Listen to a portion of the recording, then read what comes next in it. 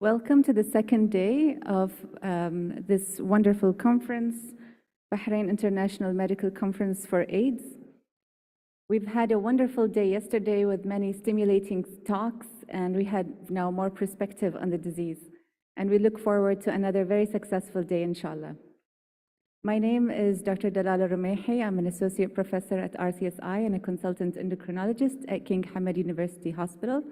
And I'll let my co-moderator also introduce himself. Thank you very much for a nice opening.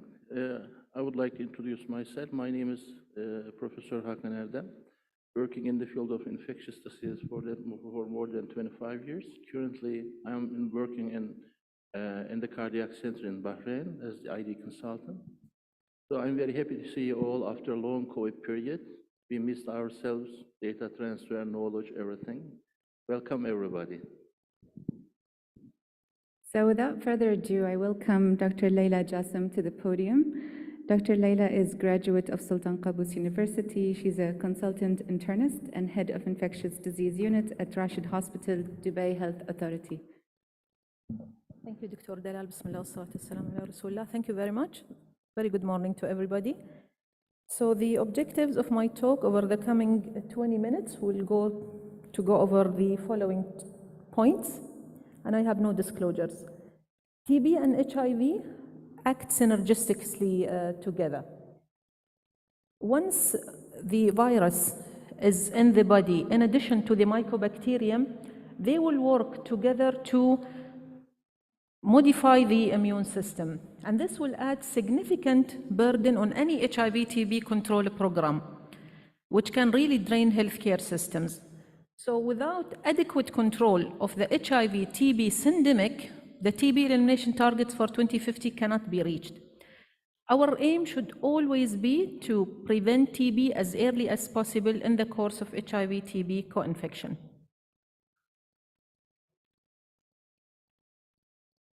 Okay, so what happens in the body of the HIV-TB infected person? They have the same objective. They will be looking for effective replication to stay in the, Dr. Jack, I really know what you were talking about yesterday.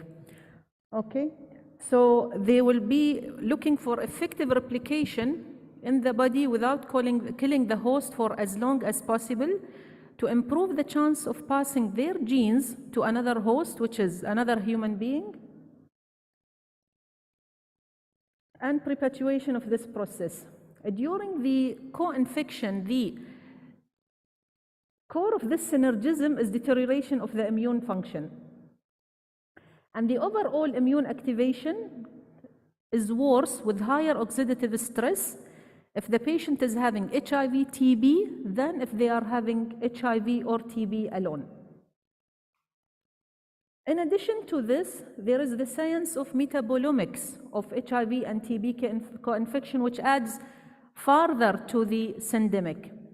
So what will happen? By definition, metabolomics is studying the small molecules. So what happens is, we know that with HIV infection, there is, okay. So with HIV infection, there is synergism, as we said, and there is preferential depletion of the gut mucosa. This will lead to what is known as leaky gut, with the translocation of the metabolites from the gut into the bloodstream. This will add extra burden on the already activated immune system. Imagine that this patient who is having this activated immune system with this leaky gut is having also TB infection.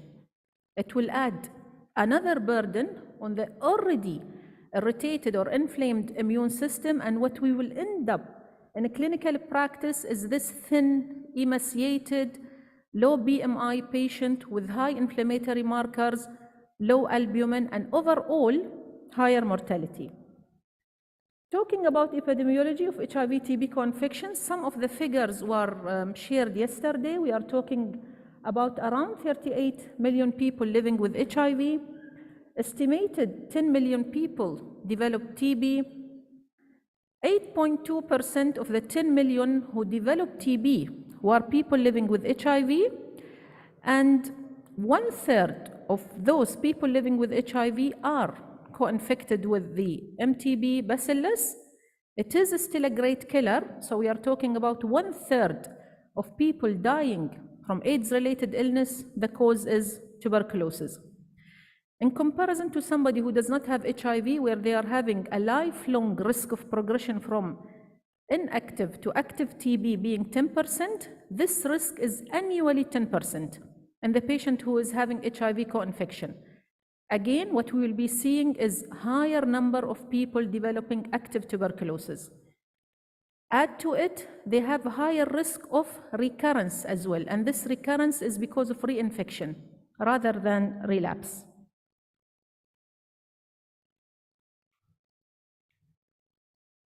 So this slide is very important both clinically and microbiologically.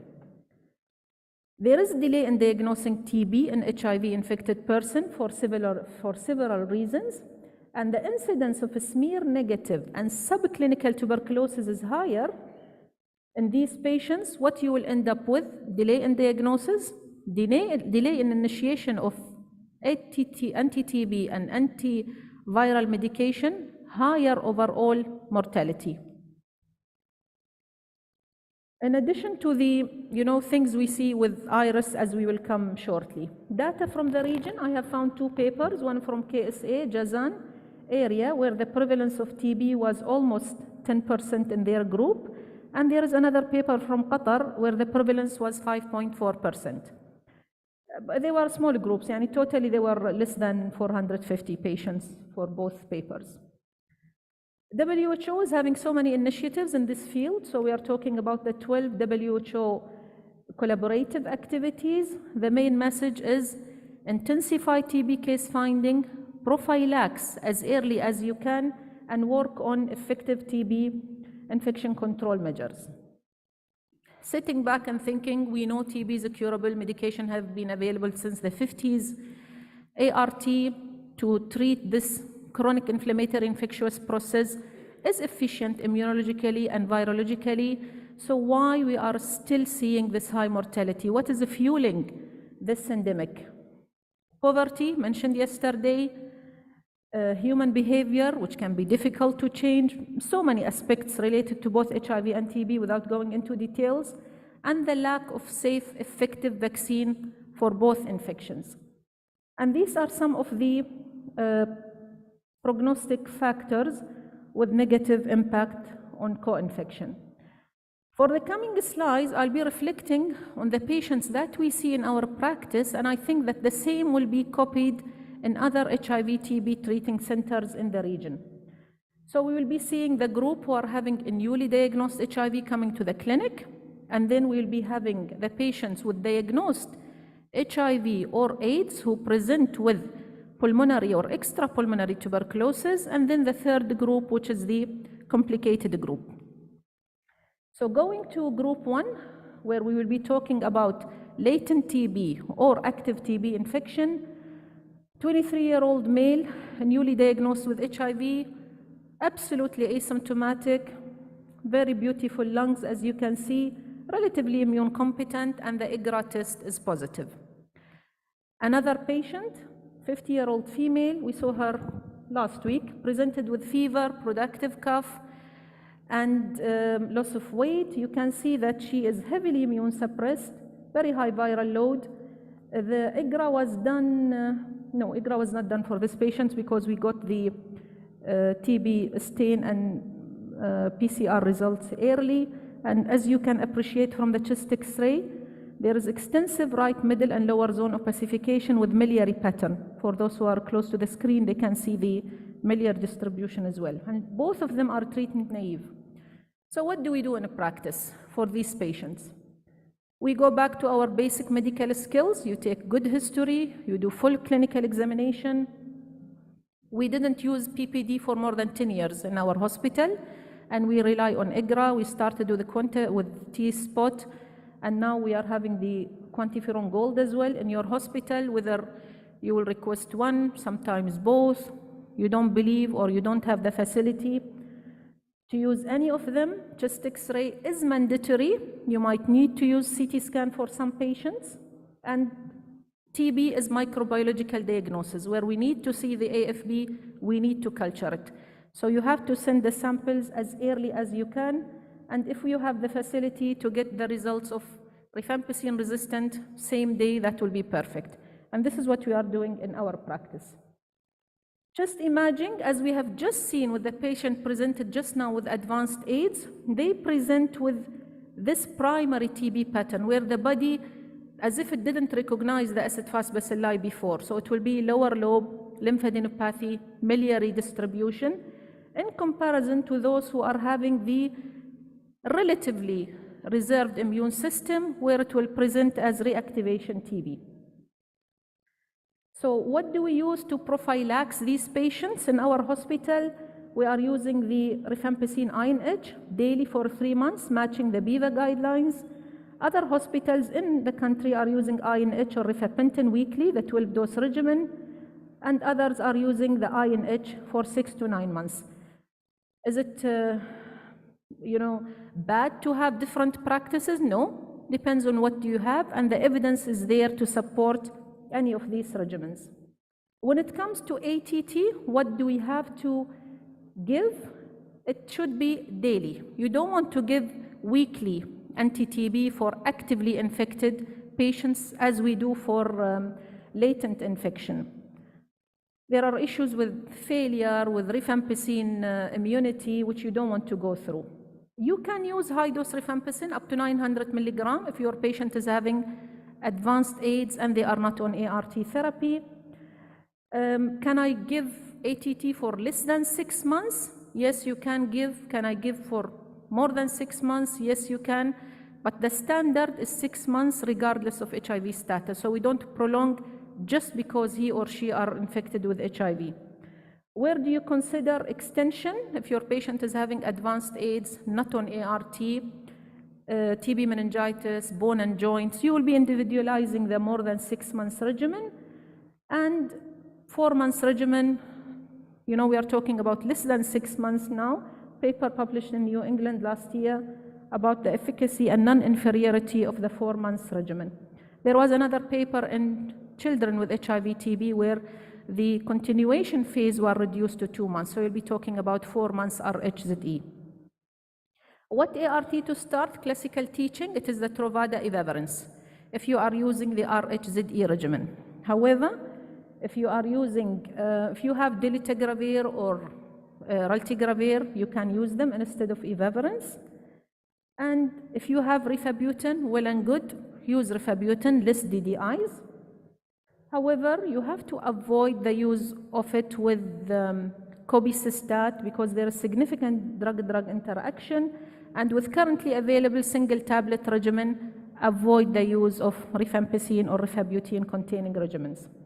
So recommendations for group 1, I will not go through them in detail. Screen, prophylax, treat actively, introduce ART as early as you can. Going now to group 2, where you'll be having the extrapulmonary tuberculosis. Am I okay with timing, Dr. Dalal? Okay, so with the group 2, you will be talking about advanced AIDS where the TB will show itself outside the lung. Where outside the lung? Any organ. Starting from the head, CNS, lymphadenopathy, pleura, pericardium, GIT, genitourinary, just name it. TB can attack any organ in the body after it is being disseminated hematogeneously. So the diagnosis in this case can be really challenging. The sensitivity of the test that we are using, which is the stain, and the culture are less with every percentage drop in the CD4. The more we don't pick up the diagnosis early, the longer time it takes, the higher is the mortality. 35-year-old female patient, she presented with headache, mild cough and seizure, CD4 of 10, very high viral load. This was done before getting the microbiological diagnosis. So you can see the discrepancy between quantiferon and T-spot.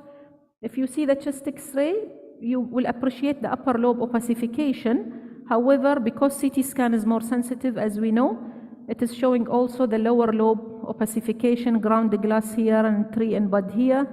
In addition, she is having this, deep cerebral lesion, which in the setting of a CD4 of 10 could be anything, just name it, okay? In addition, just to add, she had a toxo of more than 300, so it could be toxoplasmosis with HIV, lymphoma, whatever. Okay, so how do we diagnose extrapulmonary TB? The message from this slide is to take as many samples as you can, as early as you can. Involve the radiologist with you, go for CT, radiology guided sample collection. If you can biopsy. So look for that early microbiological and histological confirmation. A practical question which will come is, okay, I diagnose TB. I am starting ATT, but how early can I start the ART in this patient? The WHO and other authorities recommend start ART as early as possible. But how is that early as possible? Guided by CD4 or guided by the clinical presentation of the patient and the disease severity. You will start the ART, but you will be challenged by the complications, the drug-drug interaction, the absorption, the iris which can develop later on. So you should be ready ahead of time for all these complications.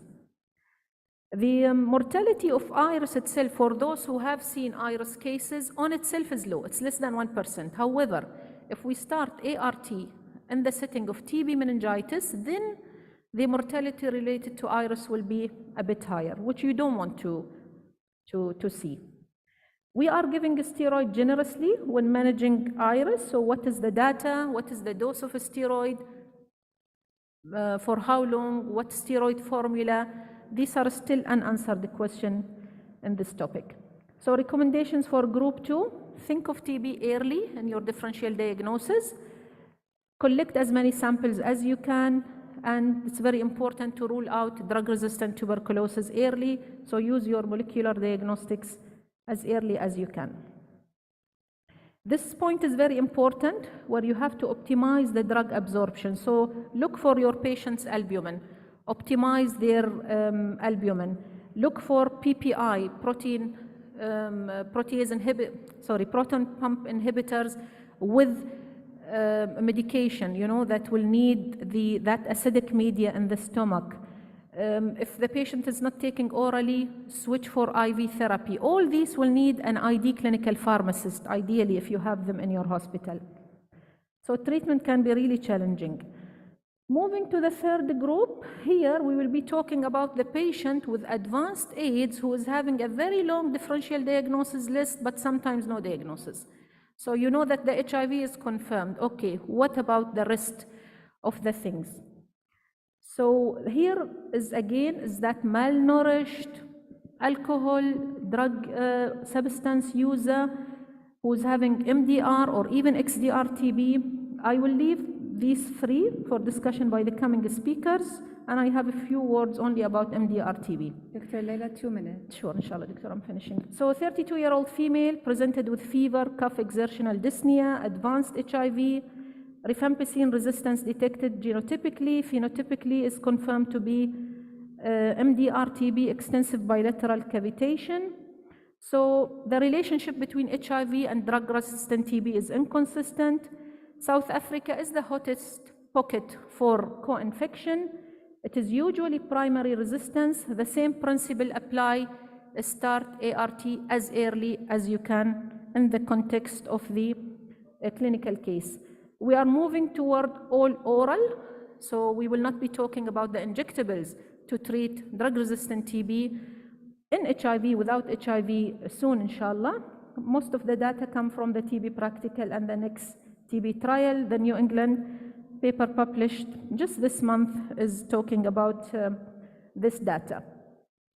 So recommendation for group 3, diagnose early, rule in, rule out drug resistance, get a clinical nutritionist on board with you early, and a clinical pharmacist, and it's usually multidisciplinary.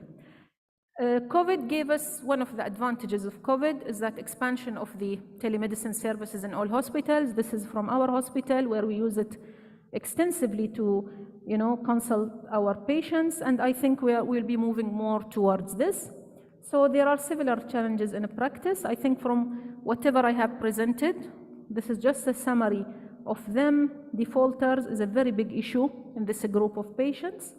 So having some reflective thoughts on HIV and TB, think of TB early and always in the care pathway. Serious problem can be complicated. Engage the patients in every single step in the care. And what we look forward will be, inshallah, having signature markers of co-infection and iris, affordable, highly sensitive and specific, all oral short courses to treat both infections, safe and effective vaccines for long-term immunity. And thank you very much.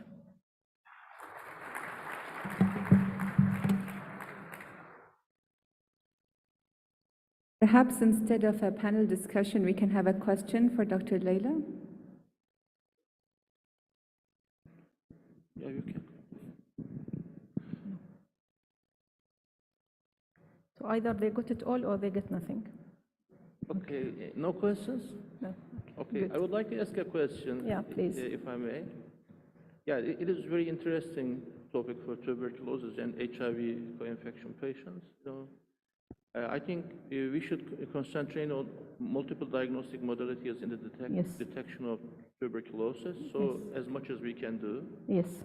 we should include, as you mentioned, tuberculosis, PCR, quantiferon testing, direct staining, culture. And perhaps one more thing, what do you think about the use of automated blood culture systems in the detection of extrapulmonary tuberculosis? Automated blood culture? Yeah, blood culture systems, We send the blood for the AFB mycobacteremia, but it's not available everywhere to my knowledge, and the transient mycobacteremia, you might not pick up the organism. Yeah. So if you have other things, for example using LAM as a point of care test, that will give you time to diagnose the TB earlier. So it all depends on what facilities you have in your hospital to diagnose TB early. Thank you. Okay? We have a question here. Yeah, please. Can we provide microphone? Yes. Yeah. Yes.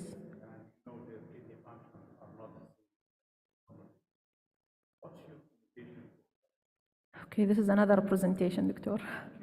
So the renally impaired will need a drug adjustment. The post-transplant will be talking about drug-drug interaction. So one of them is the level of the drug that you want to achieve, and the other is the safety of the medication that we are using. That's why I said having an ID clinical pharmacist will be really very helpful in this setting.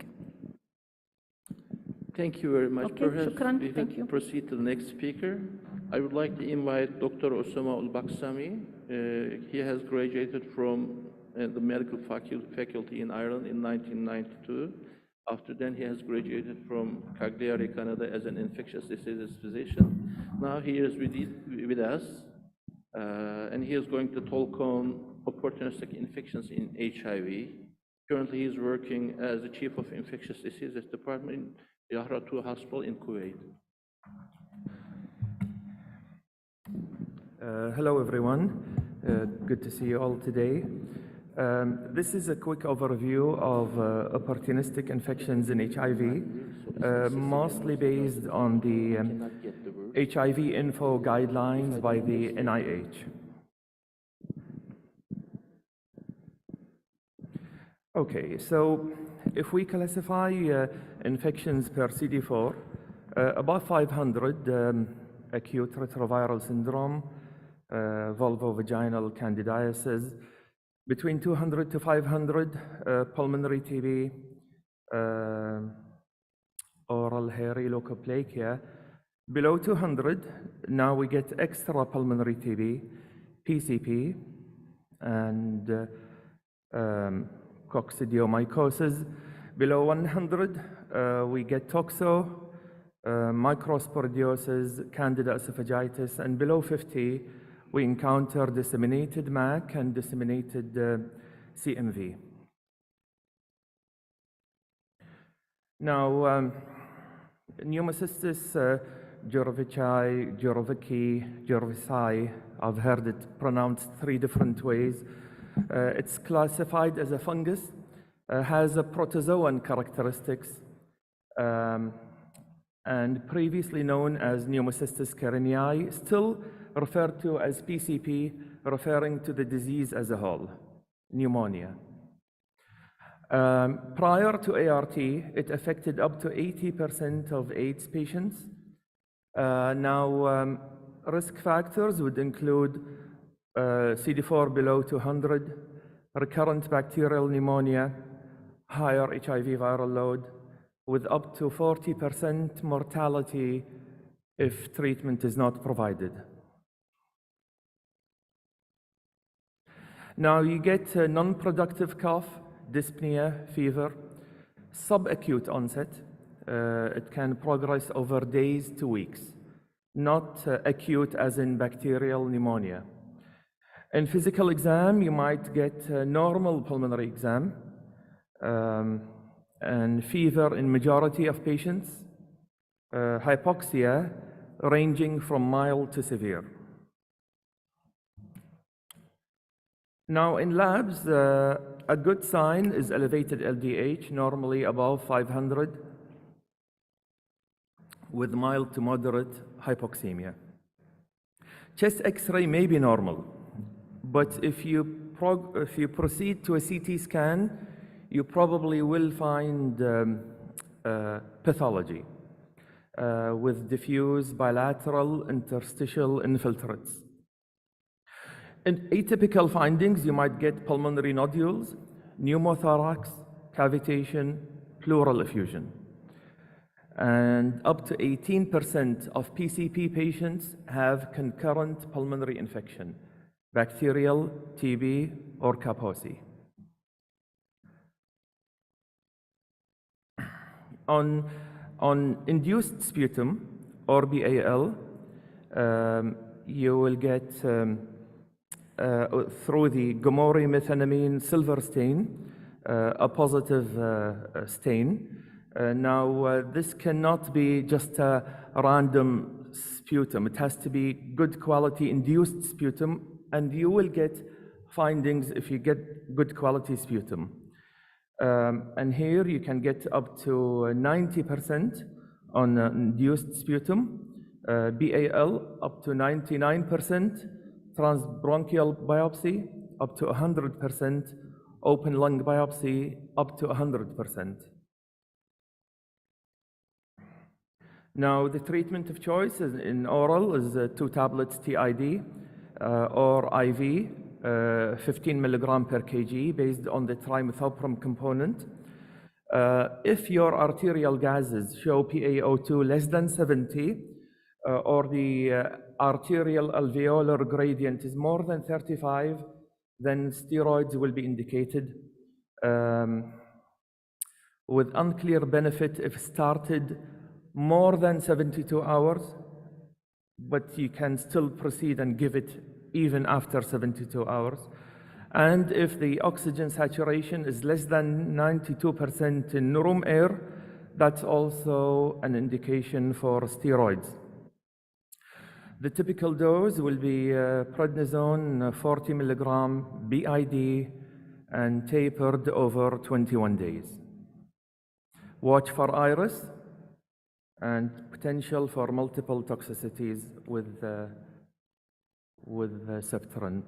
Alternative therapy, dapsone and trimethoprim, primaquine, clinda, atovaquone, in mild to moderate disease. However, in moderate to severe disease, primaquine and clinda is a solid choice, as well as IV pentamidine, however associated with dysrhythmias, renal failure, and hypoglycemia.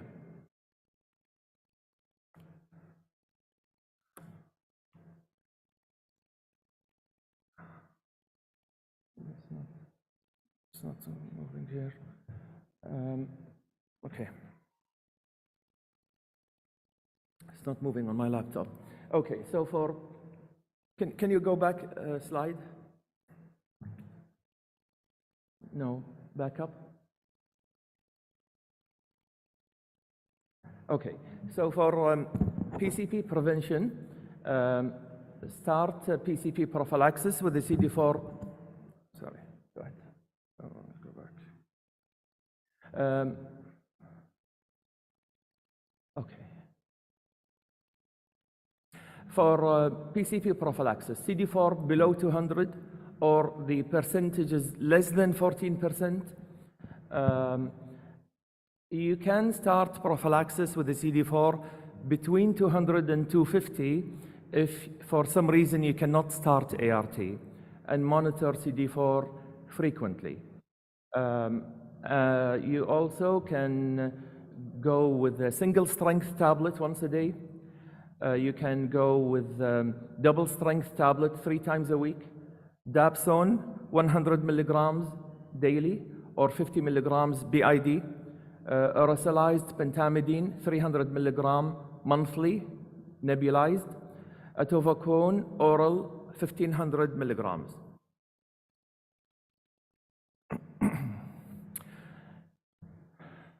Now, stopping primary PCP prophylaxis is once your CD4 is above 200 for at least 3 months. Toxo is a protozoa. Now you start seeing opportunistic infections with CD4 below 100. Greatest risk is in those with CD4 below 50. And usually a reactivation disease. And you can get that directly, inhalation from cat litter, or from ingestion of an intermediate host. Either way, will end up into the humans and then infection. The spectrum of disease is headache, altered mental status, weakness, fever, and it can progress to seizures and coma. MRI is more sensitive. You get multiple ring-enhancing lesions with edema, and you can see solitary ring-enhancing lesions as well, mostly in the basal ganglia. Now, you can get extracerebral toxo with pneumonitis, fever, non-productive cough, and dyspnea.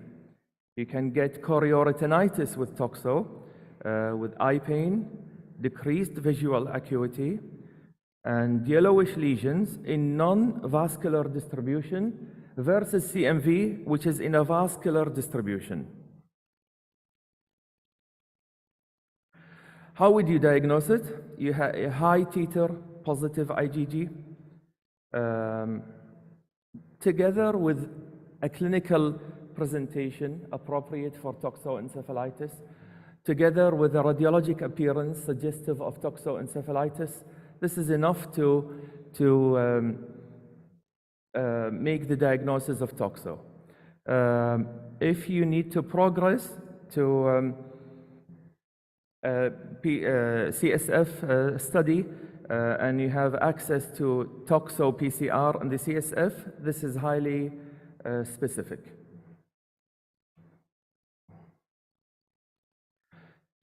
With a differential of CNS lymphoma, TB, cryptococcosis, brain abscess, PML.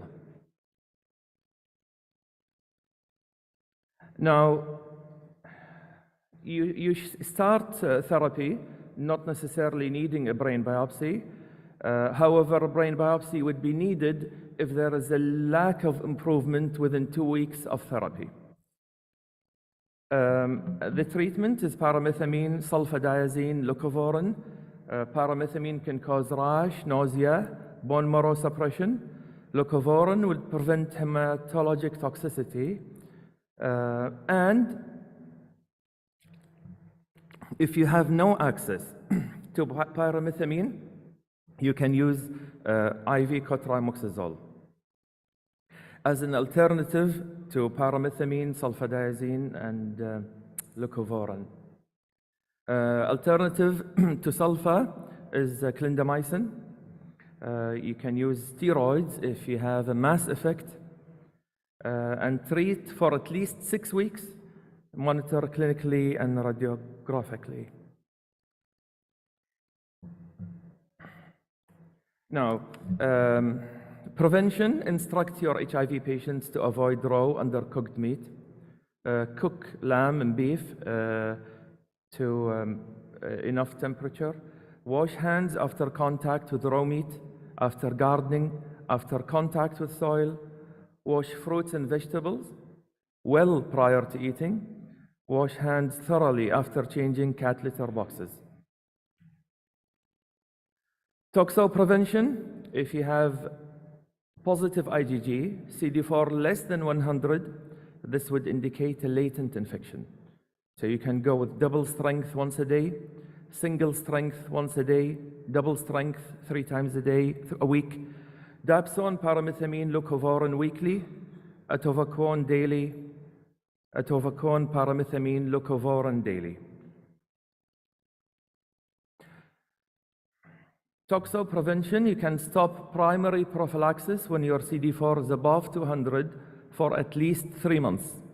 Secondary prevention: after you have finished your 6 weeks of therapy, now you go to a lower dose of paramethamine, sulfadiazine, leucovorin, and go on until the patient is asymptomatic, CD4 is above 200, and you've provided enough treatment for at least 6 months.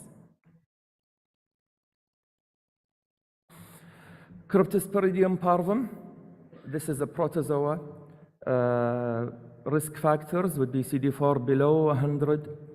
You get small bowel disease in the immune competent and large bowel and extra-intestinal sites in HIV positive with fecal oral spread. This can be acute or subacute, watery, non-bloody diarrhea with nausea, vomiting, crampy lower abdominal pain. A third of patients will have fever. You can get cholangitis, pancreatitis, and pulmonary infection. Here you need to give the patient his immunity back, so offer ART immediately. Symptomatic treatment of diarrhea. Nitazoxanide is FDA approved in children and adults with higher rates of parasitological cure than placebo, and give it together with ART. Paromomycin is a non-absorbable aminoglycoside, not approved for crypto, but you can use it as an off-label indication with an initial response rate up to 67%, but relapse is common, and then the long-term success rate is only 33%. You can give them both with or without azithromycin. Prevention: the patient should wash hands after diapering children, handling pets, and after gardening. Use barriers during sex. That would increase the risk.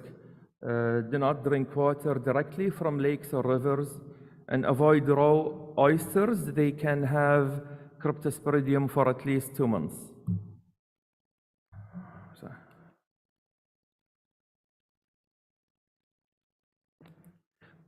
Candida, oropharyngeal or esophageal, vulvovaginal candida, not as common, but not necessarily indicative of HIV infection. Risk factors: CD4 below 200. Here you get creamy white plaques, which are painless, easily scraped off, and angular chelosis in mucocutaneous candida. In esophageal candida, you get odynophagia, retrosternal discomfort, and whitish plaques on endoscopy. Here you can treat with fluconazole 100 milligrams a day for 7 to 14 days, or nystatin suspension, or posaconazole, amphob, caspofungin, or voriconazole. In esophageal candida, you go with a higher dose and for longer. So up to 400 milligram fluconazole and up to 21 days of therapy.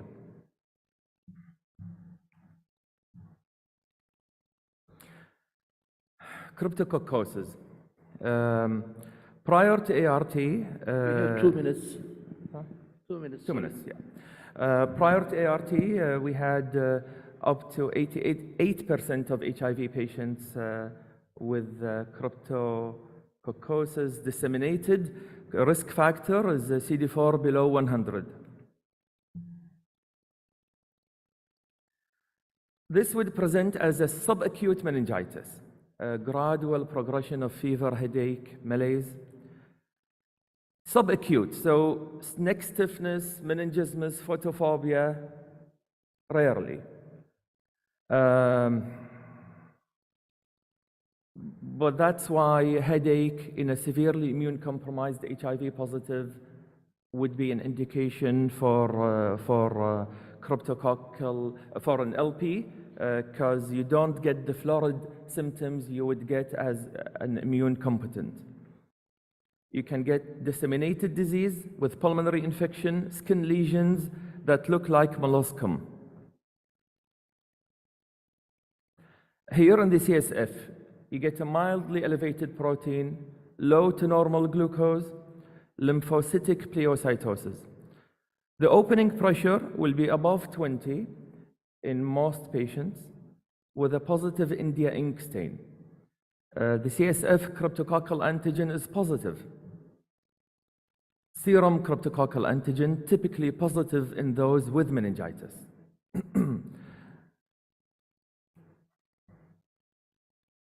Treatment is either amphotericin B traditional or ambisome plus flucytosine for 2 weeks, induction.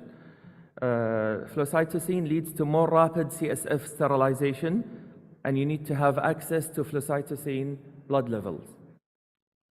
Ampho-B plus fluconazole is inferior to Ampho-B plus flucytosine, but better than Ampho-B alone.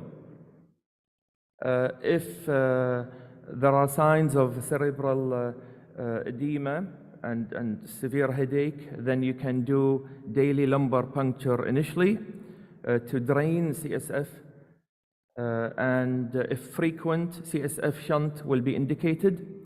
2 weeks later, if your patient has improved and the CSF culture has become negative, then you can step down to 800 milligrams fluconazole for 8 weeks.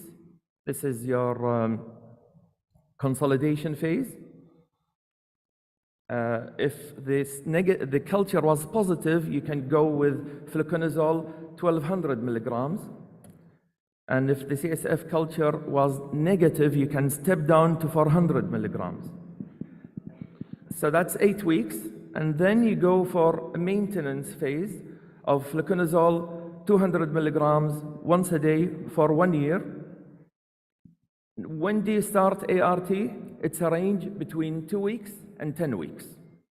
But mostly 4 to 6 weeks after induction therapy, and watch out for iris. We are nearly done. Yes, I'm just wrapping up on cryptococcus. So here, after you've completed your 10 weeks of therapy, then fluconazole for 1 year. Primary prophylaxis is not recommended for cryptococcus. And that should be it. Thank you so much. Thank you very much for the concise presentation. I think we can have a couple of questions. Do we have? Okay, just a single question. You know, G6PD deficiency is very common in the region. So in the management of patients with pneumocystosis, do you have experience on the management issue with G6PD? Yeah, so there is a positive cases. You might go to So you'll have to avoid the cotrimoxazole here and dapsone. You might go to oftofocone if you have access to that. Yeah. Yeah. Thank you. Thank you so much. And now we'll move to Dr. Uz Sibahi. Dr. Uz is a medical doctor and infectious disease and clinical microbiology specialist. He's working with us at King Hamad University Hospital. And he is also founder member of European Study Group for Infectious Disease of Bahrain, and worked as ESGIB board member between 2012 and 2016. And today he'll talk to us about HIV and malignancies. Dear chairs, thank you for the presentation, Dr. Dilat. First of all, merhaba and selamun alaikum to everybody.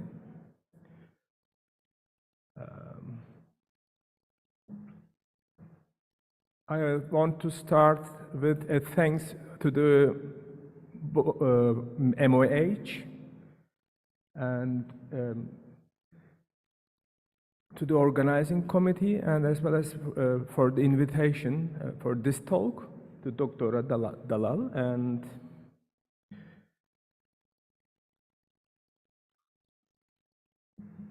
okay.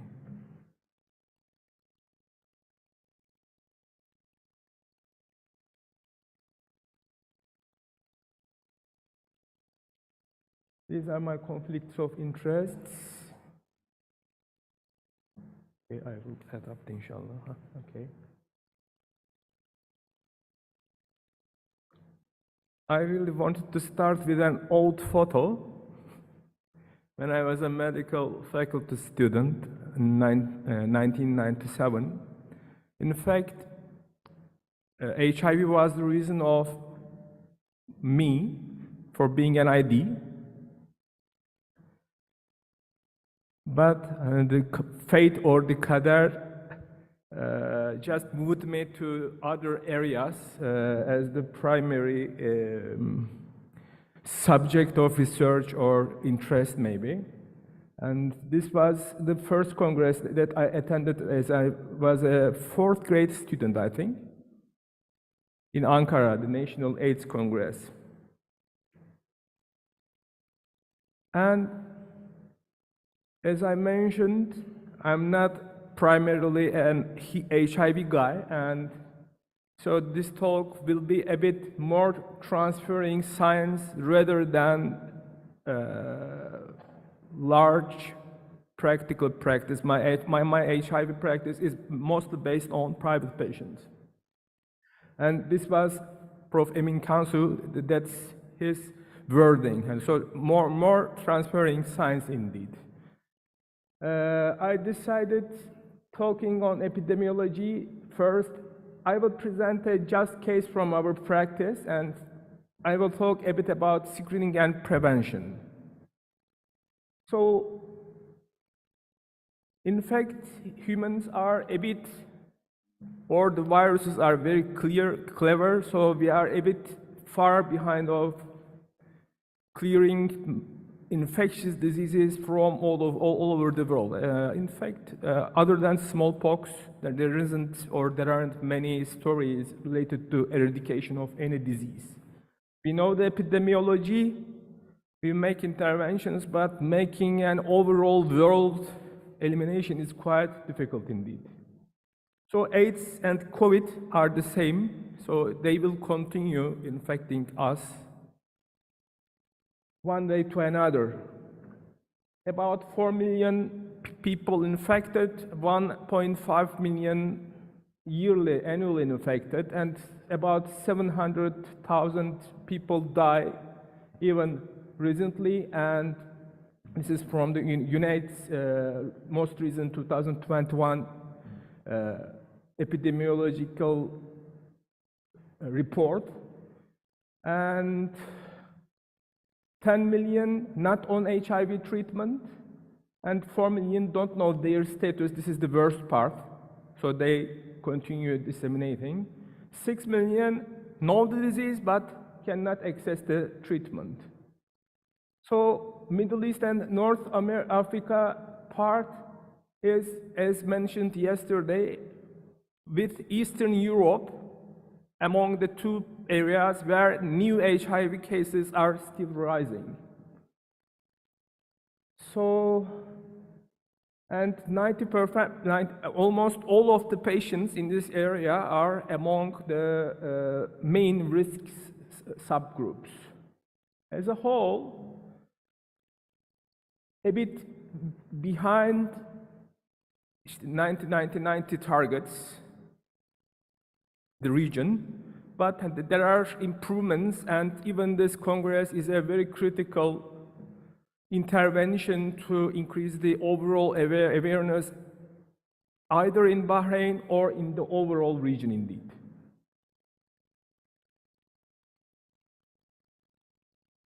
So this is a critical slide. So with heart, we know that heart started to be talked in 1990, during that Congress, even it was being talked heart, my first Congress. So it has been almost a quarter century and it continues. But heart improved too much during this time. From 20 pills per day, now 1 pill per day era is already being experienced in most parts of the earth. With heart, people started living more indeed. So living more with better immune status had several results. So people with HIV and AIDS have a higher incidence of many common cancers compared with the general population, both HIV-associated cancers and not HIV-associated cancers. So as people started living more, people started to experience more non-HIV-associated cancers as well.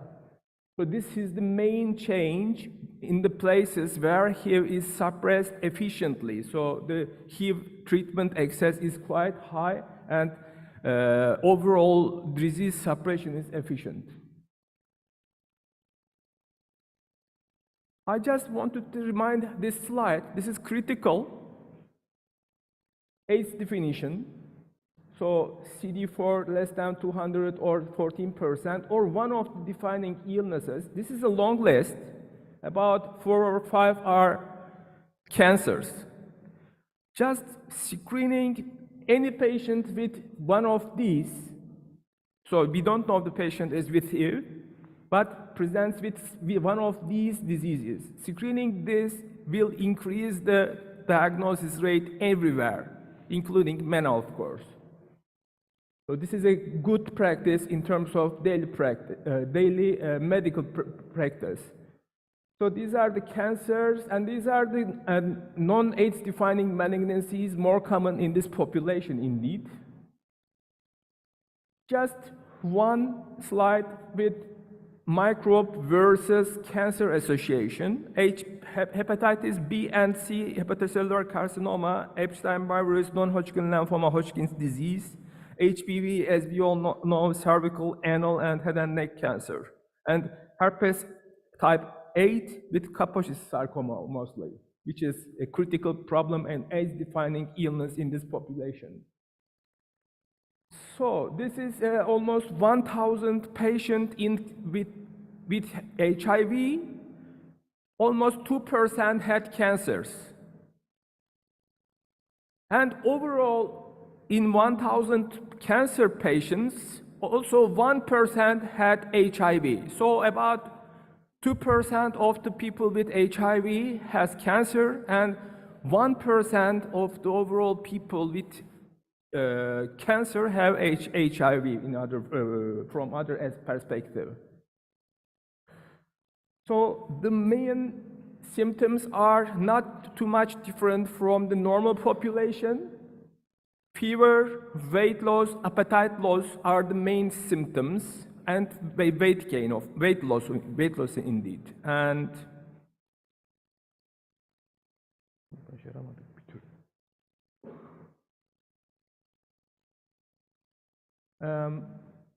anal, liver, Hodgkin lymphoma, anal and liver cancer, and lung and kidney and laryngeal cancer are the cancers that are more common in HIV people when compared with the non-HIV people. So as these are mostly categorized cancers associated with infection, which are more common in people with immunocompromised status, including HIV as expected, and cancers associated with smoking as well. So this was an interesting meta-analysis, just analyzed effect of HIV plus hepatitis C versus hepatitis C only on liver cancer and histological fibrosis, decompensated liver disease, that were higher, but the rate of hepatocellular carcinoma in this meta-analysis was not different. Probably the difference in the hepatocellular carcinoma comes more commonly from Hep B indeed. And this is the slide of a meta-analysis which is a quite high number of people, more than 200,000 people. So about in countries in high income, cancer is about 30% cause of overall deaths in HIV population. In lower income, it's lower because they die more due to infections indeed. And this is, I think, the place where I like mostly the National Theatre of Bahrain. So it's a unique art setting, indeed, especially as well as in the earth, just by the sea. So it's not very common to find art or art settings or saloons or theaters just beside the sea in all over the world, and it's very well architectured, and I think it's a very nice building. Just with the case, this was a male patient. I will proceed with the case. Diagnosed with HIV at another center 3 weeks ago. CD4 count during that time was 200 and 160,000 copies per ml HIV viral load. Started this build, and TMP SMX plus fluconazole prophylaxis was started in another center indeed. At the time of admission to our outpatient clinic, he had no symptoms. He was immune to HIV, HBV, but toxo IgG was positive indeed. He had Kaposi sarcoma lesions on dorsal parts of his feet. He was advised in the outpatient clinic to continue cotrimoxazole, discontinue fluconazole, continue his current HIV treatment regimen, return to the outpatient clinic for follow-up in 3 months. But meanwhile, we planned biopsy and CT for Kaposi sarcoma. However, the patient presented earlier, and he had complaints of loss of strength in his arm, and it was 3/5. Comorbidities were coronary artery disease and hypertension. HIV RNA decreased significantly with that antiretroviral treatment, so we are happy for it. And CD4 also increased more than expected indeed. Tox IG positive and avidity test was 71%. Toxo PCR was negative.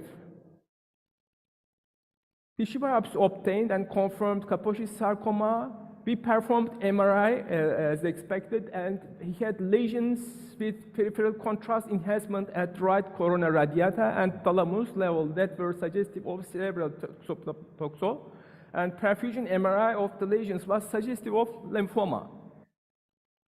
So we suggested neurosurgery and wanted to make a biopsy, but the patient didn't give consent. Although it could not be confirmed, we increased the dosage of cotrimoxazole to treatment dosage indeed. The patient was discharged with antiretroviral and cotrimoxazole therapy. Hopefully, it was not lymphoma or the lymphoma relieved by immune constitution. So the patient didn't proceed to the bedside, but improved. And also in the follow-ups, the patient went well. This is something that we had published indeed. And prevention, I will proceed. This is the critical slide. We are supposed to perform these screening methodologies routinely in our HIV care. This is the most critical part of the cancers versus HIV session indeed.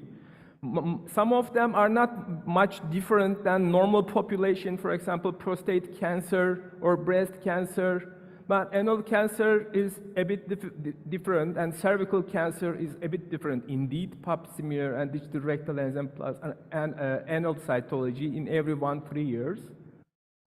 Colorectal cancer is suggested in people 50 to 75 years or with a life expectancy more than 10 years. Colonoscopy, FIT test, occult DNA or CT colonography may be done according to what you have in your hand or in your setting. For hepatocellular carcinoma, ultrasound and AFP are the main screening. Lung cancer, low-dose helical CT is suggested indeed, especially in the smoking group, and hepatocellular carcinoma screening is suggested in HPV or HCV infected subgroup, hopefully not very much in the daily practice.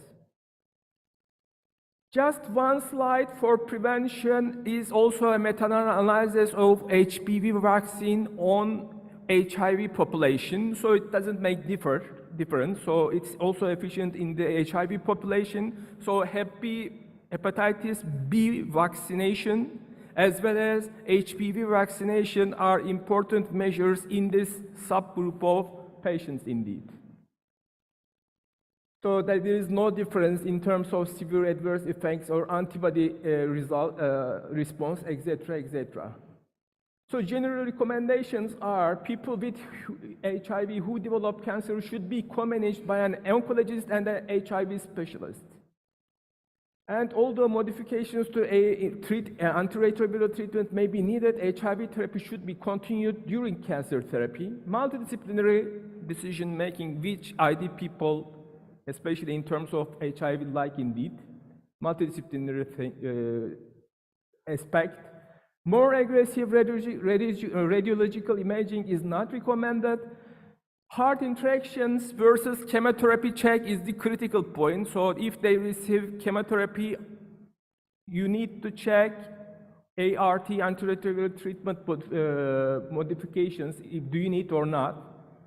Monitor carefully for infectious complications and to implement prophylaxis, especially not for the HIV, but also for example, AML prophylaxis or bone marrow transplantation if the patient goes for those prophylaxis also. So these are the main places that we may check. Drug interactions, Medscape, UpToDate, Lexicomp, University of Liverpool are the main places or resources that you may check your possible interactions. In conclusion, AIDS-defining illnesses versus screening is critical in increasing our AIDS or HIV awareness in all over the world as well as MENA. AIDS-defining cancers versus others increases when you suppress HIV load efficiently, your rate or possibility of getting non-HIV related cancers increase. So we have to be careful about non-AIDS-defining cancers as well. Symptomatology screening in every visit, 6 months, 3 months, or every annual, whatever you need to ask for the symptoms, especially of the cancer. Cancer screening, as I tried to summarize in terms of the European guidelines, is important. Bahrain National Tumor Board is an important setting or organization or continuing process which is critical in terms of evaluation and management of these critical cases as well. Vaccine preventable cancer inducing microorganisms, HBV and HPV and vaccination. We should always keep in our mind, not for HPV only, but HPV as well.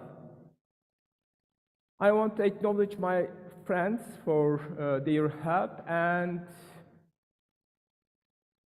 so this is the third Congress that after face-to-face, after the COVID period indeed for me. I really thank all the organizations. It's a very pleasure to be able to meet in the Congress saloons again, as well as our stadium. I'm from Izmir, and this is our stadium, which is built just before the start of the COVID. And afterwards, for a long while, we couldn't meet in the stadium, and I'm happy also being back in the stadiums as well in the normal life. We are expecting your publications. I was the editor-in-chief. Now, Prof. Edi is the editor-in-chief. My period is gone. And I may invite you to our ESMID Collaborative Center. This is Izmir, where Izmir resided, just in the Aegean Sea. And yes, I want to thank all of these are my daughters. And I want to thank all of you for your attention.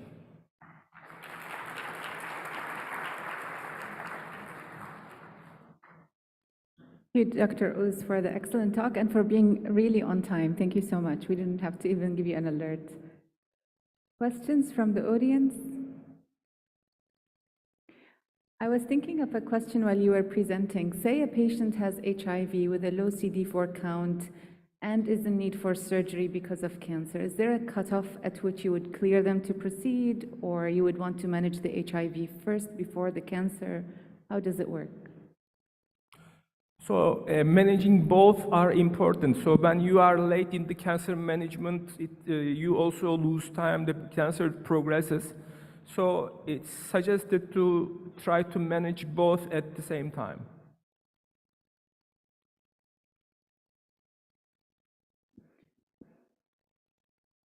All right, I think we will move on to the next speaker. Thank you very much. Thank you, Professor Rose. I would like to invite Dr. Faria Al-Khamis. She is a senior consultant on head of infectious diseases department in this hospital, and she is going to talk on HIV infection, co-infected with hepatitis B and hepatitis C. Assalamu alaikum, and good morning, ladies and gentlemen. Thank you for being here today. It's Friday. So just, can I know how many are treating HIV in the room? How many treating hepatitis C in the room? Okay, how many treating both? Okay, so we have some homework to do here, inshallah. Let's see if we can manipulate. These are the objectives of my talk. And, you know, we know that hepatitis C virus affects almost 1/3 of patients with chronic hepatitis C will develop and progress into cirrhosis within 20 years. This progression will be increased tremendously with certain risk factors that include older age, alcoholism, male sex, and HIV. So HIV increases a risk of developing, progressing into liver cirrhosis by 6 times. This is some of the data from a meta-analysis. It tells you that in an HIV-infected individual who have HIV-HCV co-infection, in the general population of the HIV, the risk of progression or the risk of developing, acquiring HCV-HIV together is 2.4%. In pregnant and heterosexually exposed females, it increases to 4%, and then in men who have sex with men, increases to 6.4%, and in population of inject drugs, it increases to 82%. So that's why the prevalence is quite variable, and it will depend on the population that you are managing and dealing. Now, why we are talking about it? We are talking about it because we said the progression is faster in HIV patient, and the progression is higher. It's also faster if you have higher viral load, low CD4 count, higher if you, even with the presence of ART, and also there is high rate of hepatotoxicity when you're trying to treat HIV in a patient who has HCV. So all these factors are making the history and story of HIV, HCV quite interesting as well. A busy slide, but it's an important slide. If you just focus on a few things, let me see whether I can do the, yeah. On this side, you can see we are talking about patients' progression in terms of hepatic decompensation in a standard HCV patient, the blue line. You can see how they progress. Then, if you go up, you will see the green line. This is what I just told you, the rate if they have higher viral loads, more than 1,000. But if you look into the red one, even if they are controlled, they still will progress. And you can see the risk is quite high in the bottom of the slide, where I show you that the risk is something like 65%. Same thing if you look into the CD4 count on the other side, you can see if a normal HCV patient without HIV, they will progress. You will see the red line where the CD4 count is above 200, and then if it is less than 200, you will see also the risk is around more than 200%. So extensive risk associated, whether you treat, you don't treat, and also whether you are suppressed or not, or whether you have a good viral CD4 count or not. And this is just to tell you that there is no difference in the era of hepatitis C treatment, in the hepatitis C, and the era of HIV treatment. So would that translate into morbidity that is higher? It translates into non-hepatic organ dysfunction and increase overall mortality that is seen.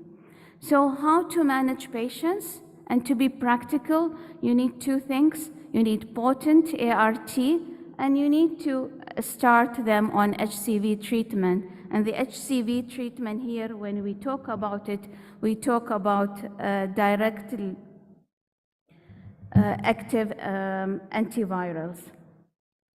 Now, the good news, I told you that progression is faster in HIV patient, even if they are on treatment. But then the good news is that treatment is not different than HCV patient. So response to therapy is same in HIV patient and in non-HIV patient, which we call them usually the mono-HCV patient.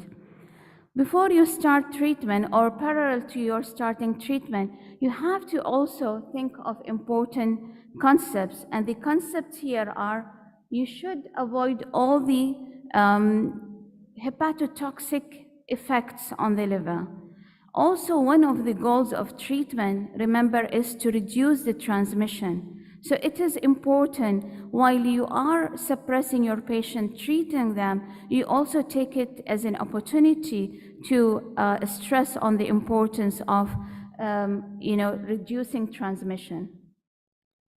So the workup include, before you start therapy, your genotype is very important, staging is very important, and staging in particularly because it has some impact on the treatment as well.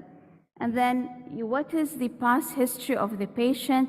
Is this for the first treatment for the patient, or was there any history of taking HCV treatment in the past?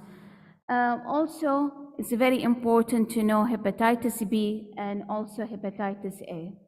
A standard workout for HIV, I don't want to spend time on it, and for all patients, you need also for completion their comorbidities.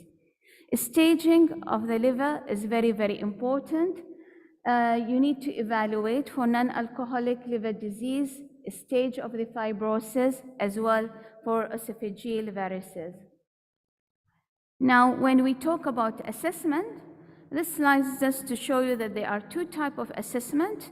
You can do biopsies, but this is not, though it's the gold standard, but no longer is recommended. And currently what is recommended would be using direct biomarkers and transient electrography. So whatever you have, elastography. So whatever you have, whether you have AST platelet ratio index or fibrotest. So fibrotest is commonly available in most of the places. It's important that you get this test done, and I'll tell you why as well as we go on. If the results here are discordant, then you can go to liver biopsy. And this is really a step that helped us a lot in the management of patient with HCV, HIV co-infection. So there are two clinical pathways. You have the first pathway where you have patient already on ART and you want to start them on direct acting antivirals. The second pathway is patient is not on ART and now you have to start both. In the first category, when you patient already on ART, you have to think of the selection of the regimen because of the drug-to-drug interaction. So, and you need sometimes, most of the time, to adjust and maybe change your regimen in order to be able to treat and then go back to the same regimen again. While in the other category, your selection in the beginning can be something that will not interact. So we will have scenarios on both of these. So if the patient is already on ART, I told you that you need most of the time before starting, you need to modify the regimen. And I'll tell you why modification. And then you need to measure your viral load 2 weeks to 8 weeks after that. It's important whenever we do switch to make sure that the virus is going to be suppressed. At the same time, you can delay the treatment by 2 weeks, delay starting treatment for HCV by 2 weeks. So resumption always, once you finish the treatment for HCV, when you start your treatment back for HIV, you can go back to the regimen that they were controlled on, but then you have to give a gap of at least more than 2 weeks in order to ensure things are in the right direction. And if you are treating the triple problem, HIV, HCV, HBV, you have to also ensure that you have a full suppression of HIV, HPV before you are initiating treatment for HCV. If your patient is not on ART, so the same consideration as somebody who is not on treatment, and also you will consider drug-to-drug interaction. It's important to know the HBV status, hepatitis B, because you are going to select drugs that will affect and interact with HCV treatment as well. So initiation of ART should be priority first, but you don't need complete suppression. So it's okay that the patient is still not suppressed before you start the treatment for HCV. So, and delaying is also acceptable to ensure the delay of HCV treatment, to ensure that your patient is tolerating the regimen that they are on. And you will need to monitor very carefully their liver function test as well. Now we come to this part, which is the important part. If we look into to simplify the life, just focus on the non-structural. The genome has 10, has 10 proteins or polyproteins. There are 7 that are non-structural and 3 that are structural. We are focusing on this. From those 7, there are 3 that are important. And the important are, remember, NS2, non-structural 2 is not important. The important are non-structural 3, non-structural 4, A, and then non-structural NS5A and NS5B. Why they are important? Because these are the standard of care of therapy. So protease inhibitors will be your N3, N4A. NS5A inhibitors, these are your inhibitors for NS5A, easy.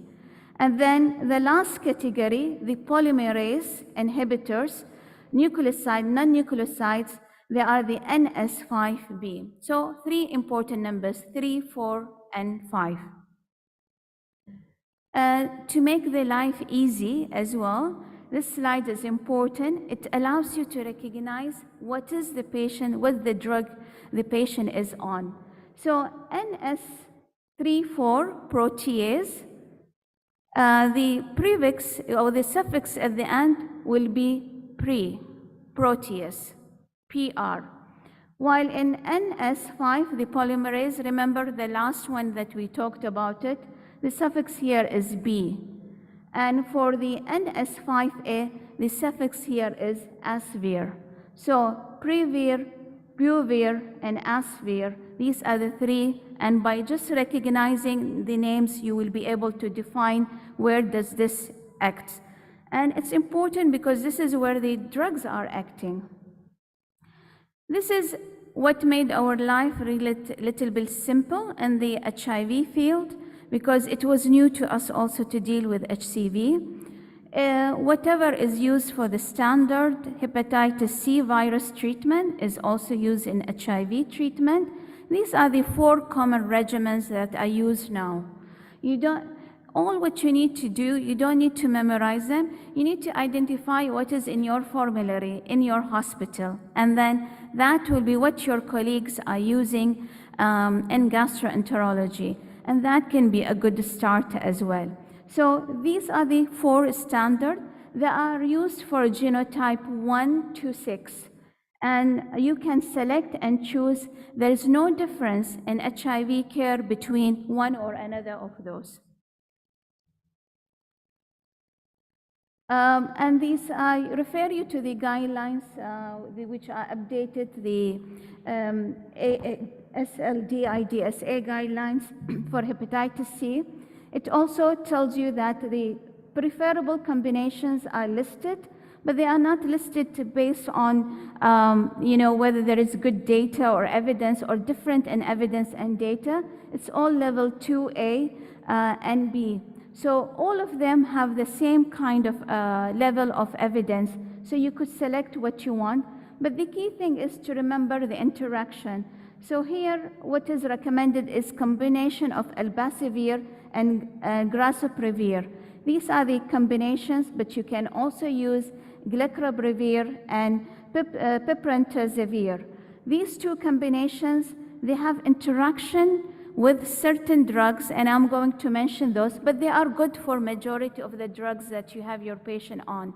And I know majority of us in the region, we have them on dolutegravir, we have them on bictegravir. So these are probably if you want to implement something, those would be a good starters. The oldest starters in the region, the drugs that our colleagues were using in gastroenterology was sofosbuvir.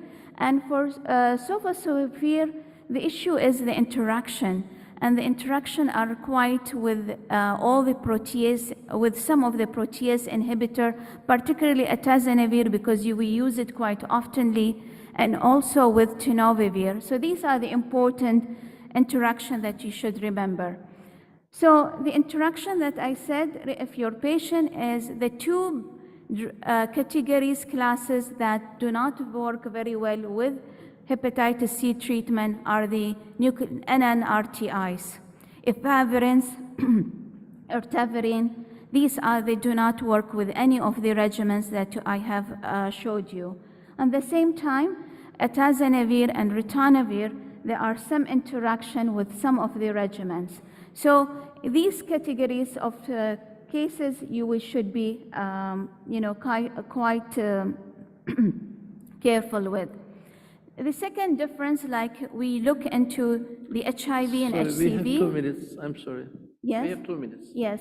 The difference is that mostly the most important thing is that you need to prolong the treatment for 12 weeks. So that's the most important thing. Continuing to monitor is very essential, and particularly once you start the treatment, you need to continue to monitor. In these clinical cases, I have couple, but because of the time, the case, just to show you this slide, it's very important that you look into the interaction. It is available, you don't need to memorize. Once you know what the drugs your patient is on, clearly look into the interaction, and avoiding on certain drugs are very important. So that patient was on atazanavir. It was important to change the therapy, monitor the renal function test, and also the patient was on tenofovir, and tenofovir increases the levels of some of the hepatitis C viruses. So the second case here we are looking into, when we talk about treatment, you also need to talk about important things like there are sometimes patients with no cirrhosis, patient with cirrhosis, and patient with uncompensated or decompensated cirrhosis. So the bottom line again here is duration of therapy needs to be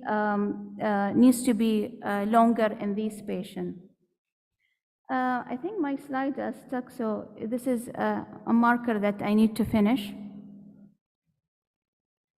Can you forward just or?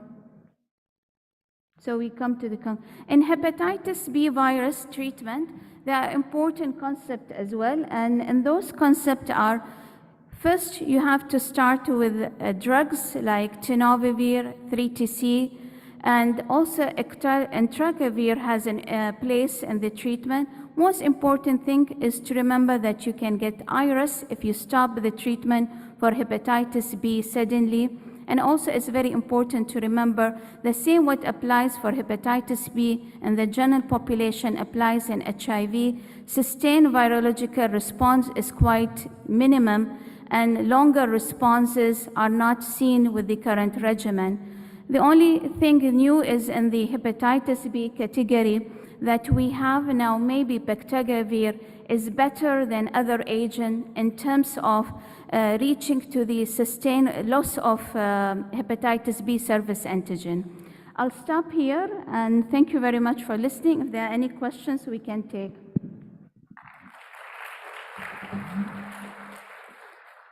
Thank you very much.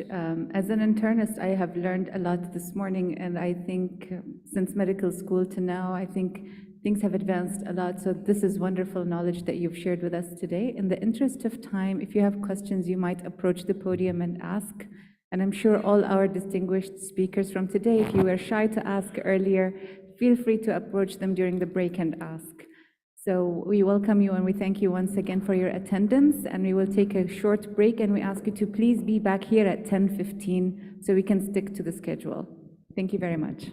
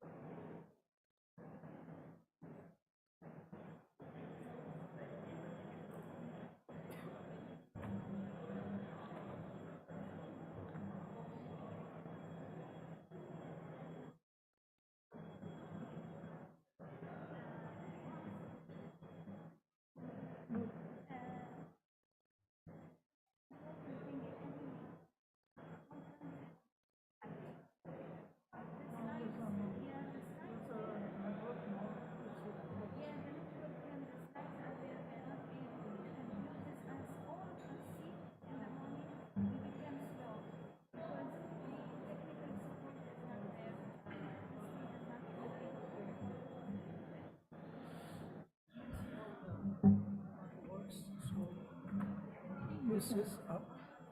This is the slides. This is the slide. How This to go is the- back? This one. This one. And laser this one. Laser. It's not working. Why?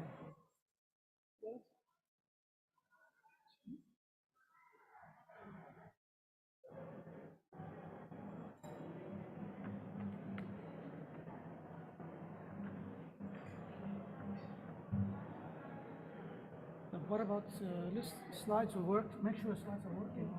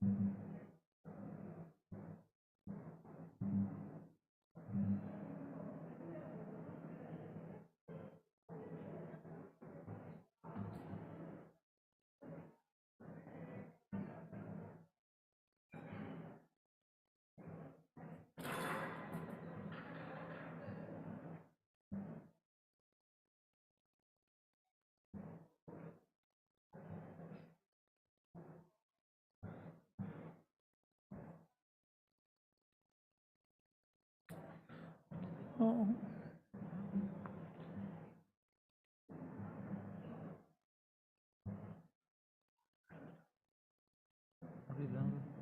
Oh, no, no.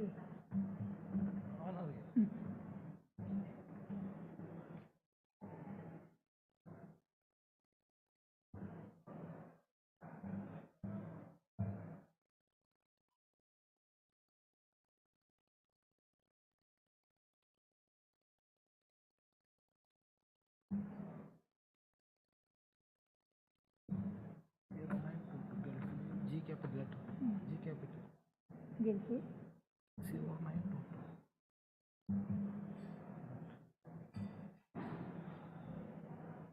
Okay. Ini ikut keluar jam atau lagi?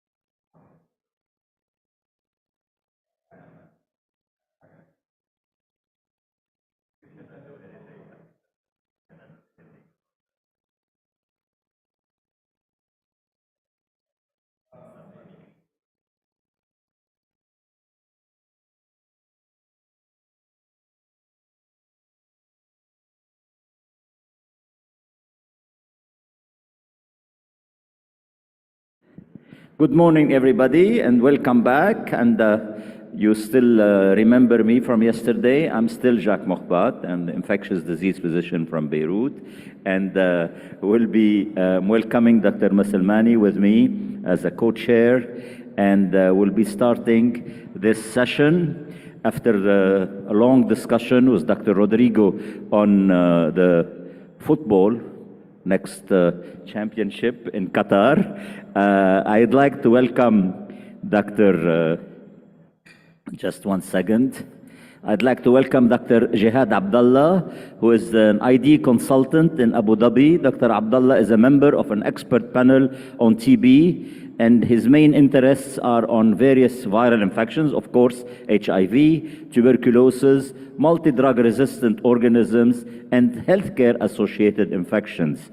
Dr. Abdallah will talk to us about HIV and aging. He promised that he will talk about 21 minutes, not 20 minutes. Thank you. Thank you very much. Bismillah ar-Rahman ar-Rahim. Thank you very much for attending this session about HIV and aging. So, okay. So I'm going to skip objectives for the sake of time. So what is comorbidity? It is two different diseases happening in one person the same time or one after another. And this will interact with each other, causing changes in the significance of the disease and causing problem with the prognosis. So what comorbidities HIV patients might have, as you can see, aging, frailty, osteoporosis, diabetes, cognitive disorder, kidney disease, coronary artery disease, hypertension, hepatitis C, depression, obesity, and smoking, but we'll touch upon only aging in this session. So when we talk about comorbidities and HIV, we notice the following. Comorbidities happen in HIV positive patients earlier than non-HIV. Look at the group age here in this study, 51 to 55 years old, compared to non-HIV in the right side. You can see that the HIV group in this young age has more than 2 or 3 comorbidities compared to the non-HIV. And this report was posted by CDC last year, and it showed that 50% or more, little more, of the current HIV living population in the US are 50 years old and above. And in this region, we're still having young, maybe HIV population, but we're getting there. Maybe 5 or 10 years from now, most of your patients will be 50 years old and above. So we have to be prepared and know how to deal with such a thing. Now we'll go to the successful aging concept, which is a little bit complicated, and this applies to HIV and non-HIV. To have successful aging, and Dr. Jamila presented this yesterday, you have to fulfill maybe 8 factors. The problem, HIV itself as a disease will interact with each factor of these and make it less achievable. So let's start from left to right. Length of life. We know life expectancy in HIV patients are slightly less than non-HIV patients, although the gap is narrowing. Next one is biological health. Due to immunosuppression and continuous low-grade inflammation, the biological age and biological maybe condition is not as non-HIV patients. Cognitive efficiency, we know HIV can affect your cognitive ability and cause decline. Mental health, HIV patients might have depression, anxiety. Social competence, stigma is a big factor here, leading to isolation and social withdrawal. Productivity, some HIV patients cannot work, loss of productivity. Personal control, you are HIV, you have to take the medicine every day, come to the clinic every 3 to 4 months, blood tests. So you lose some of your personal control. What about life satisfaction? This varies between one patient and other. But the end product is the same. If you fulfill most of those factors, hopefully you will have a successful aging. So we have two ladies here. They are the same age, 70 years old. Both of them have diabetes mellitus and, as you can see, hypertension. One of them is fragile, disabled, sick, and the other one, as you can see, active and healthy. What's the problem? Why there is difference? We'll go through that, but let's see this slide. With aging, you tend to accumulate more comorbidities. HIV patients accumulate more and faster comorbidities, whether it is myocardial infarction due to other risk factors, diabetes, hypertension, dyslipidemia, or maybe the low rate of inflammation. But the bottom line, you are prone as an HIV patient to have more myocardial infarction. What about like end-stage renal disease? Also, the rate is higher. Cancers, whether it's HIV related or non-HIV related, is higher.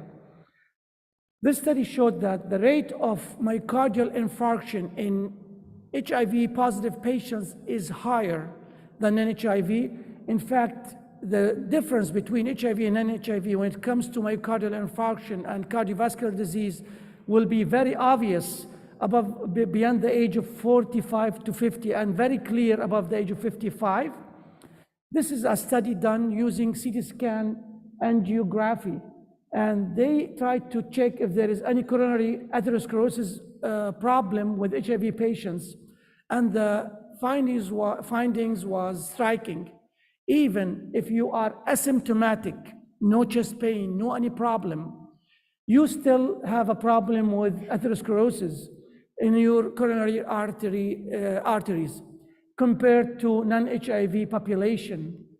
In fact, a study done checking the carotid artery using different methodology, mainly ultrasound, to see if there is any atherosclerosis or plaque. And they found that 1.6 fold increase in HIV population versus non-HIV. And even if you have undetectable virus, you have a fully suppressed virus, the risk is still there. The good news, if your CD4 count, the lowest CD4 count, we call it the nadir CD4 count, was always above 500. You did not wait for treatment or diagnosis too late for your CD4 count to come lower than 500.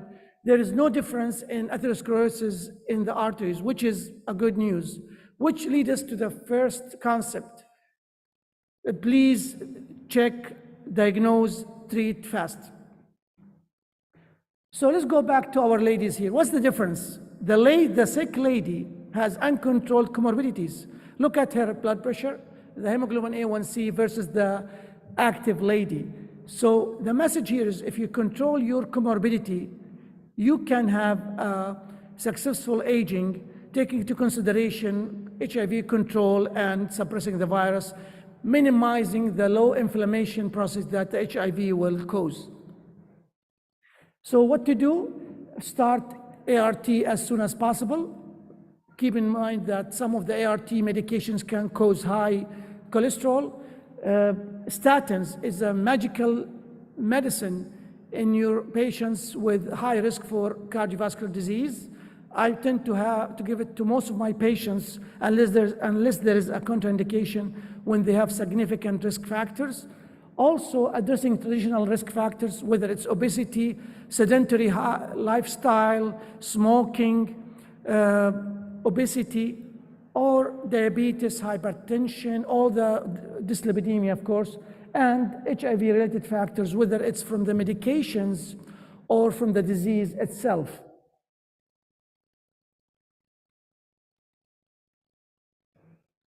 So, does it work? Addressing those factors? Yes, it does. In this study, it showed that the rate of myocardial infarction went down in HIV-positive patients from 1996 up to 2011, thanks for the ART, the highly active retroviral medications that narrowed the gap in myocardial infarction in those years between 1996 and 2011.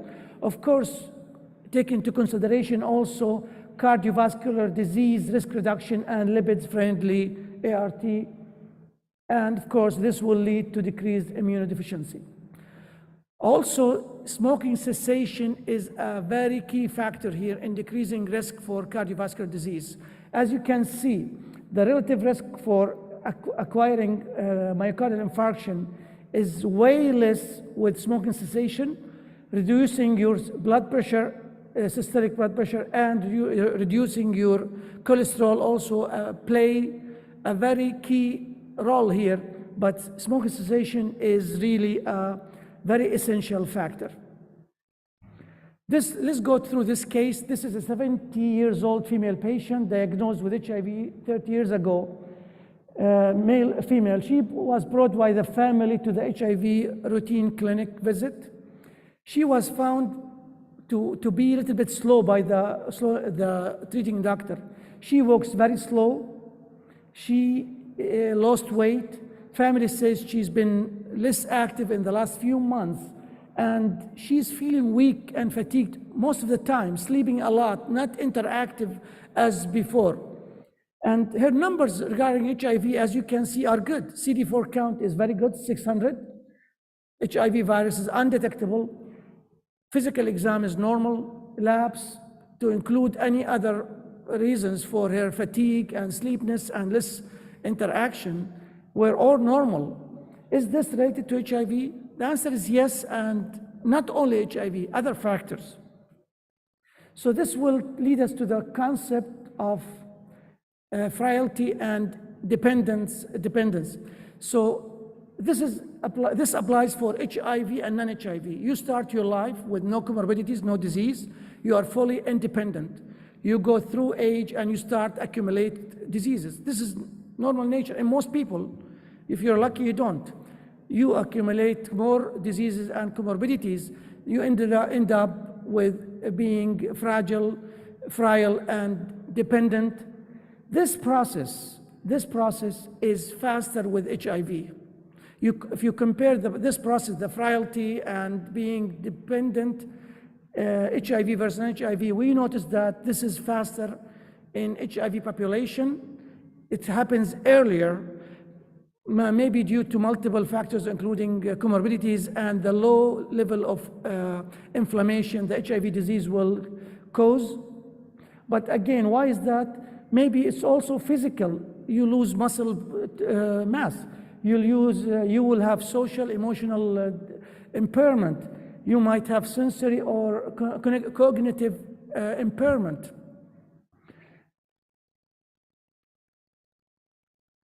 So it's not only being slow or being sleepy or being fatigued. Also, as I said, fragility or frailty might mean loss of muscle mass, and we've seen it in very old population. Social withdrawal, emotional, most of the old population, not most, many of them have depression, metabolic problem due to age and accumulation of risk factors and comorbidities, cognitive impairment, memory loss, brain fog, and sensory. Many old people cannot hear very well, they cannot see very well. But the end product is frailty, being unable to do normal things, being dependent on others. There is a lot of ways to check your patient for frailty, many scoring systems, sophisticated system, but I found this very easy as a first step. It's not enough, but this is an eye-opener. If you notice that your patient has 3 out of 5 of these: exhaustion, slow walking speed, low activity, weakness, weight loss, he might have frailty, and then you can go ahead and do more sophisticated investigation regarding this. Let's go through another case, an elderly with new dizziness and falls. 66 years old male patient with hypertension, diabetes mellitus, COPD, dyslipidemia, and of course, and as I said, HIV on Gemvoya. Patient was also on amlodipine, on lisinopril for hypertension, went to his doctor 3 days ago, and he added amlodipine 10 milligrams because the blood pressure was slightly high. the patient started to have dizziness and falls. A few days after that, family called the doctor telling him about this dizziness and falls. So what should the doctor act? How should he act?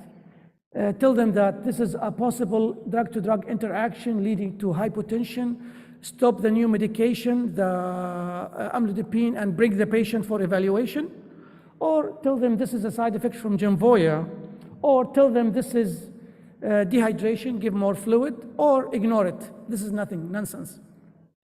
And it's clear this is an interaction between drugs. What's going on? Well, as you see, any enhancers in the retroviral like medication, whether it's cabocistat or ritonavir, will work as an enhancer, correct? It will decrease the metabolism of other medications and increase the level. So in those calcium channel blockers, and you know that Genvoya has the cabocistat, the level of this calcium channel blocker, the amlodipine, was high, and again, this caused the patient to be hypotensive. And to do that, we usually don't start with full dose. You start slow, 50%, and we don't go even beyond 50% of the dose of calcium channel blocker, mainly the amlodipine and diltiazem. And or if you want to start even lower and titrate slowly, that would be the best. As I mentioned in the previous slides, that 50% of the HIV population are above the age of 50 in USA, but they expect by 2030 that this rate will be 73%. And what comes with old age? More comorbidities. So they're expecting that 28% of those will have 3 or more comorbidities requiring 3 or more medications. So 20% will need 3 or more medications to treat those comorbidities. So why polypharmacy is a problem? Polypharmacy mean in general having more than 5 or more medications. So 5 or more medication. Why it's a problem? One big problem is drug-to-drug interaction. The more medications you accumulate, the higher the chances that you will have interaction and side effects. It will give you a problem with adherence. If I'm giving my patient 6, 7 medication, how I know he will be compliant with my HIV medication when he is having many? He might miss others, including my medication. What about adverse reactions, interaction between those medications, or loss of efficacy of the HIV medication? It's possible. Physical decline, memory problem, cognitive problem. You might end up falling, hospitalized, increasing morbidity, mortality, and this will put more financial burden on the health system. Most of those medications are cardiovascular medications. I'm talking about extra medications beyond HIV. Some of them are, as you can see, CNS or pulmonary medications or gastrointestinal. In this study in China, again, the most common medication was cardiovascular medications. Why it's a problem? This study assessed patients with on HIV medications and multiple medications. They found that 90% of those patients in general, I'm not talking about like an elderly man, or they found that they have polypharmacy, and they found that about 65% they have drug-to-drug interaction, and about 50% potentially no need for those extra medications, besides giving dangerous medications for all population, such as anticholinergic. The AIX, the European Society guidelines for polypharmacy is clear. First of all, they acknowledge that with old age, there is more comorbidities. With more comorbidities, you need more medication, and there's a problem with old age with the physiological changes that will put some impact on the pharmacokinetic and pharmacodynamic effect on drugs. As a result, there is more drug-to-drug interaction, there is more inappropriate drug prescriptions, increased side effects, increased cognitive impairment, hypotension, imbalance, fall, and increased morbidity and mortality. So they encourage doctors to check first if there is indication to add medications to your HIV medication. Is it indicated? If yes, is the medicine appropriate for my old HIV patient? Am I giving the right dose? Did I adjust it to renal function? Did I check if there is any drug-to-drug interaction or possible potential side effects such as delirium? Is there any problem with the duration? Did I give it for right duration or incorrect? Is there a missing medicine that I have to add? And if there is any problem with the patient himself knowing how to use the medication, maybe he has a cognitive impairment. Maybe he doesn't know he has to use it once a day. He uses it twice or 3 times, or maybe he will forget to use other medications, including my HIV medication. Always check for drug-to-drug interaction. My favorite site is the Liverpool University site. You have only 1 minute. Okay, I'm done. 3 slides, I'm done. A last case I have, 66 years old, male patient with HIV. He is on Atripla. Atripla has tenofovir. Everything I put in bold has a reason, so pay attention. He's on Atripla that has tenofovir. She has a good CD4 count, relatively good, 456, with undetectable HIV virus. She has also hypertension and dyslipidemia. She is postmenopausal for the last 23 years. And this is common in HIV positive patients, early menopause, we know that. Patient is a smoker, I put it in bold. Patient admitted with severe back pain, found to have a lumbar vertebral fracture. No clear trauma, it looks like pathogenic fracture. No clear trauma. DEXA scan was done and confirmed decreased mineral density and osteoporosis. Now the question, is this related to HIV or HIV and other factors? And it's clear that if you go to the case, age is a factor, HIV is a factor, as I mentioned, tenofovir is a bone toxic medication, postmenopausal condition is a risk factor, smoking is a risk factor. So all of this will cause bone density problem and osteoporosis. What strikes me when you check HIV positive versus HIV negative with bone density, males versus females, that males start bone density problem and mineral density problem earlier than females. As you can see, as early as the age of 30 compared to females 40 and above. When it comes to kind of fractures, any kind of fracture can happen, but also striking that hip fracture in females, HIV positive and negative, no big difference. So the guideline says, this is by IDSA, that if you have a man, HIV positive man, age 50 and above, check for, do bone density. A female, menopausal female, HIV, do bone density. If you have a patient with fragility fracture, no any big trauma, check.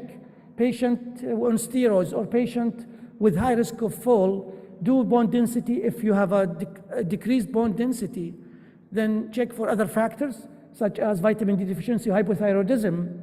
Check for if there is low density, give calcium and vitamin D supplement. If there is osteoporosis, you can give biphosphonate. Avoid tenofovir, it's a bone toxic medication. Stop smoking, encourage physical activity. There is a lot of avenues, this is the last slide by the way, a lot of avenues we can go through and address to tackle aging with in HIV population. For example, physical limitation. Let's encourage them to walk, to exercise as tolerated. Immobility, access to health care other than HIV. Their diabetes, hypertension, coronary artery disease, adherence to medication. We have to counsel them every time about the adherence and check personally if they are compliant or not. Treat addiction, cigarettes, alcohol, whatever. Polypharmacy, as I mentioned. Control of vascular disease, whether it's diabetes, hypertension, dyslipidemia, or obesity. Control of chronic disease, such as cardiovascular disease, stroke, or neuropathies. Attention to mental health, whether it's cognitive impairment, depression, anxiety, domestic violence. You'd be surprised old population can get domestic violence and spouse abuse. And finally, check for their socio-demographic factors, poverty, problem with food. This will affect their compliance with treatment and will make their aging process not perfect. Thank you very much. Thank you, Dr. Jihad, for your informative presentation. I think we will postpone the questions at the end of the session for the sake of the time. Thank you. So the next speaker, I'm delighted to introduce Dr. Nisreen Razak. She's infectious disease specialist and HIV/AIDS expert currently practicing in Beirut, Lebanon. The floor is yours, Dr. Nisreen, and she's going to talk about HIV and pregnancy and women. Thank you. Thank you again for the kind introduction and the invitation to be here with you today. I will be talking about HIV and women. Okay, in a minute.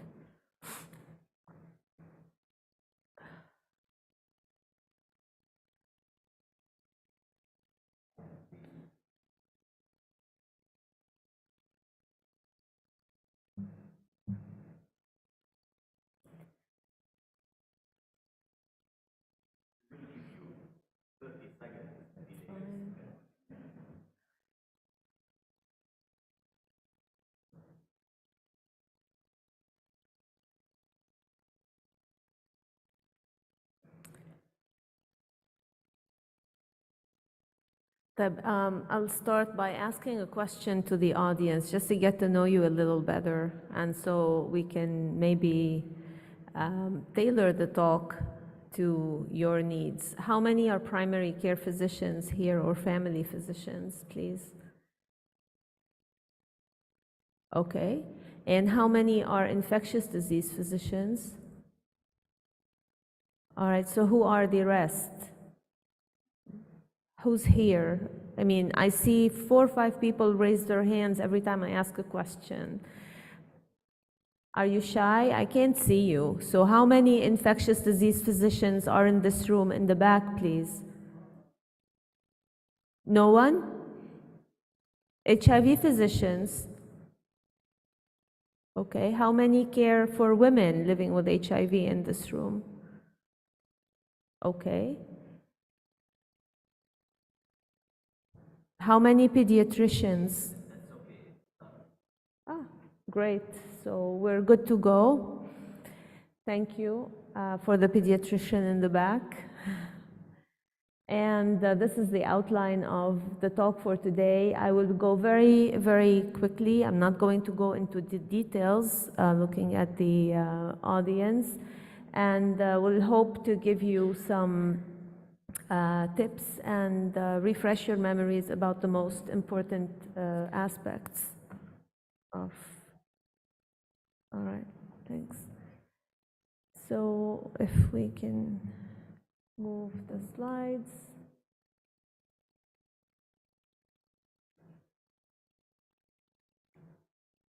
Okay. So more than half of the people in the world living with HIV are women, 54% according to this report from, I think, 2019, women and girls. And you'll see that almost 19 million individuals are globally of those infected with HIV are women and girls.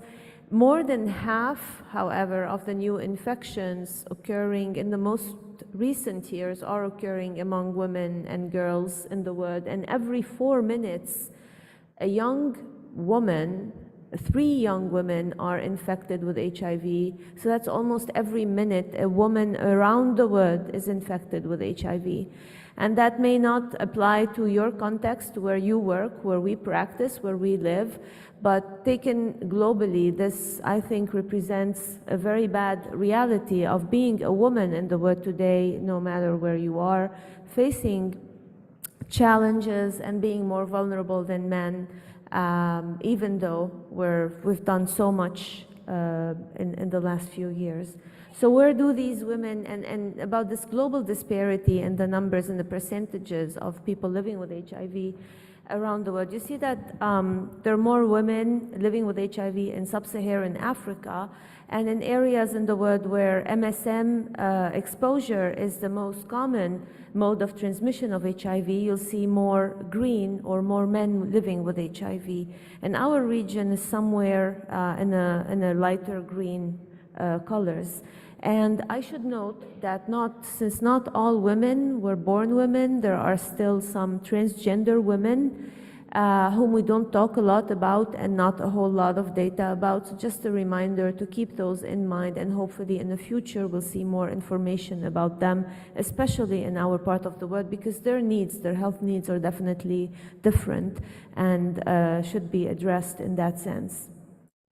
So the barriers to care for women are I think the same barriers to care for women, whether they have HIV or anything else, or a problem of women accessing services, whether it's the problems related to concrete needs, financial dependence, psychological and social barriers, such as fear of disclosure, especially with HIV because of the stigma, and the fear of being labeled as a bad woman. And being a bad woman is a very bad thing, and you all know that and sense it.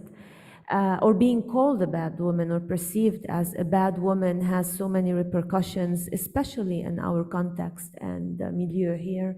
The denial of being HIV or having HIV, cultural mistrust of the healthcare system, and that can vary depending on the socioeconomic status of the person and her literacy, financial issues, and compromising their own care, sometimes to take care of their children or husbands or mothers or fathers, and the issue related to the intimate violence and partner violence that women in general, around the world, we know more women are subject to violence from their partners than men, and especially women living with HIV.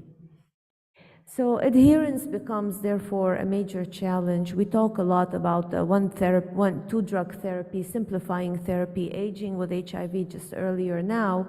And we forget that for a big part of people living with HIV, those women, adherence is a problem, and not showing up to their physician's appointments, not being on treatment, not even wanting to test for HIV or admitting that they're HIV positive is a major and crucial step in allowing them to access care. And once they've accessed care, accept and believe that they are indeed infected with HIV, and the trust they need to build with the healthcare system to engage and start treatment and become adherent, and so on.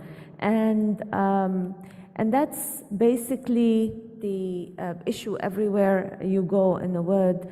However, I don't think that men and women, when I was asked to prepare this talk focusing on women and then pregnancy, pregnant women are different than any other women. However, are men and women different when it comes to HIV if they're not pregnant? And I did not think so, and physiologically I don't think there is a lot of differences between men and women.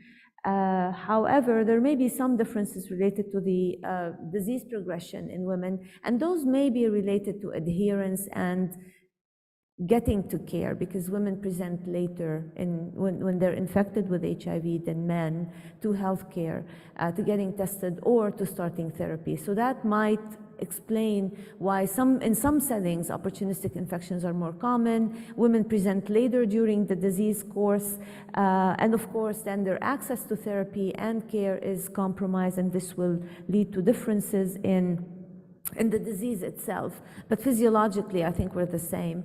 It's just all the social factors, everything else that will interfere with them accessing care and receiving care. However, some differences may exist in the sense of their predisposition. You see that more young women are infected with HIV than young men every day and every minute, as we just said, and that may be related to some factors that will favor heterosexual transmission, such as the presence of ulcers, genital ulcers, higher viral loads in a man, transmitting HIV, unprotected sex, of course, and there is some talk about the menstrual changes and hormonal changes that may favor or not the transmission of HIV, but that's still not really very clear.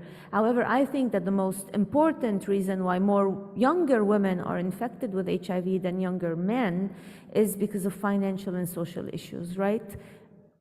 The younger you are as a woman, the more dependent you are, and you cannot really influence anything in terms of negotiate safe sex if you had to, or even you have no knowledge of safer sex and your own body and your own rights as a human being. And injection drug use comes in next, and I think it's lower, with an increasing prevalence and incidence among those women who inject drugs. So today we're really lucky that we have several available preventive measures to our disposal to stop the spread of HIV, among them post-exposure prophylaxis, pre-exposure prophylaxis, that works very well for women and is super underutilized among women, especially those female sex workers. And I don't think anyone really, or there's not a whole lot of interest in that category of people. Treatment as prevention is very crucial there. Condom use, encouraging male circumcision in certain settings, counseling on harm reduction strategies, and treating STIs are very important. And this basically summarizes a lot about women and HIV. Are there any differences? This is a short review that was published very recently in May 2022 that looks at the natural history of HIV and sex differences. And you'll see that in terms of acquisition, at first step, we as women are more vulnerable to being infected with HIV than men. So receptive vaginal sex is more, insertive vaginal sex is more infective than receptive vaginal sex. So meaning a woman is less likely to transmit HIV to her partner than he is to transmitting HIV to her. So that may be one step number one. And then in terms of the viral replication and the viral control, there may be some issues related to higher CD4 counts in women than men. It's really not very clear. And I think if you count in all the factors that we mentioned, social and the late presentation, you'll find the pathogenesis and the replication, the persistence, all of those more affected probably by social determinants than not, in addition to some hormonal factors that can play in, and some sex-specific differences in cancers, for example, such as KS. We very rarely see that in women. Cervical cancer, of course, we'll see only in women because men don't have a cervix. And basically the efficacy of treatment may be affected by aging, drugs, or being pregnant or not.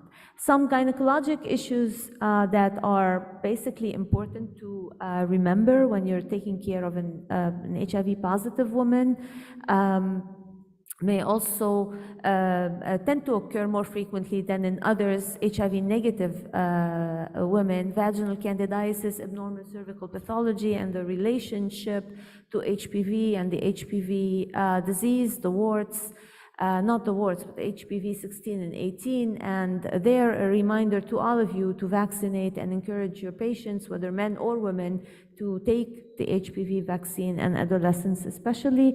PID may present, maybe a presentation of advanced HIV disease, genital ulcers, and some menstrual disorders. But again, the role of hormones in HIV, menopause and HIV is not very clear. Of course, with advanced HIV disease, you'll expect a lot of changes to occur in anybody, man or woman, and this will probably be the reason why some reports say that women with advanced HIV have menopause at earlier ages compared to others. How do you manage antiretroviral therapy when you're for your patients who are women? You just treat them as you would treat a man, except if they are trying or planning on getting pregnant. Therefore, that's when you really consider changing or advising therapy with dolutegravir and raltegravir, are the two integrase inhibitors who have been studied and are extremely safe in pregnancy. Other primary care issues that we should not forget about always, STIs and the treatment of STIs, very important. Health maintenance, contraception, family planning. especially if they're on treatment, so you may want to check drug-drug interactions, cancer prevention and screening for the HIV and non-HIV related malignancies, such as lung cancer if they're a smoker. I mean, having HIV doesn't really protect or prevent us from screening for other things. So remember, with your older woman patient living with HIV for several years, heavy smoker, needs a lung cancer screening, needs cervical cancer screening, breast cancer screening, a colonoscopy. You need to talk to her about her weight. You need to manage and try to prevent cardiovascular disease, diabetes, hypertension, because pretty much all of those are still happening and will probably, maybe, as you've heard earlier, made worse because of either living with HIV or the medications we're using to treat HIV. So a comprehensive, holistic approach to an individual living with HIV is very important. And so basically, I'm not going to repeat this, the struggle of women living with HIV, especially the younger women at risk or living with HIV around the world. And you'll see that gender-based violence is #1 reason for these for a lot of problems in the world, and followed by lack of access to health services and access to education. And I hope that the women, I see a majority of women physicians here in this room today, that we can together change the sad reality for the women in our countries and around the world also. So having said all of that, I'll move on now to the care of the pregnant women very quickly, with a focus on prevention of perinatal transmission, because this is basically a very important point. However, do not forget about your patient. A woman should not be suffering and struggling to take care of an unborn fetus at the expense of her own health and her own body, and you all agree with me on that. So there are some goals and cornerstones that we've learned around the year to prevent this perinatal transmission, and learn how to do a good maternal evaluation and care, and some recommendations for further testing. So vertical transmission is the most common cause of pediatric HIV around the world. And it's easy to stop if we tested all women, pregnant women, and recognized HIV in those who are infected, so that we get them on treatment, because you're all familiar with and you all know about mother-to-child transmission of HIV. So it occurs most of it happens during birth, and only 20% of it or less occurs before intrauterine. So, and the peripartum, basically transmission accounts for 80%. And therefore, this is, if you wanted to stop HIV and eradicating or stopping new HIV infections in the world, and if we focus on the pediatric group, those kids are infected because their mother had HIV. So screening all pregnant women is a good way to start, because that's one test that's going to save 3 lives, hopefully, the woman, the man, and the child. And by treating and testing women early on, you prevent perinatal transmission, because most of it happens during the peripartum period and very little before that. And that's during birth. You know, we think that the blood exchange that occurs with the placental separation, the premature rupture of membranes, all of those will favor HIV transfer to the child. And some maternal factors influence this maternal transmission, and all of them, I think, are modifiable by us, such as a high viral load. If she knows her status on treatment, then the viral load is 0, and then transmission becomes 0. A low CD4 count, infections, especially with STIs, IV drug use, some obstetrical factors, such as the increased duration of the premature rupture of membranes. So if this happens, induce immediately, do not wait, and that's the advice to the gynecologist colleagues. And sometimes having to favor cesarean deliveries to actually avoid that. And some infant factors such as breastfeeding, especially in settings where there's no other alternatives to feeding a child, such as milk or clean water, and prematurity.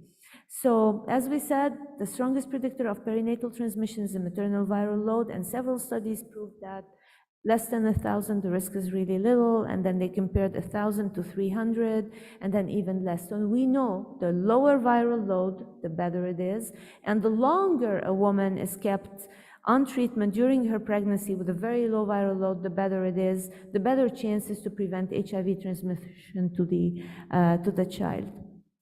So, and a lot of what we know comes from this very old study in 1994, I think, and this was a hallmark of everything later on about maternal to child transmission.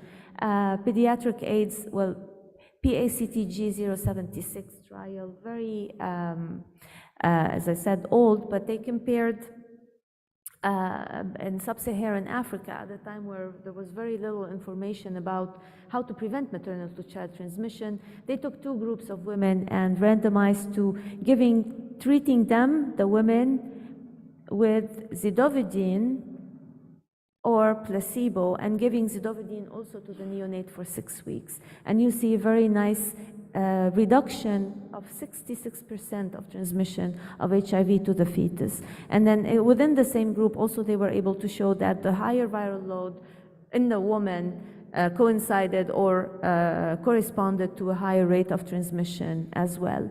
So now after how many, 3 decades?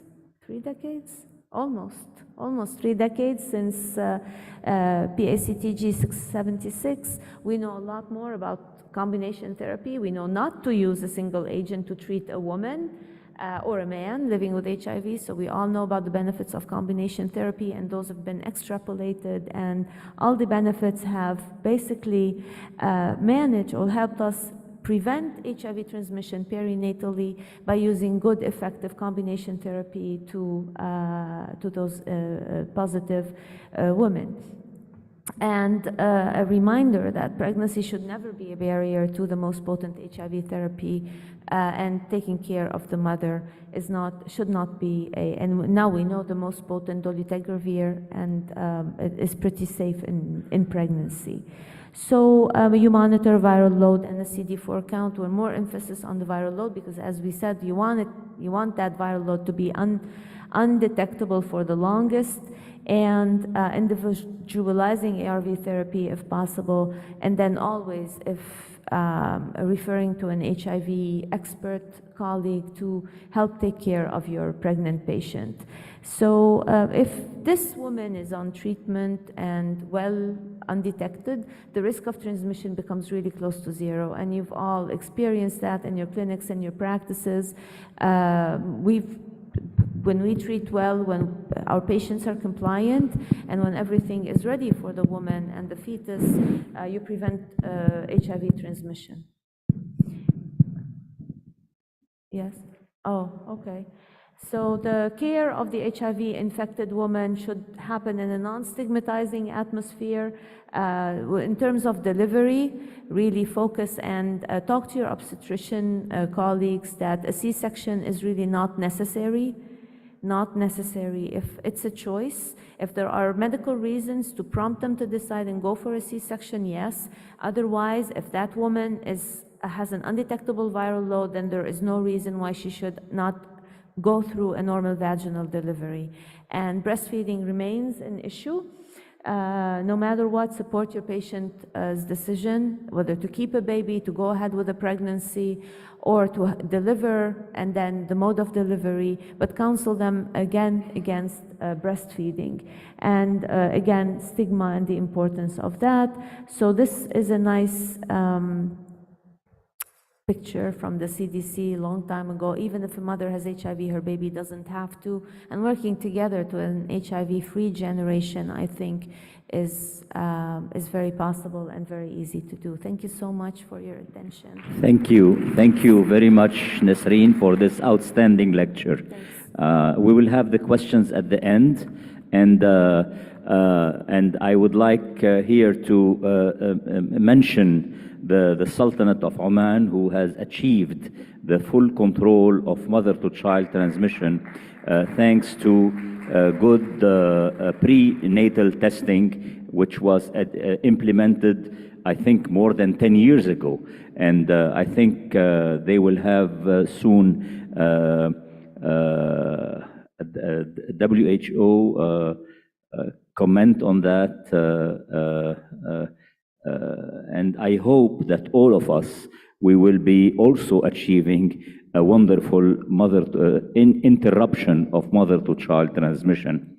I would like to ask the audience, please, if you have any questions, write them down on the papers that you have in front of you. In front of you, you have folders.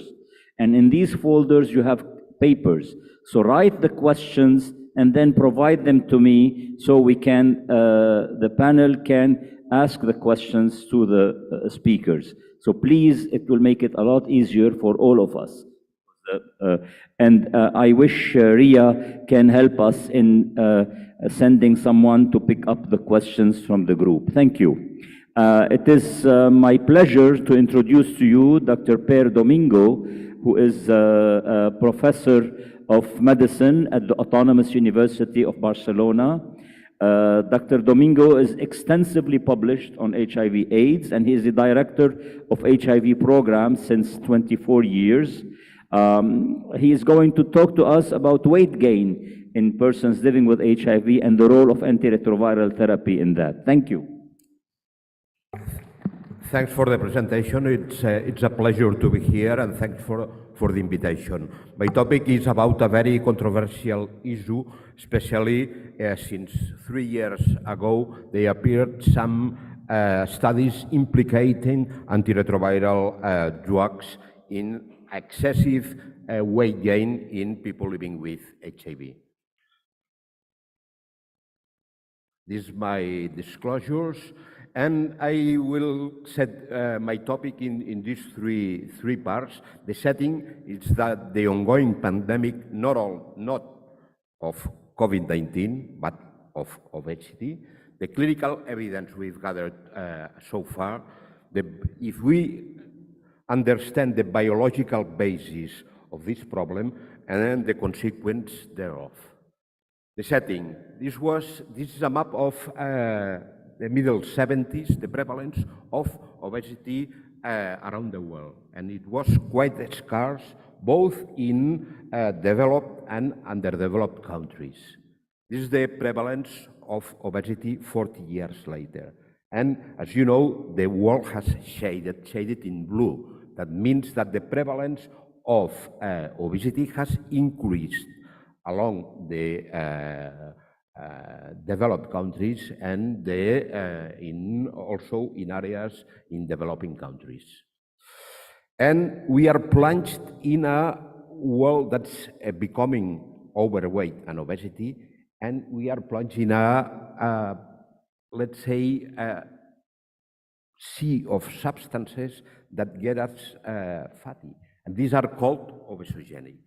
The obesity is a multifactorial problem, but I am quite sure that obesogenic substances are surrounding us and disrupting our lipid homeostasis, our metabolic set points, and in summary, promoting fat accumulation and obesity.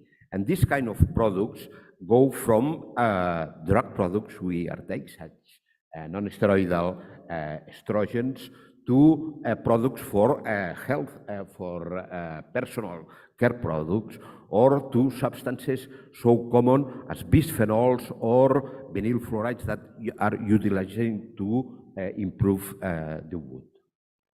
So this is a big problem in my mind, and we have now two epidemics that are intersecting. On the one hand is obesity, on the other the still ongoing HIV epidemic, and at which point are intersecting? For me, at the genetic point, at the environment, as I said, the sea of obesogenic substances, and maybe, and perhaps, in the case of people living with AIDS, in drugs that can interfere our metabolic set points. And which is the clinical evidence we've gathered so far.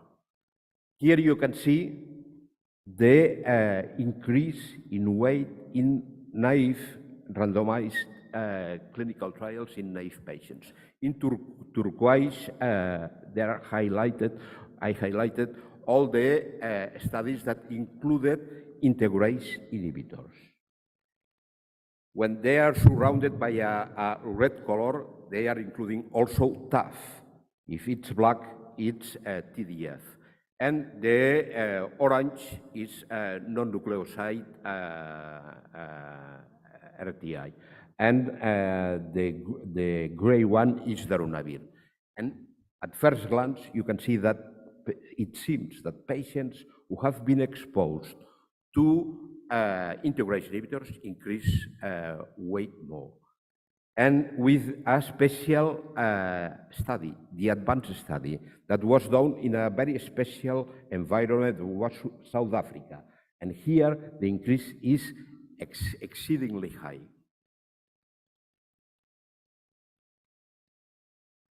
The situation is quite different in patients who switch.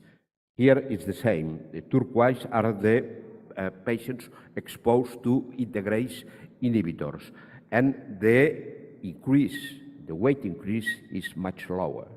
And what this suggests that the phenomenon of returning to baseline health is something to do with this increase in weight. In clinical infectious diseases, Dr. Sachs analyzed 8 randomized trials sponsored by Gilead. And among the factors most associated with weight increase was the HIV situation, the being immunosuppressed, the HIV drug use, ethnicity. But as you see, among the most important factors who were promoting the increase in weight, there was no drug. They analyzed in sub-analysis the role of drugs, and in this case, bictegravir and dolutegravir were associated to higher weight increases than efavirenz. But should not forget that efavirenz has been linked to lipoatrophy, has lipotoxicity. There were also factors related to HIV disease, such as immunodepression or high viral load or symptomatic disease, and factors that are individual dependent, such as being female, being black, and having not overweight at baseline. And just to highlight the cultural importance or the multifactoriality of weight increase, this is a sub-study of the advanced trial. They had a survey, including mostly women, and they asked if they are happy, indifferent, or unhappy about the changes in weight. Most of them were happy, and among those who were unhappy, some of them were unhappy because he lost weight. Shall I remember that at the advanced study, the weight increase was most evident and higher in women. So no one of these patients changed dolutegravir or TAF because of a weight increase. I mean by that the cultural place where you are performing the study may have a very big influence on how it is perceived. But not all studies show the same. This is an observational study. It's the Kaiser Permanente from Northern California. It's an observational study, and they look for BMI increases along time in uninfected people and people living with HIV. And what they do, at first glance you can observe that people living with HIV has a lower BMI at baseline, and they increase more rapidly, but after 12 years, still they have 1 point less BMI. And this is a study made in Germany in the Ruhr area basin, and they compare during five years the BMI evolution in people who were infected with HIV and the general population. And they observed, after 5 years, that the people who increased more weight, who increased BMI, were people who were uninfected with HIV. And finally,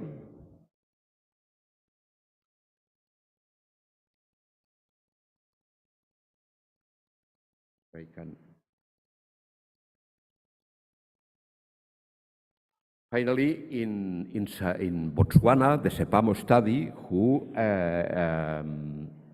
researched the exposure to dolutegravir efavirenz in pregnant women, compared with HIV-negative women. They measured the weight increase, and they saw that dolutegravir-exposed patients increased weight more than the efavirenz-exposed patients, but the pregnant women who increased most her weight were those who were uninfected.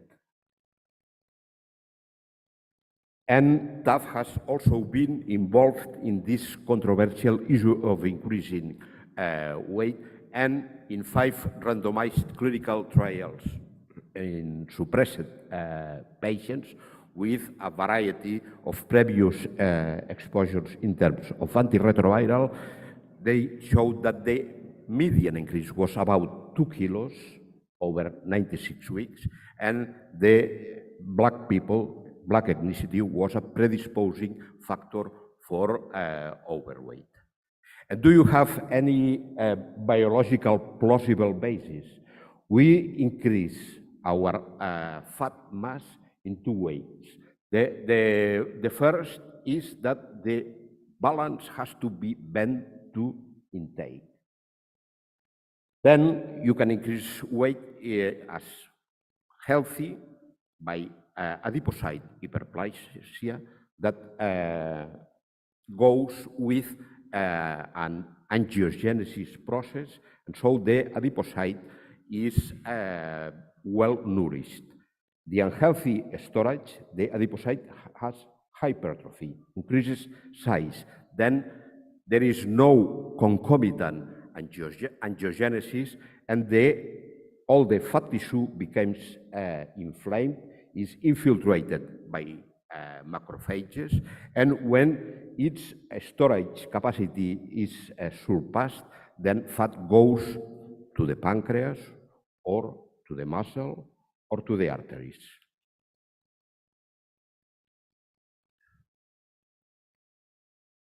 The group of Jacqueline Capot in Paris made a study in macaques exposed to dolutegravir or raltegravir, and they look for the adipocyte size in subcutaneous and in is there a laser pointer? No. And in visceral fat. And they were able to show that in macaques that were exposed to integrase inhibitors, the size of adipocytes increased, and also increased the markers of adipogenesis. Adipogenesis is how the adipocyte multiplies. And PPAR gamma, that's the master regulator of adipogenesis, was increased, and adiponectin, that's a good cytokine because it has anti-inflammatory properties and sensitizes to insulin, was decreased, which is bad. The next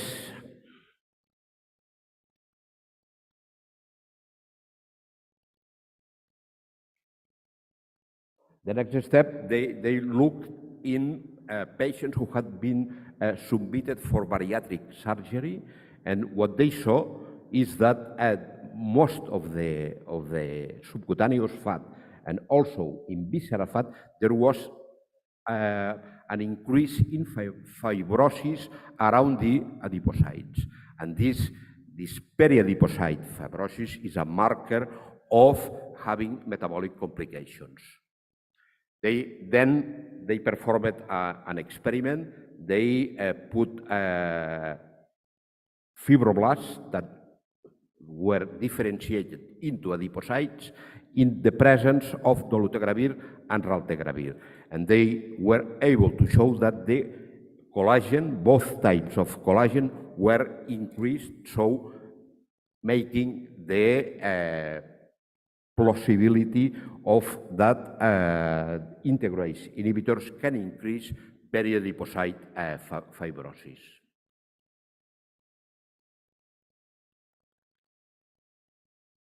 This is the same experiment while the adipocyte is differentiating in the presence of integrase inhibitors and looking here for the adipogenic markers or for genes involved in lipid storage. And they were able to see that these genes, both the adipogenics and the involved in lipid storage, were increased when these cells were in a medium containing dolutegravir.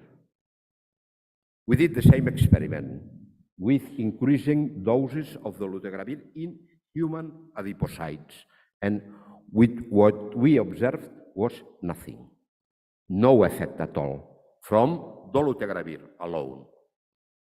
And then we look for the same genes, nothing at all, except for adiponectin. You see that as the doses of dolutegravir is increasing, the expression of this gene is significantly decreasing.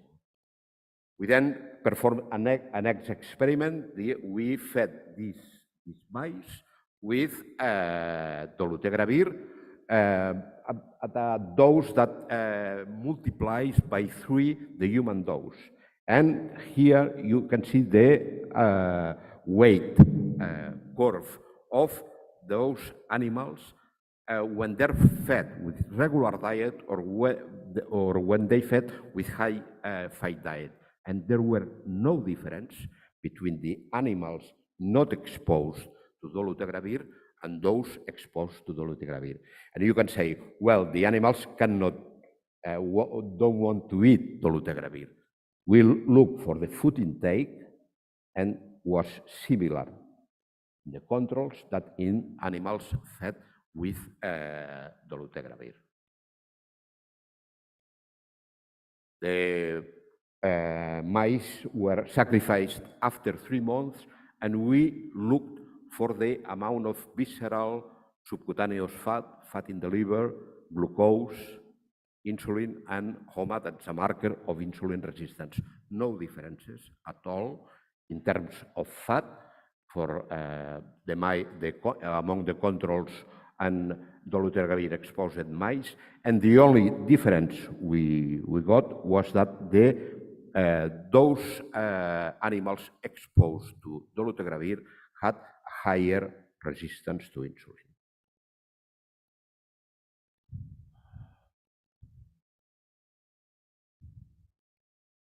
So, to me, the problem,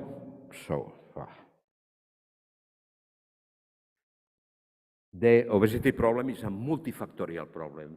The most important problem to me is the environment and the personal physical activity.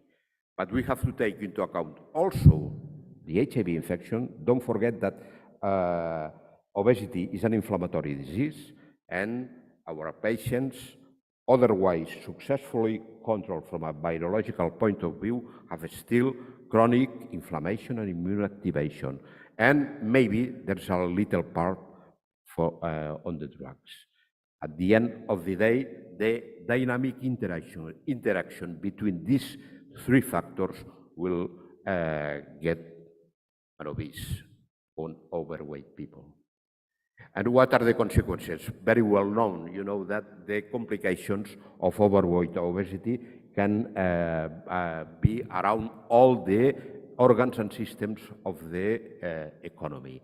But as the previous speaker highlighted, the most important consequence is in terms of cardiovascular disease. And this is in normal population cardiovascular-related mortality in the y-axis and the weight in the x-axis, the BMI, better said, and 1 million people followed by 16 years, and you see the curve. As the BMI increases, also increases the cardiovascular mortality. And what about HIV? 1 in a minute. sub-study of 1 minute, I'm finishing. In a sub-study of advanced trial, they couldn't see any differences in the scales of cardiovascular risk, except for poor risk. Things were different with diabetes. There were differences in these scales. These are surrogate markers of cardiovascular disease or diabetes, respectively. And that DAD study has also looked for increase in cardiovascular risk, in this case with events in this extensive cohort, and the only difference they could find is in those people who change from normal to overweight. On the other hand, they could demonstrate that there was an increased risk of diabetes mellitus of 11%, regardless of previous BMI.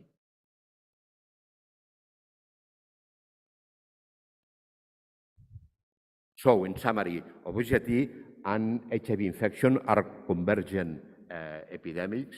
The excess weight increase in people living with HIV is, to me, multifactorial, with host-dependent factors, mostly biological, and a very important component of the environment, HIV-dependent factors, and perhaps a little contribution of the drugs we are giving to our patients. Biological bases have not been untangled yet, and short-term analysis suggests an increased risk of cardiovascular disease and diabetes mellitus. But this, I'm afraid, is a matter of time. We will see more consequences in the near future. Thanks for your attention.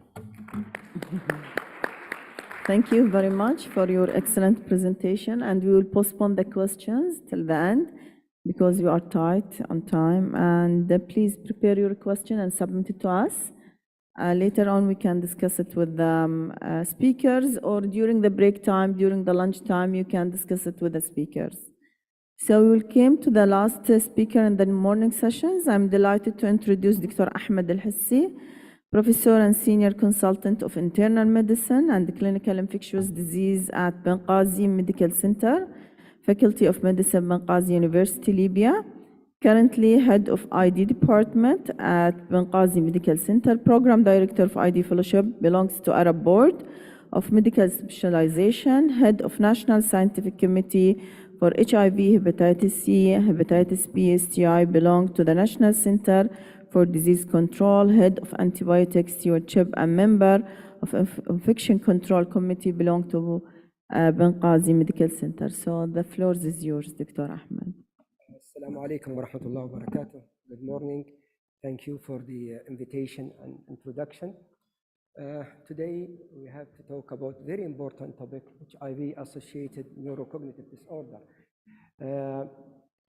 As you know, we have a lot of presentation yesterday and today about the treatment, update treatment. We have a good guidelines and we have a good regimen. But one of the complications which can prevent the patient care and good patient quality and the achievement of you and you, this is the most important comorbidity in patients with HIV. Here our objective today. I have to go to the overview. As you know, central nervous system is the most frequently affected system after the lung. At autopsy, finding 80% of patients with HIV have CNS abnormality. They are due to effect of HIV chill, chronic inflammation, immune dysregulation, presence of opportunistic infection, side effect of medication, drug-drug interaction, and substance abuse. An HIV patient has the same CNS complication with patient with non-HIV, but in addition, they have the central nervous system manifestation, mainly HIV-associated neurocognitive disorder. We'll use the term HAND, vascular myopathy, cerebrovascular disease, aseptic meningitis, peripheral nervous system, distal symmetrical polyneuropathy, mononeuropathy, multiplex, chronic inflammatory demyelinating disease, and the mitochondrial toxicity. In addition, other causes like infectious diseases, autoimmune, neoplastic, primary CNS lymphoma, Kaposi sarcoma, immune reconstitution of the CNS, some fungal infection, tuberculosis, etc.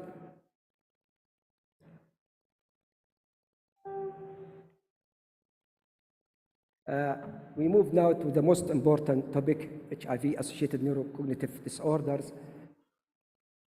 A change in memory, concentration, attention, and motor skills are very common in patients with HIV. In the era of CART, the opportunistic infection of CNS has been much reduced, but replaced by other comorbidity.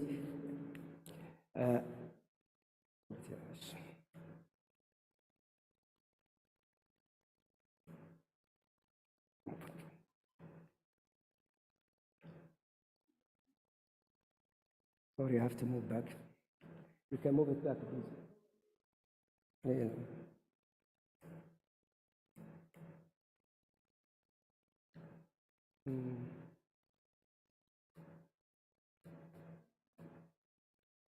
Good evening.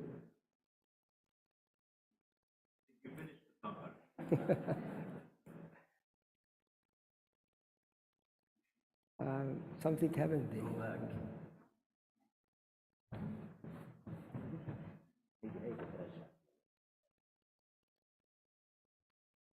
No, I think we can we go back to the...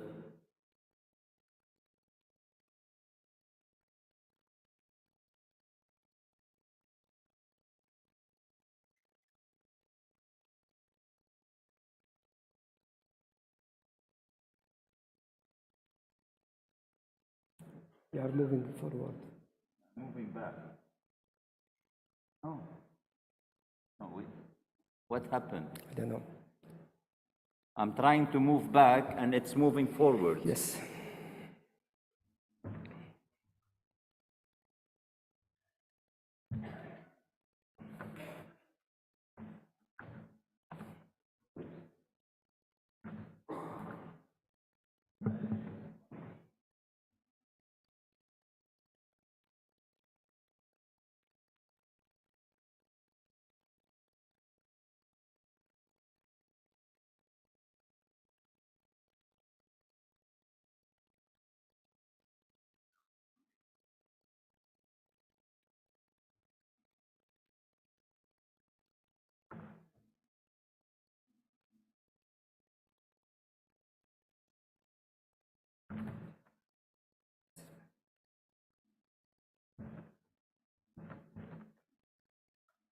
Okay, we go quickly about the hand classified according to Frascati classification. Frascati is the city in Italy, one of the ancient cities in Italy. In 2007, Antinori and his colleague make the good classification because we have an older one has been illustrated by American Association of Neurology, has been represented by Frascati classification. We have three classification: asymptomatic neurocognitive impairment, it is prevalent 30%. Mild neurocognitive disorders, it's prevalent between 20 and 30%, and HIV-associated dementia. So the prevalence before the era of CART, hand it was so prevalent, mainly HIV-associated dementia. In the era of the CART and post-CART, the HIV-associated dementia has markedly reduced, but the total prevalence of hand still remained the same.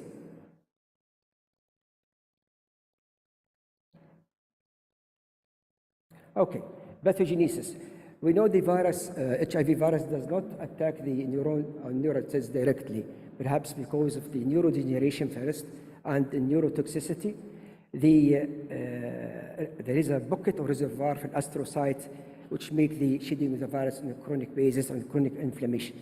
In addition, there is disruption of brain glutamate metabolism and neurotransmission. This is easily how the HIV virus can cross the brain barrier early in the phase of the disease. This is because the efficient of perivascular macrophage and monocyte and T cells. This is why the virus is reaching the brain so quickly in the early phases of HIV infection. Here is quickly how the HIV virus destroys the neurons. As I said, it is indirect, usually by when the virus infects the macrophage and microglial cells, they produce a neurotoxin that attack the neurons. In addition, the shedding of the GB120 virus, which attack the uninfected microglial cells or macrophage, again release a neurotoxin that causes more damage to the neurons. The clinical feature, of course, depend on what I've said. It is a disruption in the memory, in the concentration, and the motor skills. So we suddenly executive dysfunction, memory, disruption of attention, processing speed, and etc.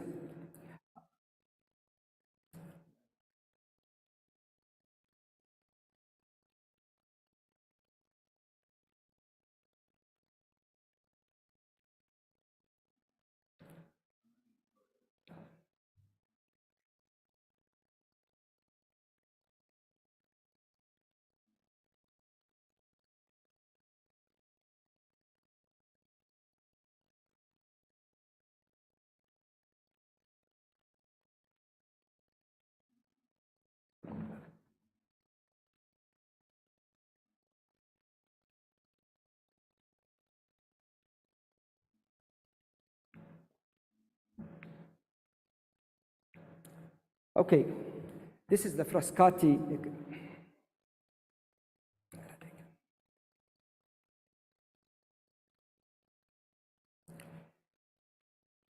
Okay, in the previous slide was the Frascati criteria to diagnose.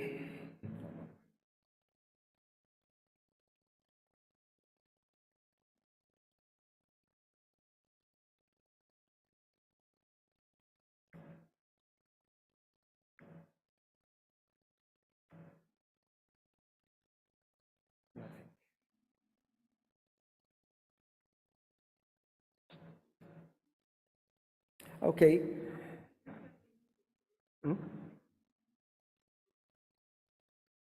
Okay.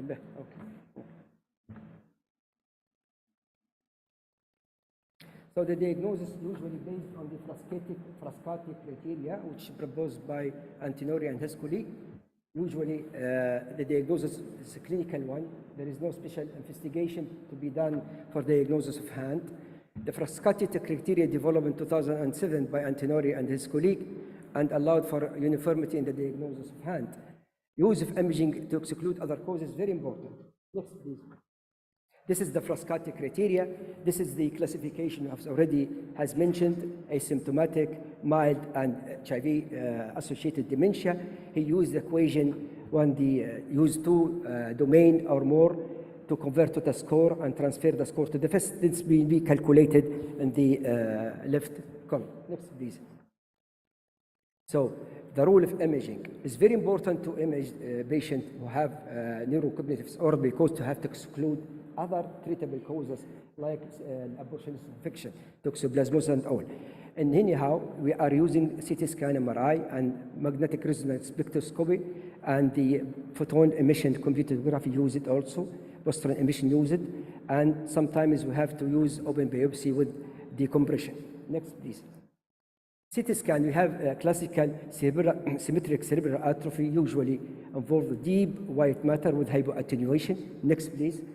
In the MRI, the classical feature is very ventricular deep white matter T2, hyperintensity, usually sparing the subcortical white matter. Next, please.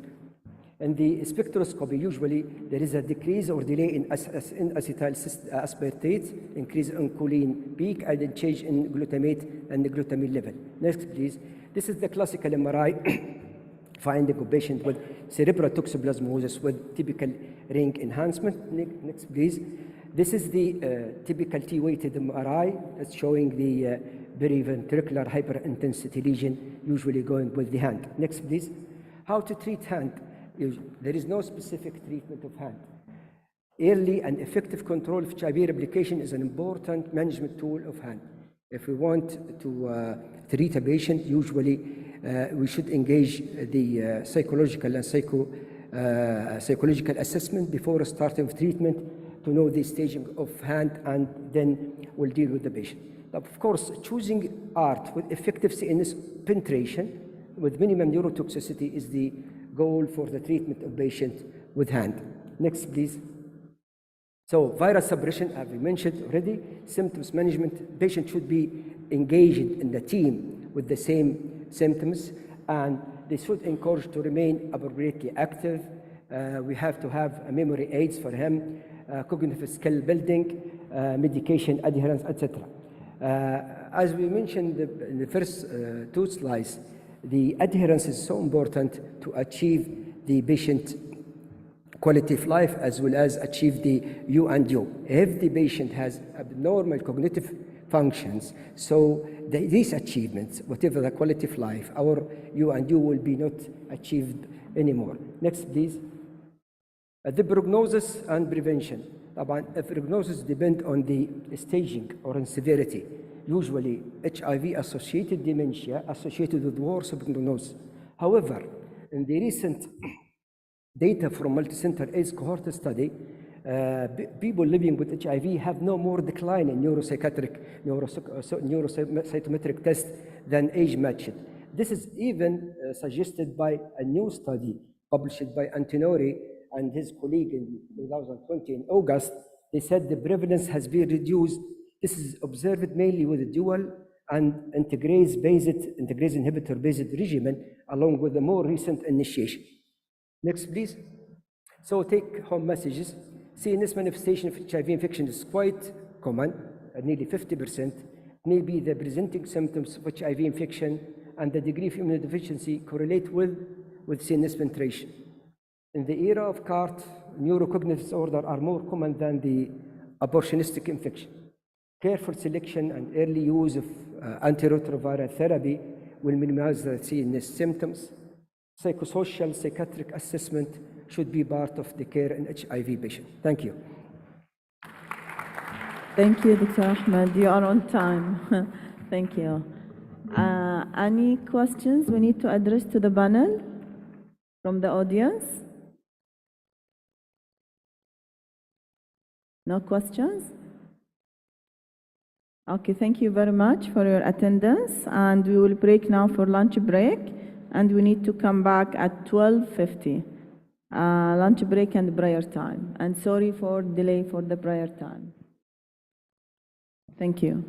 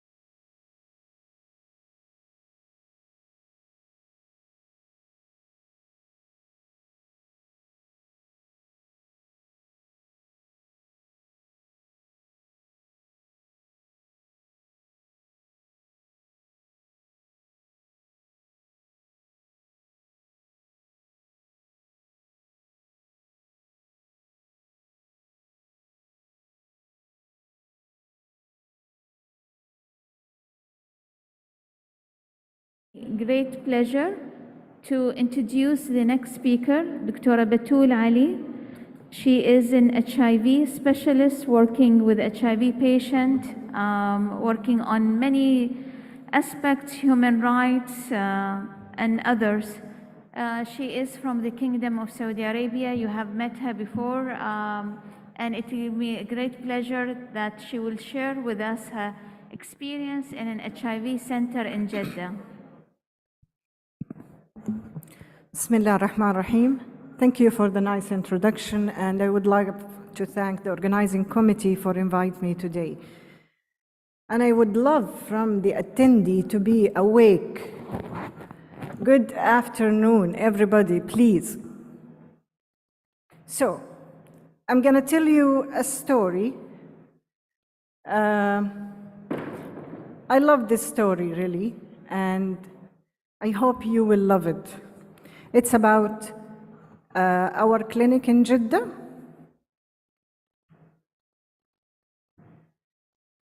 So, I will start with this picture from UNAIDS, and I would like to ask this question, and then I will get the answer from you at the end.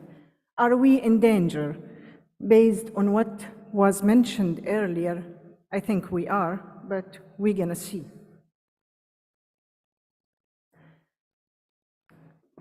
So the outline of this lecture is, first I'm going to mention briefly about the data in Saudi Arabia, and then briefly I will talk about the history of HIV Center, the services, the statistic, then I will conclude, and I'm going to wait for the opinion of my colleagues.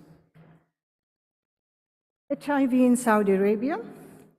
What can I get is the data on 2020. The total number of HIV patients, or the cumulative number so far until 2020 was 28.4 thousand. And the number of new infection, it was around 1,000 new HIV infection on 2020.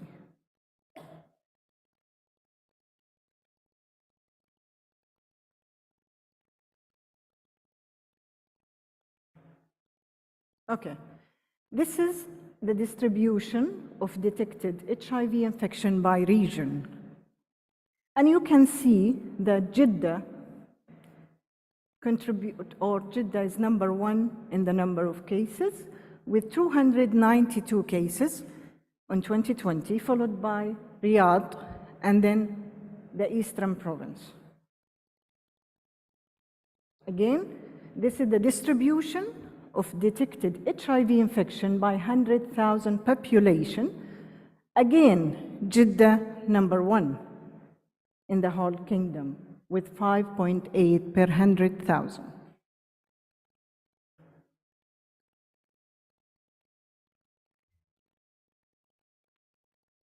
Okay, so our center in Jeddah, I will tell you briefly how it was started. The first clinic for HIV in Jeddah started in 2004, and it was in a King Saud hospital, which was a specialized hospital for infectious disease only, and it was started with one consultant. It was at the seaport. It was an old building, and there was all the infections, and it's mainly targeted for isolating the patient, even the HIV at that time. And then, in 2010, we moved to new building, but it was also specialized only for HIV cases. There was an internal medicine clinic, there was a critical care, there was a hematology, and infectious disease only. At that time, again, there was one consultant and one specialist taking care of HIV patients. After that, in 2015, there was 2 new hospitals opened in Jeddah, and the trend at that time to face the stigma is to put the HIV patient or to see them in a general hospital. And at that time, we moved to the East Jeddah Hospital, and we start to have one more consultant after 1 year. So we are like 2 consultants seeing the patients. Then in 2017, we worked hard to make our clinic as an HIV center.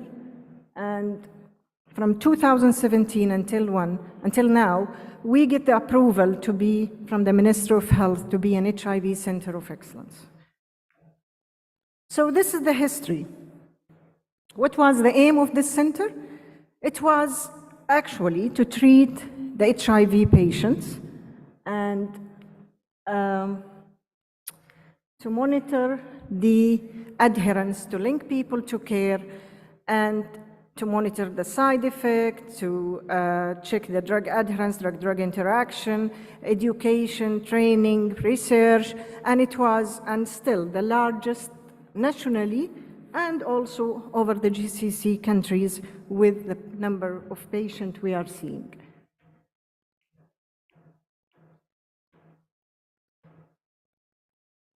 Our team, we are having physicians. Right now we are 3 consultants, 3 specialists, and 4 residents. We have an HIV coordinator, nurses, psychologists, clinical pharmacists, dermatologists specific for the infectious disease cases, operational and admin staff. And this is just to show you how it looks like. It's like a building inside building, and we have 8 clinics running at the same time daily.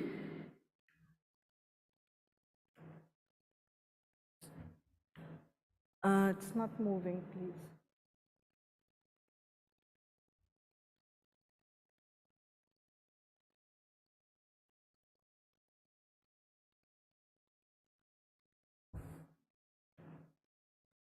Okay, so what is the service that we have in this center? We have a psychology clinic, we have a dermatology clinic, we have a vaccination clinic, we have a social worker, nutritional clinic, and I'm sorry, it's very slow.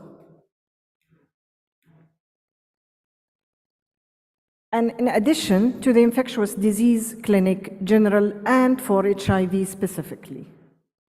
We have a post-exposure clinic also that runs daily. And in 2020, we covered around, for occupational post-exposure prophylaxis, 55 cases, and for non-occupational, including post-sexual exposure and abuse cases, 40 cases. In 2021, we saw around 51 cases from occupational post-exposure prophylaxis and 64 cases for non-occupational post-exposure prophylaxis. In addition to that, we have the PrEP clinic and the adherence clinic.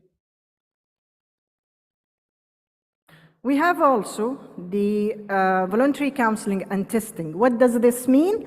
This is a clinic that have been done to screen people who want to be screened without asking about names, completely confidential, without ID, without knowing the nationality. And we did pre-test counseling. We explained to the patient, and it's their decision to do it, and it's their decision if they want to be treated or not.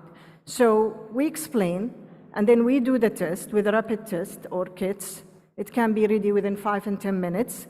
Then we do post-test counseling, and for HIV negative, how to protect themselves, how to do a risk reduction attitude, and we distribute condoms. And for HIV positive, we try our best to link them to care and start them on antiretroviral treatment. In 2020, we have 124 clients. 40 of them were positive, that's mean equal to 32%. In 2021, we have 258 clients have been screened for HIV, 55 were positive, which is equal to 21%.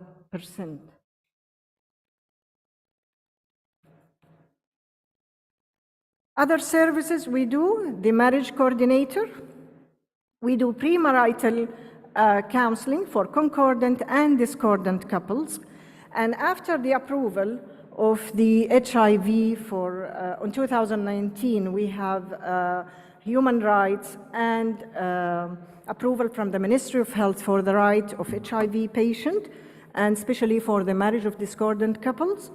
We have a total number since 2019 of more than 100 cases where the male partner were positive in 79 and the female partner positive in 32 cases.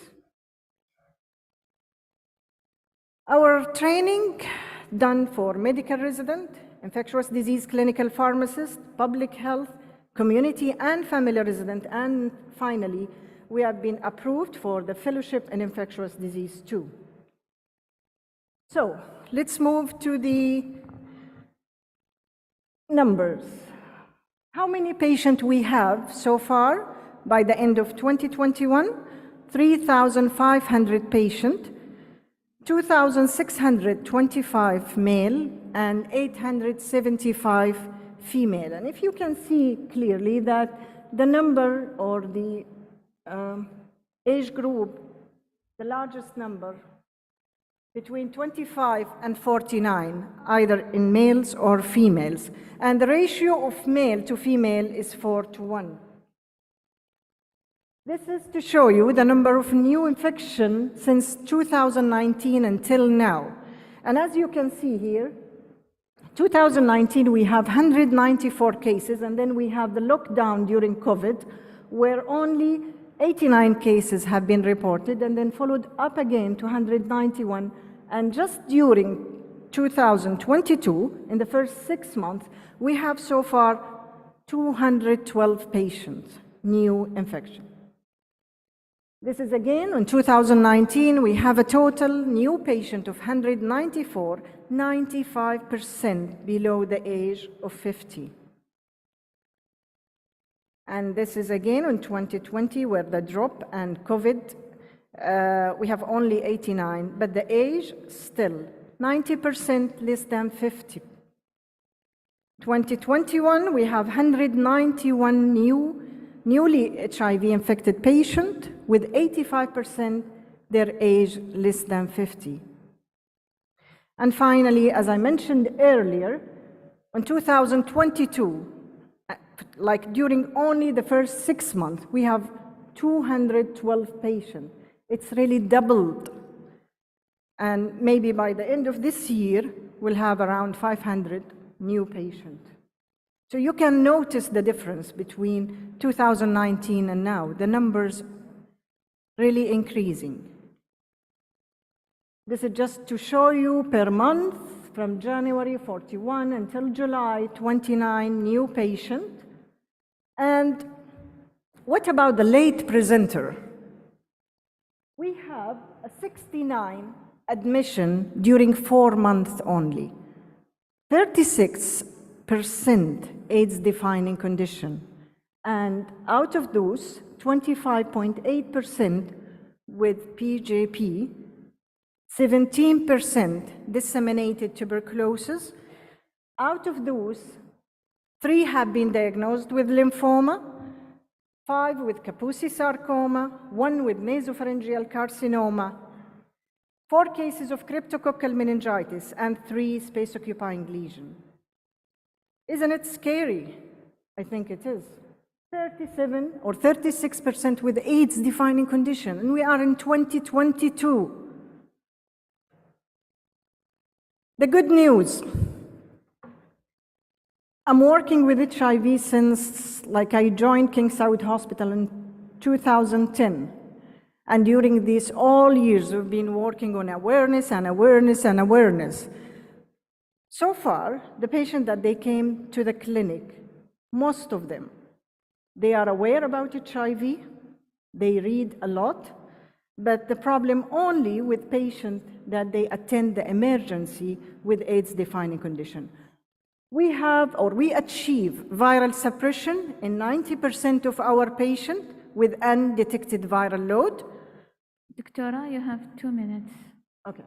We have a 0 risk of transmission for all pregnant ladies who have been on antiretroviral with undetected viral load. Last year, we have 42 pregnant ladies. We have a 0 risk of transmission for all the discordant couple.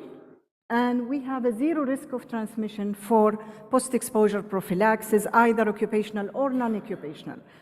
Patient-related outcome, this is a new program that have been established to measure the satisfaction of those patients, if they are happy, what things are missed.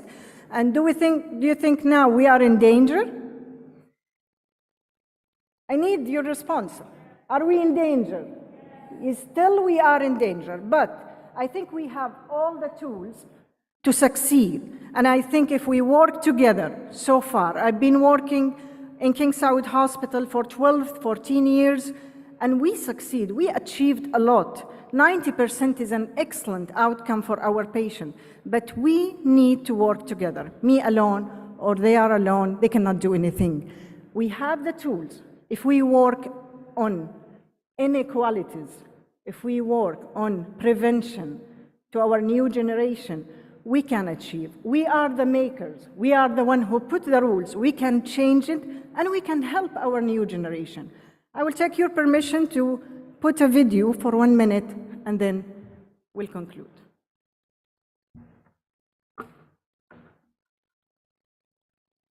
Doctora, for an excellent work that you have been doing. Morning breaks, we wake in search of a moment we create.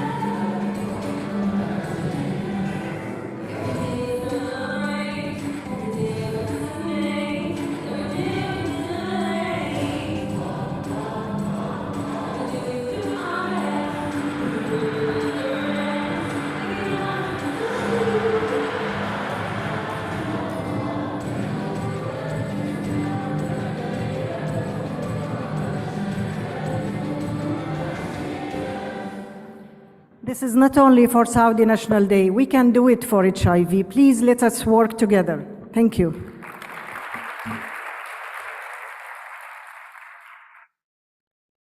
So I would love to hear the opinion of my colleagues and their experience, please.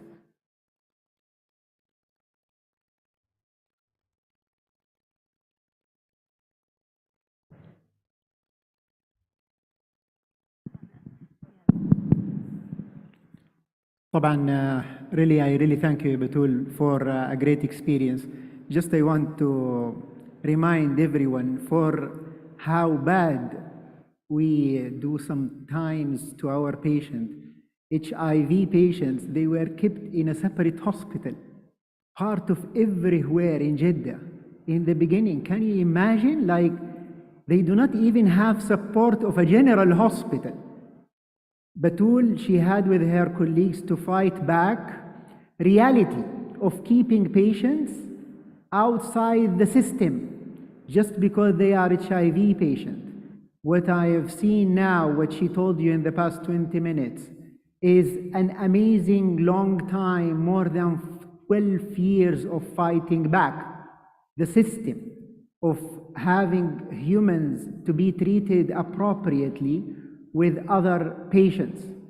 I had a different also experience. I'm really not sure about everyone's experience, but I worked in a hospital where HIV patients are being treated in the internal medicine department. So nobody ever will know about them because they will be as part of internal medicine. The one sitting next to them, they will be someone with diabetes, so he doesn't feel any discrimination. To me, that was the optimal. Unfortunately, it's not happening in the kingdom, in anywhere. Still, HIV is in a separate department, but at least now she can be happy that it is in a hospital. And I am so happy with the achievement here. Batul, she came a long way, and I have to say, wallahi, inshallah, yani for reality, Batul is a great fighter in my life. I really want everyone to give her a really big call. Thank you very much.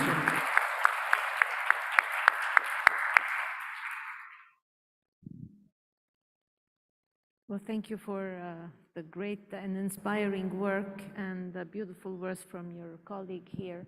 I think our experience in terms of HIV care in Lebanon is very different from the kingdom and maybe other countries. There are definitely similarities, but we share the same, I think. I did a small study in my hospital where we see sometimes advanced patients, and I was just looking the number to confirm. So 30% of naive patients presenting to me at the American University of Beirut present with AIDS. So with the CD4 less than 200 or an opportunistic infection. And even though the mortality rate among them is not very high, however, we've lost several patients because they presented late. And this is a message to our colleagues from other specialties that among those late presenters, a lot of them have presented to medical care within a year or two before, and for the same AIDS-related symptoms, however, those were not recognized and missed opportunities. So this is a call for engaging our other colleagues, especially from primary care or GI or OB, to test more, to keep a look and keep an eye on HIV so that together we can basically screen earlier and prevent all the complications that we see later on with more advanced disease. And in addition to the prenatal screening and all of those issues. But I share, you know, the same sometimes frustrations, but also enthusiasm and hope that we're here all together and we have so much in common and so much potential to improve and great examples to inspire us like you were able to do and achieve to move forward. So, and that's inspiring for all of us here. Thank you. Thank you very much, Dr. Batula, for sharing your experience. I think in the region we are, if I talk specifically on the GCC, we are lucky because we have availability of drugs.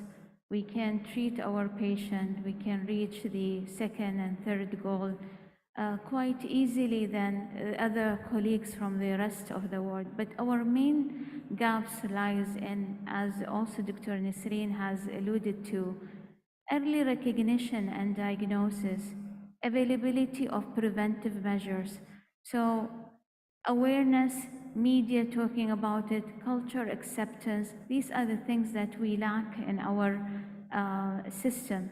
And believe me, these gaps are, we are the medical field, we are the cause for it, because apart from people who closely work with HIV, there is a stigma and discrimination even among the medical society. And we will never improve unless we as a medical society work together in order to remove this stigma and discrimination. So early diagnosis is very essential. We also preventive methods are very essential. We have to talk about pre-exposure prophylaxis. We know HIV is predominant in certain key population. Identifying key population, reaching them, being able to offer them the services, accepting them to start with is the key thing.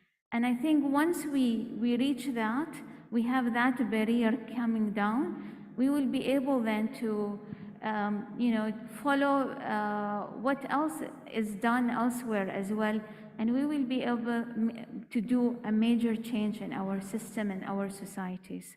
So please kindly remember that these are patients, they have values as well, and their values might be even stronger than us.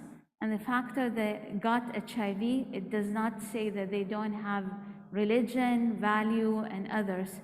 We have to respect them. And also for key population, we have to identify that we have them, and we need to acknowledge their presence. And we need to also be able to, offer them the preventive measures that allow them to live really a healthy and a normal life like the rest of us. I think prevention and prevention and prevention till the end, prevention rather than get a new infection is the way to go. Thank you, Riyal, and the rest of the group. Thank you, Bitul. It's really inspiring me, despite I'm not HIV woman. Okay. But really, I want, before to start, to say our own experience in the state of Qatar. I like your clinic, which we call it voluntary counseling testing clinic. Can you elaborate more, please? Yeah. I mean, how you disseminate this information to the public? How do you know about your clinic to come to test in this clinic? Actually, it's have been announced for years now, many years, this VCT clinics. We have the fixed VCT and we have the mobile VCT. The mobile, it's like a clinic and it moves between the malls, on the beach, and you can do the rapid test, which will take 5 to 10 minutes. It has been announced, in the car. It has been announced the Ministry of Health site, and like a brochure also we distribute. They have been also in the website of Ministry of Health and the National AIDS Program. And then they thought that it's not enough to be in hospital, also on the primary care centers, which is more accessible to people. But how the acceptance of the people, how once I will tell them I will test you for HIV, they will accept it directly, or? They take it easily. Okay. To open in the mall, we used to open in the mall. We used to open testing at 4 p.m., me and Batul, and we will finish at 10. We will have people standing in rows. As you can see in the Before movie. 4 p.m., as it's like going to the cinema, before 4 p.m. We will do around 1,000 per day. It's crazy. It used to be crazy. We had people who will stand all through. I had pictures, a lot of it, in the mall. It's amazing, the response to people. And it used to be very funny because people will pray as soon as they finish. As soon as we tell them you are negative, people will pray in front of everyone in the mall. It's really amazing because we don't ask them for their name. We had people even generating money. They will tell their friends, I will get you tested without having your name in. Yeah, it's crazy. It's very well respond.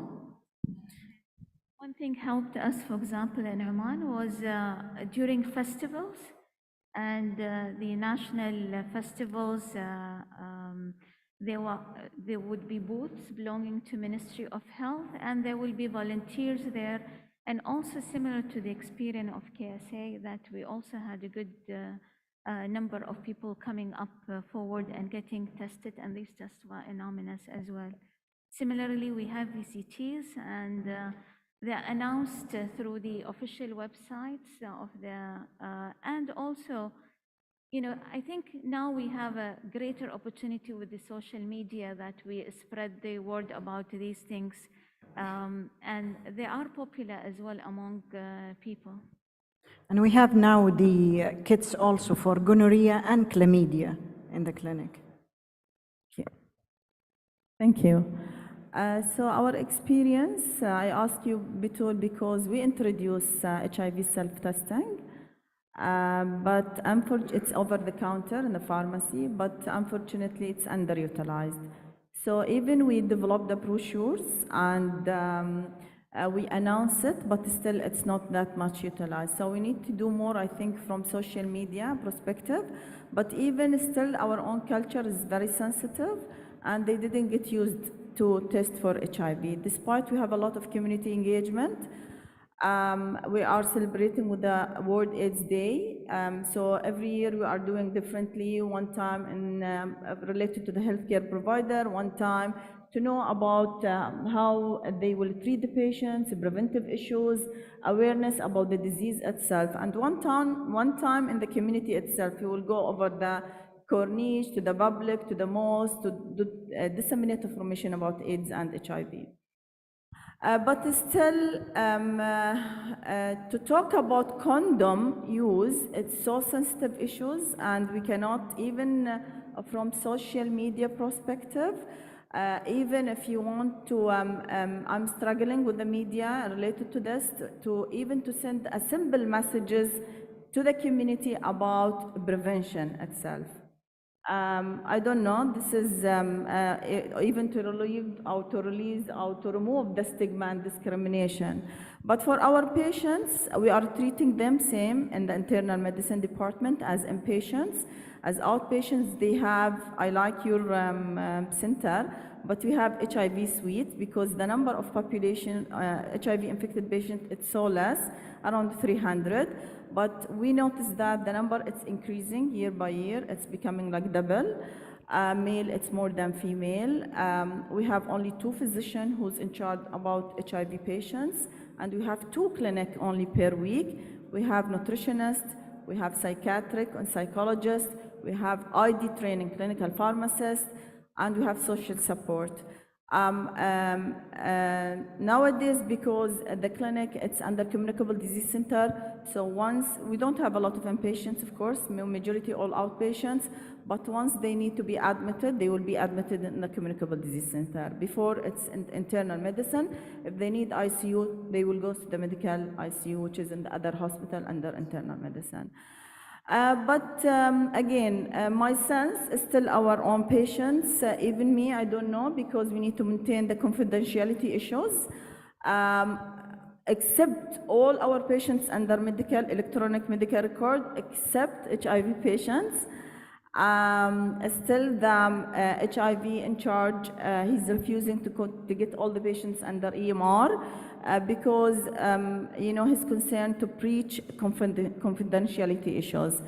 So there is another problem we developed, that the other subspecialty, they don't know about our own patients, if they will go to do endoscopy or bronchoscopy, if they are HIV or no, and this is another challenge for us and a concern.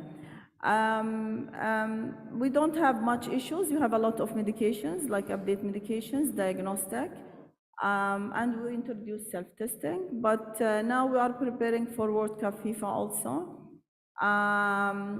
And we need to do like a big campaign toward how they need to, to prevent the transmission of the disease. But still, again, this is very sensitive issues in our culture, and trying to come with a plan with the units, Shireen, and with our own communication and media. Thank you so much, everybody. I think this has been really, really good experience, and I hope that the objective of the conference probably clear for all of you here why we are here, why we are talking about HIV. This is really inspiring, Dr. Batul. I know Dr. Nazar, they've been working for a long time trying to change what has been there. And I think in each country, all of us really are working too hard. I'll not talk too much about our experience in Bahrain. Probably everybody knows that's treated in main hospital, Salmania Medical Complex, but it's not with a label of HIV. They are admitted anywhere, everywhere, surgical, ENT, it's not. There is nothing, no labeling for the patient. And in the clinic, it's ID clinic, where we see UTI and HIV and TB, it's all in the same, extrapulmonary TB. So we see them all the same, and still it's so sensitive, and I think probably Bahrain is peculiar because we are a very small community, so everybody knows everybody. So when they go to the pharmacy, they were worried to see somebody from their neighborhood and see the medication. If they go to lab, blood collection, they are worried somebody also know them. And so we try to arrange it within, and the lab personnel are very helpful. We try if somebody well-known in the community to try a pathway for them so nobody knows about it. But still, each of us here, and probably I mentioned that yesterday, even if we think it's not there, the stigma is still there. And I'm talking about the healthcare worker, I'm not talking about the public. Just ask yourself, and I'm sure even I saw medical students when they come, they are afraid to take history from the HIV patient. They don't want to examine the patient. And we try to explain to them that this does not make sense. We are sitting with them, talking to them, and we ended up to be their family physician. They trust us, they call us, they have our mobiles. And really, despite having, in Bahrain, that we have, it's a degree from His Majesty the King to preserve the right of HIV. So they have the right for work, for treatment, for everything. Nobody can. It's criminalizing any stigma against them, but still there. And I get called from the patient that they went for a dental or somebody in the private and they deny them the care because they were honest and they told their dentist or surgeon that I'm HIV, so they deny the care for them. So it's within us, we can change it, and I think the other important part, and we've been, trying I don't know how many years we've been doing HIV, but data, you showed the number, Dr. Batul, and I think that's great. The impact of COVID, we are seeing it now, and the late presenter are more than before. It was very clear for us. They come really late, CD4 count is really too low, and unfortunately, we have couple of mortality. And that's not because the medication, as Dr. Frial and Dr. Mona, we have it, we have the medication, we have the treatment. I think the level of awareness should be there, among the patient, public, healthcare worker, policy, maker, administrator, that it's there. There is a treatment, and we can do better. Actually, we can. We have everything that make it really better. And what Dr. Frial, I really want to emphasize, as physician, as healthcare worker, we are here not to judge the patients. We are here to treat them. We're not, decide about the people, how did they get it, why did they get it. It's not. And sometimes I see even our residents, students, they try to go deeper and see what happened and how did you get it. They are very sensitive, the patient, about this issue. So just walk with them, try to get their confidence to get the best treatment, and then you can, solve everything after that. But that's the main reason and objective for having this conference for basically non-ID, non-HIV physician, is that for everybody here to know that we have a problem in the region, we have to address it, awareness, stigma, early tests, and linkage of care. If we can do this together, because we've been doing it for a long time and still we have the same problem repeatedly happening. So we need everybody to be part of the solution, and I'm sure you will get with something. These are, the main messages here. Thank you so much. Thank you. And if I can allow to say one thing more, that honestly, we're fed up of talking and doing meetings. We need all of us to work together, not to check the signs, okay, update, whatever, but we need to know what we did على أرض الواقع. It's enough talking. We need to act. شكرا.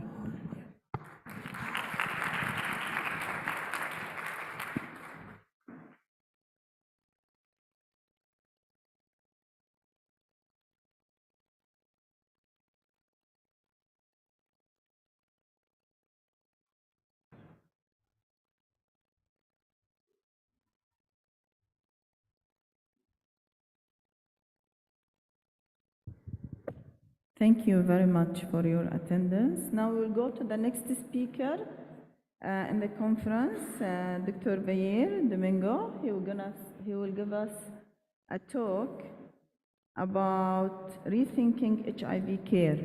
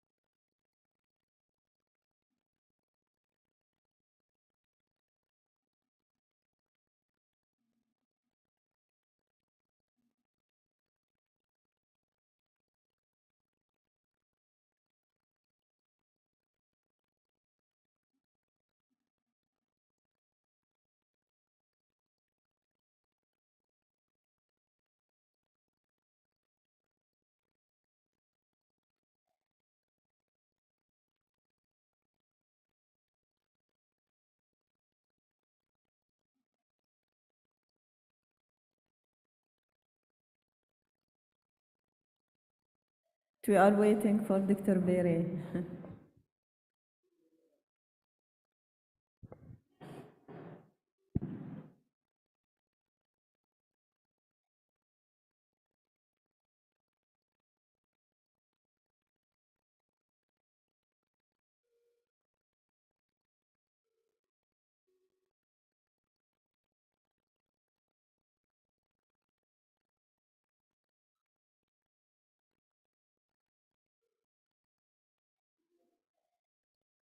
Okay, there was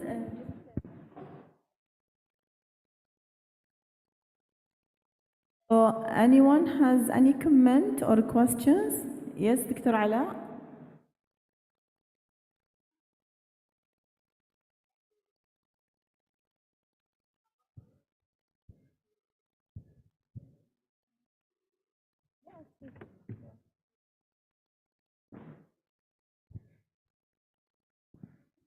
Assalamu alaikum. My question is for Dr. Batul. Batul, I'm here. Yes, my question is, I'm really impressed about your PrEP clinic. My question is, do you offer PrEP for all patients at risk, or you're talking about discordant couples only? These are very things. And second thing about who covers the cost of this PrEP? Is it part of the governmental coverage, or it's Yes, it's part of the governmental coverage for medication, but we offer them for the high-risk people, which evidence-based. MSM, men who have sex with men, prostitute, sex workers. Otherwise, no, discordant couple, it's not recommended anymore based on the evidence and studies, as long the couples, the infected, one of them having undetected viral load. So you don't need to give, honestly, pre-exposure. No, but we follow the international guideline, mainly the HHS and North Americans.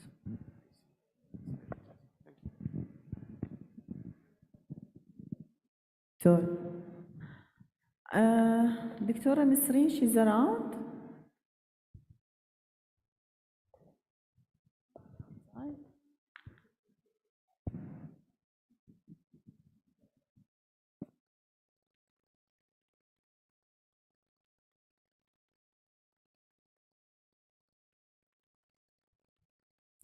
So this one I can address it to Dr. Abitul. There's one question, sorry Dr. Abitul. What is the chance or percentage of a fetus being immunized by IgG antibodies since IgG can pass through placenta during pregnancy? I don't know. This is from Dr. Fadila Al-Alawi. She's around.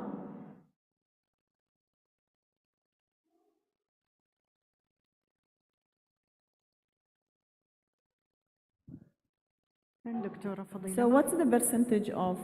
فهمت السؤال والله. يعني okay, but just tell them what's the percentage of chance of fetus بس being immunized شنو يعني؟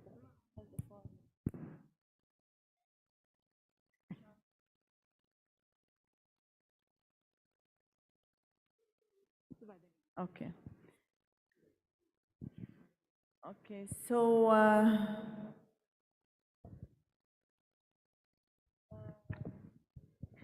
I would like to introduce Dr. Nizar, and I'm delighted to introduce him, Dr. Nizar Bahabri. Let me to read about Nizar.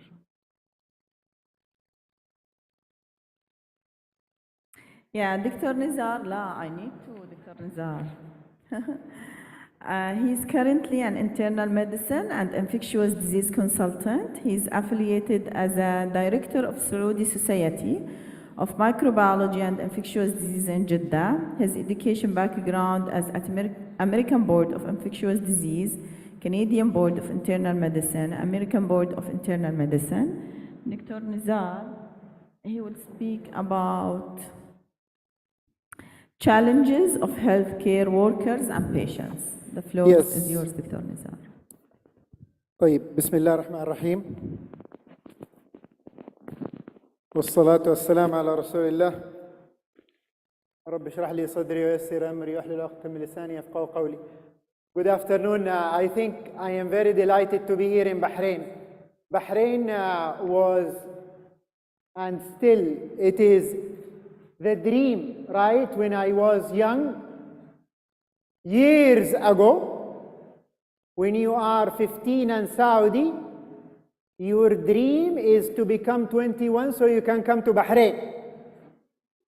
This is your dream. The dream country. Yes, now the dream come true. One of the success stories in my life was when I got my passport so I can come to Bahrain. So now I am happy to be in my country again.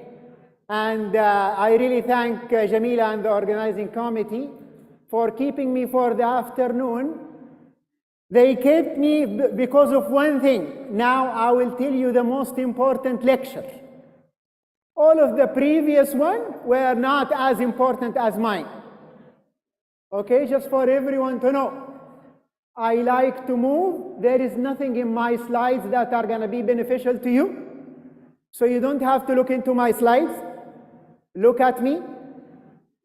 Just remember that even the last person in the back, I'm going to ask you. So I'm going to move. I'm going to move all around. You should never blink because you are going to get asked. Okay? So the first slide is I am really congratulating myself, alhamdulillah, and everyone for having, alhamdulillah, our 92nd happy birthday for Saudi Arabia. Okay? So next slide, please. This lecture is all about you. It's all about whom? You. So just please wake up because I need you. Okay? So HIV is the most discriminated disease ever we are gonna have. زي ما كلكم تعرفوا, as you all know, if you don't know, I mix Arabic and English. So it's unfortunate that the people who cannot understand Arabic, they have to live with me. Okay? It is a discriminated disease. It is the punishment of God. This is punishment. Mainly it have been used 20 years in the Arab countries to make you be worried about kissing anyone, not your husband. So, this is what you are worried about. HIV is the thing that you are going to tell your son if you ever kiss a wife, before you kiss the most appropriate person, you will get what? HIV, because God will punish you. And there is nothing. So always it will make the news. 600 people, you can flip next one. You see 600 Saudis. I like the other one. Someone, he transmitted the HIV to his wife and child, and someone went for kidney donation and then he came with HIV. Bad. It makes the news. Okay? So the third thing is you have to learn it is bad. Next slide, please. It is bad in movies. I will ask you, do you know حب طابة? لا. So very good. I wanted to see who knows حب طابة. الحب في طابة. مين يعرف الحب في طابة؟ ما أحد فيكم يعرفه يرفع يده. اللي يعرف الحب في طابة يرفع يده. شوف اللي حيرفعوا يدهم, they are my age. خلاص? I doubted people in my age. I said, who will know الحب في طابة? الحب في طابة is 1992. So I am now 51. This is long time. الحب في طابة is a very simple movie. 3 Egyptians went to Sina. They sleep with 3 Israelis and they give them HIV. So it is the punishment if you ever got relationship with Jewish. God will give you what? HIV. This is the simple message. Simple message is Jewish goes to Sina so they can infect Egyptians. And so they will die. It ends by police taking the 3 newly diagnosed HIV to the prison. where they died. Then we did not speak about HIV movies until Asma, 2012. It is one of the most beautiful movies to speak about how bad is we treat our HIV patients. It can't be any better. It shows how bad is the system in 20. And I will show you now a clip of how is it in series في المسلسلات ما انحرمنا منهم. Okay? So please play the clip. No, we need the voice.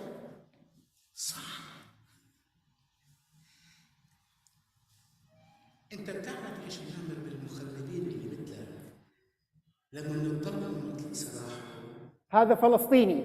نغسلهم. عارف ايش يعني نغسلهم؟ ليش؟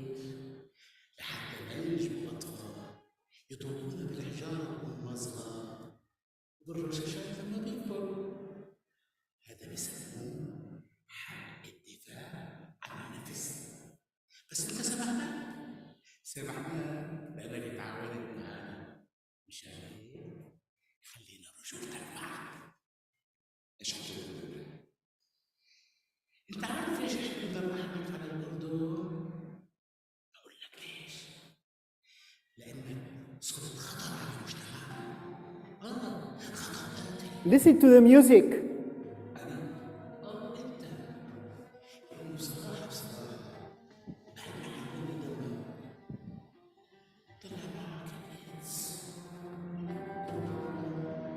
This is delivering the news. Listen to the music. You should die.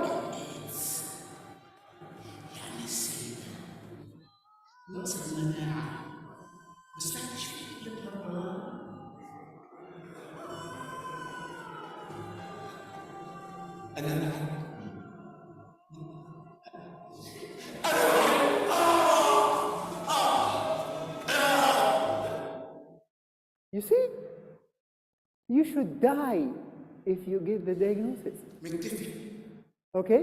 So this is how is HIV. So if you wonder, how is it, what did doctors say about HIV? When they come into shows, although I have full respect to Prof. Tariq Al-Habib, full respect, he is a very well-known psychiatrist all over the Arab countries. But let's listen to how is he asked and what is his answer to a newly diagnosed HIV. So if we can play the next one.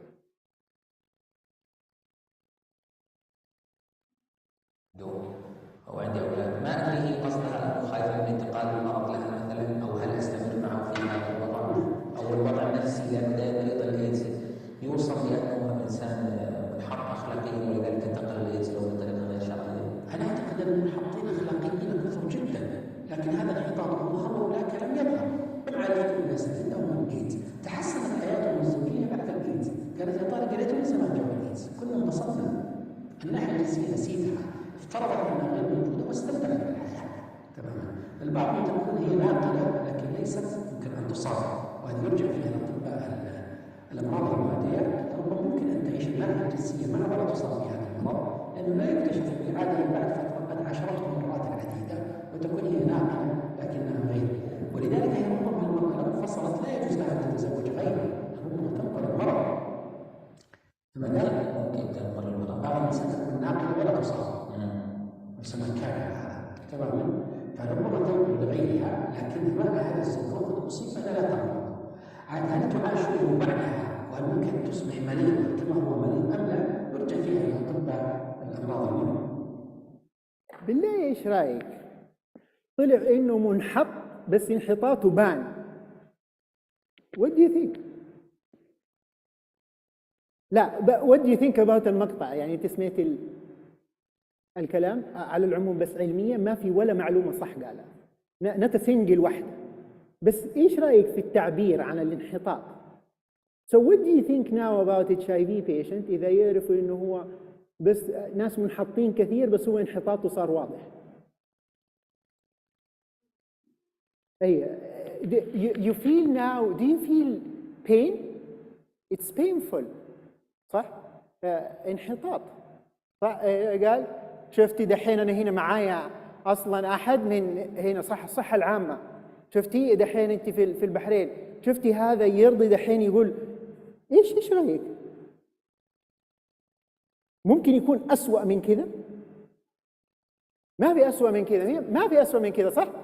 في أسوأ من كذا إنه ينقال في برنامج حق تلفزيون. ها؟ طيب حاضر.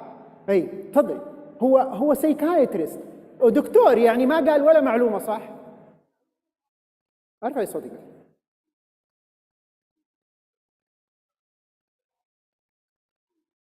في السوشيال ميديا صحيح. تفضل. ما يشتغل هذا؟ كان work this one؟ الو، السلام عليكم. سلام. في المقطع اللي حضرتك شفته دلوقتي هو ذكر انه خارج العلاقه الشرعيه. أيوة. فهذا التصرف فيه انحطاط. ايش؟ في هذا التصرف فيه انحطاط لانه لم يحترم زوجته كويس. أيوة. كانسان وكانسانه. معلش يعني حضرتك بتعترض على ذكر لا، هذا الراي والراي الاخر طبعا. نعم. فهذا تصرف يعتبر بالوصف الحقيقي من راجل سايكاتريست هذا انحطاط. بس هو والله يا دكتور مع احترامي يعني هو لان الكلمه كانت واضحه خارج العلاقه الزوجيه. اي بس ما يهم هو خارج العلاقه الزوجيه ولا مو خارج هو العلاقه. هذا يعتبر زاني. لا بس معلش. اوكي فيعني لما نجيب لا يطبق عليه شرع رب لا العالمين. بس دقيقه.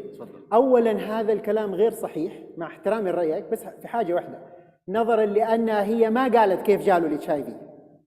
المريضه اللي بتسال في التلفزيون ما قالت، واذا كان هو مثلا تزوج واحده ثانيه وجاله اتش اي في فلا يحق لاحد انه يقول عليه منحط ابدا مهما كان، ما لم يكون هو قال انا زنيت فقط. حضرتك صح ولا لا؟ غير عن كذا يصير لا يحق لاحد تجج اي احد كإسلام. كإسلام نعم. إذا قال هو لم يقل يصير ما يحق إنك حضرتك تقول عليه. أوكي؟ Is it clear؟ يصير الله يخليكم clear؟ أيوة exactly the other source. تفضل. I do agree with you 100%. Okay, this is a judgmental attitude that should disappear for all medical from the medical for healthcare providers. Yes. But so just one thing. This video was maybe almost 1 decade before. Okay, I want to tell you one thing, Dr. Nizar. The awareness of the stigma and its impact in the healthcare.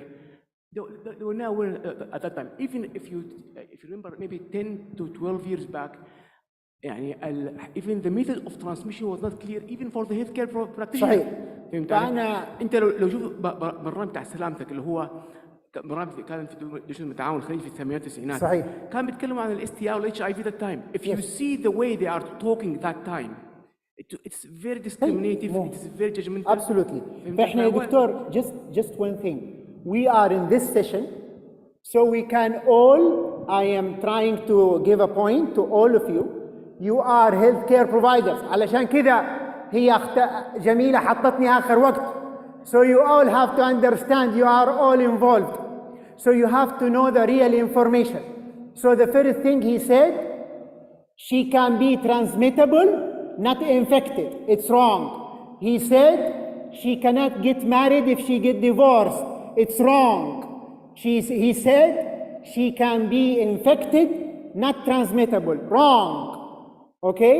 So everything, all the medical information that he said is wrong. So about HIV, if you do not know, do not say. صح? So they can get married. صح? They can get married. They can get married from non-infected person. They can do, okay? They can do everything like a normal individual. Can we go to the next slide? So the first thing is, just a minute, just one thing, one slide before. Just go back, one slide before. So you have to know, you cannot change anything around you regarding HIV if you are in Bahrain before you change what is inside you. خلاص. You cannot. If you ever, any one of you, have anything related inside him, if you saw an HIV patient and you said, والله ما أعرف, what did he do? If you ever have this thought, you cannot ever change the people around you, because you always have to be positive, because you never know how did he get it. You should never be judgmental. You should always respect others. As Muslim, as Bahraini, as any nationality, you should respect people. If you cannot change your brain, and your brain always will tell you HIV is related to unloyal relationship, you will always have a mistake trying to deal with HIV patient. So you have to change the thing from within you, okay? So I will ask you a question. Next slide, please. So if a man has sex with a woman with HIV without using a condom, what is the chance of him acquiring HIV? Yalla, question. Nisba. I need to hear numbers. No ideas. Yeah, any number. 60%? 60%. Yalla. 80%. Very less, I guess, around 2% maybe. 2%. Very good. Let's hear from others. Yalla, I'm coming to all. You see now everyone is looking at the screen where I am going. Give me a number. I don't have a number, but it is a very high incidence. Come. ما أعرف, maybe more than 60, 70. 60, 70. Give me a number. أي number. بس على حسب ما سمعته يعني على حسب الفيرال لود مالها. Sure. So what do you think is the number? 50-50. 50-50. ها. 90. Zero. في ناس zero, في ناس 90. You see? ها, what do you think? ها? 50. طيب. So in reality, the chance is 0.002. So it's 2 in 1,000. The chance is what? 2 in 1,000. So you are more to be hit in a car. Okay? You are more to be hit by a car in Bahrain rather than getting HIV. But this is a very big problem. So, next slide. So what is the chance if you are a surgeon or you are in the health, you are a nurse, you are using a needle and the needle cut your finger with the blood of a patient. Now, the needle have blood and أيوة دحين because I heard it. The needle have blood and now your finger have blood. So what is the chance? أيوة you said it right. 0.03. 0.03. 0.03. 3 in 1,000. So the chances come 0.03. So that means if anyone in the healthcare tells you, I do not want to touch HIV patient, you should kill that guy. Khalas? Because he doesn't know any science. If you see a dentist who tells the patient, I cannot treat you because I am worried, he should never be a dentist. Delivery, 0. So this is, no, but I mean if they are taking treatment. This is if he's not taking treatment. If he's taking treatment, the chance even less. Delivery have another percentage if she's not taking treatment. If she's taking treatment, it's 0. So we have to understand healthcare workers should take care. So can we go to the next slide? So those are the real chances, okay? So you have to understand this is anal intercourse is the worst. Can we go to the next slide? So علشان كده the first thing I tell my patients, what do I tell them? أنا أقول لهم next slide. أنا أقول لهم إنه هذا ابتلاء من الله علشان الله يبغى يديك نعمة المرض. ولازم تلاقيني استخدم البرسنتج اقول له what is the percent علشان اعرف it was 2 in 1,000. فلا بد انك انت تعرف انه there is a lot of people who had sex. You were امر الله جالك الابتلاء. So you have to be happy. You have to be happy لأن الله كتب عليك إنه يعطيك الأجر. So I make them leave my clinic happier with their disease, because every one of them comes with feelings that it is the punishment from God. So it is the beauty of leaving your clinic feeling happy about your disease, not feeling being punished from God. Okay? Next slide, please. You have to understand patients hate كلمة متعايش، لأنه ما في أحد متعايش مع الديابيتس. أنا ما أدري ليش يسموه متعايش مع ليس. يعني ما في أحد متعايش مع الضغط. في أحد يقول لك أنا متعايش مع الضغط، أنا متعايش مع الزواج. يعتبر بعض الناس مرض الزواج، فهمت كيف؟ لأنه يجيب لك كل الأمراض الباقية، الضغط والقلب والأشياء، فيعتبر precipitating factor. ما حد قال لك أنا متعايش مع الزواج، although you can تتعايش معه very easy. Okay? So I ask them, next slide. I ask the patient في الواتساب حقي المرضى. I ask them إيش اللي يزعجكم في القطاع الصحي. So this is what they wrote to me. They even feel a little bit ashamed of getting their medicine. We heard it من جميلة الله يعطيها العافية. الإحراج من استعمال الأدوية. أتحرج إني أسوي تجميل علشان he is worried about patients or physicians who will not treat him well. Dentist. Next slide, please. Private hospitals do not serve them. Now it's changing in Saudi Arabia. Next. So there is no time. We need to change the mentality. I need everyone here in the hall to change his mentality toward HIV. I need people in Bahrain to be more aware. They need to respect those patients. They need to treat them well. Okay? And this is why we did everything in social media. Next slide. This is why we did لا تمشي على عماك. So if you do not know what to do or what to say, everything is in لا تمشي على عماك.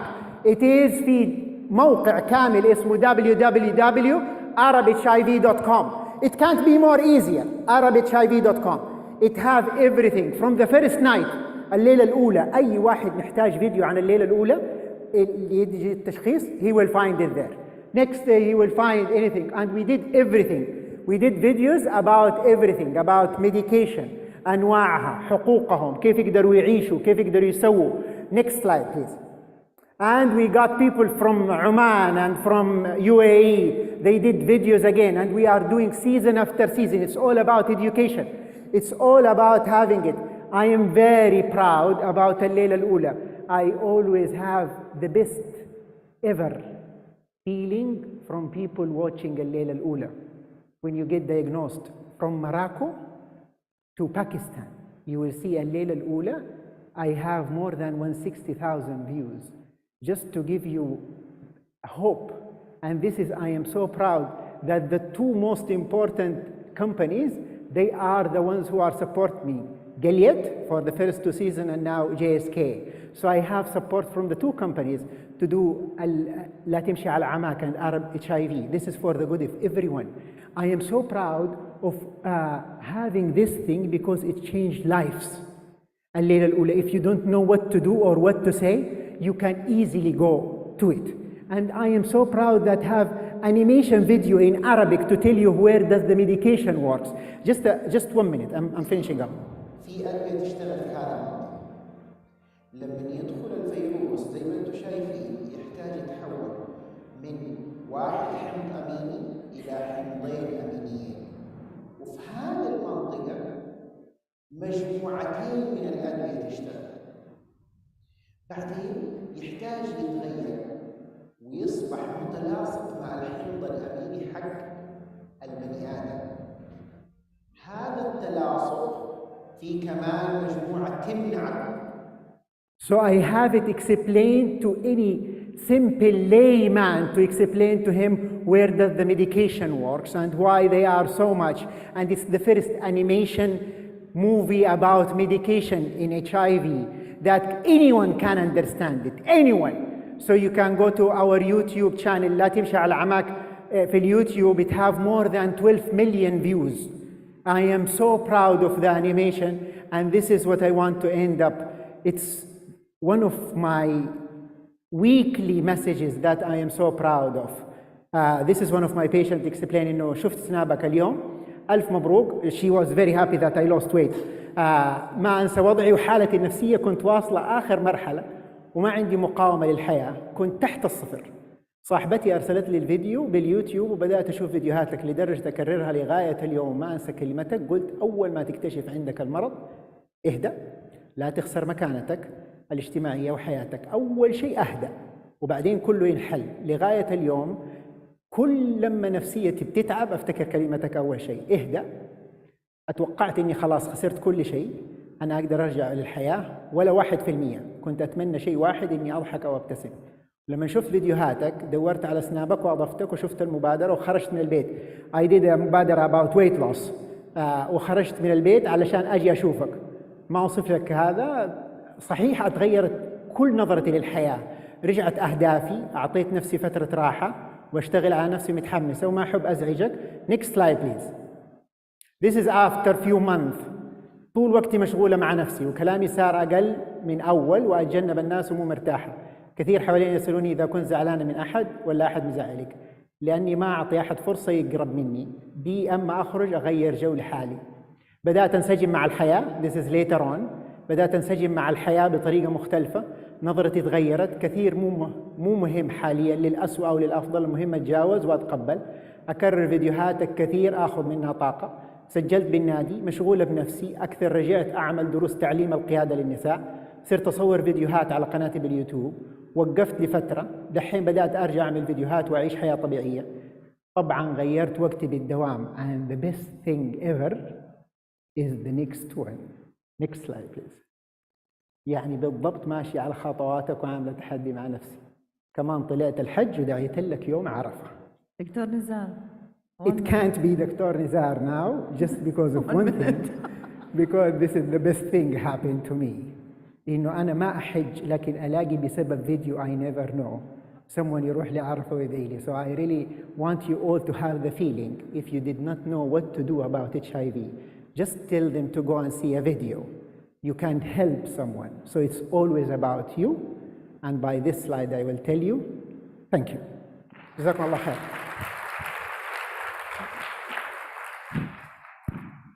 Thank you, Dr. Nizar. We are very proud of you, Dr. Nizar.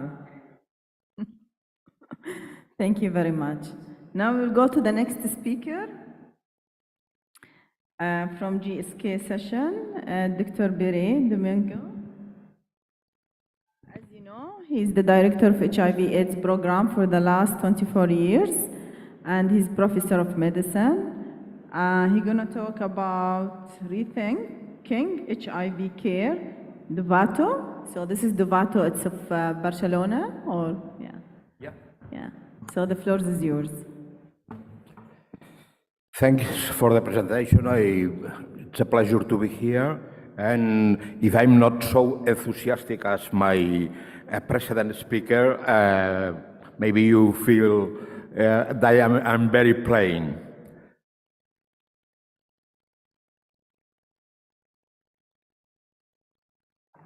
That's not my slide.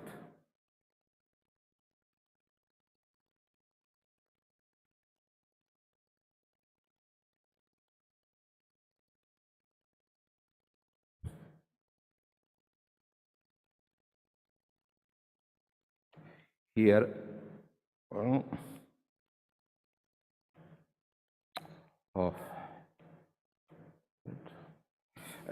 I would like to go to the first one. This is the topic of my speech. It's rethinking HIV care, the role of Dovato. For sure, you have been heard many times that now the paradigm is being broken. And the paradigm means that we have lived mostly in the triple antiretroviral era, and now are transitioning to double drug era. This is my disclosures, and my agenda is consists on the magics of number 3, breaking the paradigm and the future ahead. You know that number 3 is a magic number. Many religions and even cosmogony utilizes number 3. Even the alchemy, there are 3 basic elements. The staff forces are also 3, and even our primary instincts are 3: nutrition, reproduction, and survival. Oh.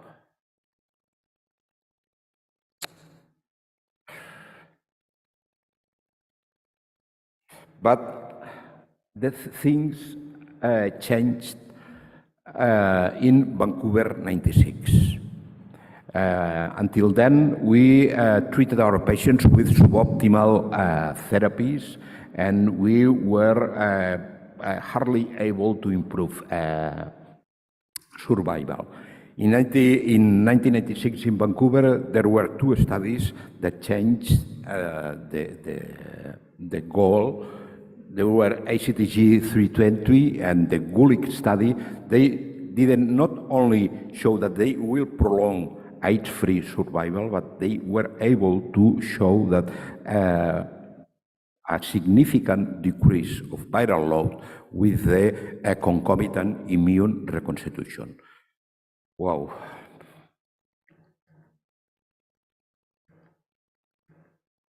I don't know what happens.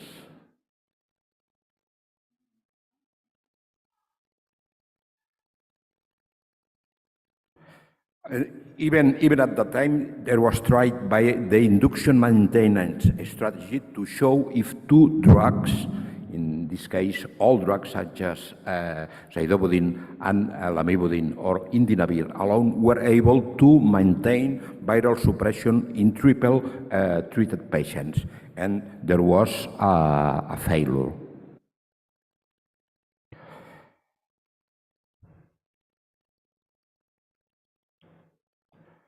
So I think most of you will agree that the antiretroviral paradigm is made of these 6 issues. Efficacy, that in naive patients means more than 90% at 48 weeks, and in switch patients less than 4% virological failure at 96 weeks. Tolerability, at least non-inferiority to versus comparator. Long-term toxicity is not very well captured in randomized clinical trials, and we should rely on cohort studies to see the long-term toxicity.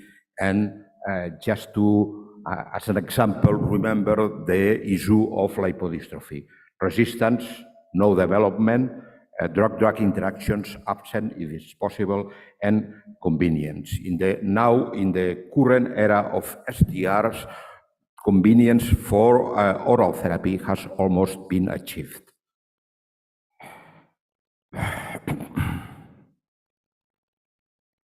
Okay.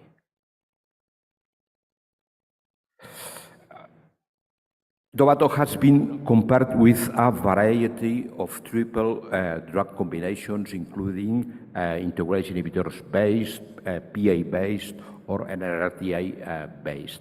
In most of them, has shown non-inferiority or even superiority. That's the case of darunavir boosted with ritonavir plus Truvada, and the same in terms of immune reconstitution, non-inferiority, and in some cases superiority. But when you try to break the paradigm, you have to be more stringent. And in the Gemini trials, that are the registry trials for approval of Dovato as treatment in naive patients, they did an Abbott test that not only measures, not only quantifies viral load until 40 copies, but under 40 copies, the test says if it's active viral replication or not. Target not detected is not viral replication under 40. Target detected is viral replication under 40. And they look in the Gemini trials for this target, and as you see, the solid parts of the columns are target not detected. They are similar, if not equal, in the triple drug arm than in Dovato arm. There are also at least 7 studies in the real world trying to provide real-world evidence with a range of follow-up ranging from 6 months to 12 months, and they have shown fairly the same rates of effectiveness than in clinical trials. And this reinforces that the use of Dovato in the real world is as good as in the clinical trials. Let's move to switch. There are 2 important clinical trials in switch. The one is Tango, which compares if switching to Dovato is equivalent to maintaining a TAF-based regime. These are data 3 years of follow-up. The viral load was undetectable in more than 80% of the patients in both arms. And as you know, in this kind of trials, in switch trials, the regulatory agencies must oblige to less than 4% of virological failure. And you can see the confidence intervals of the primary endpoint in the right side of the slide, and you see that they are far away from 4%.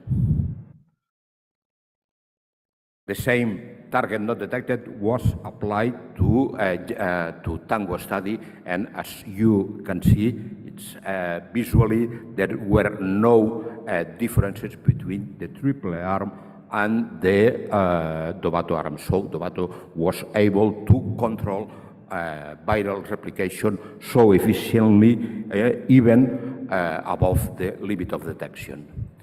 The SALSA study has the same design as the Tango study, but here the patients might come from a variety of prior antiretroviral regimens. At 48 weeks, that's the percentage is 94 and 93% respectively of viral load undetectable, and the virological failure is roughly 1% in each arm.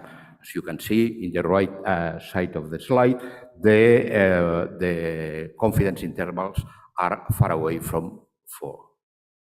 We have at least 11 studies in the real world with a follow-up ranging from 1 to 5 years, and all of them have demonstrated an effectiveness in controlling virological replication that is superimposable to what we see in clinical trials.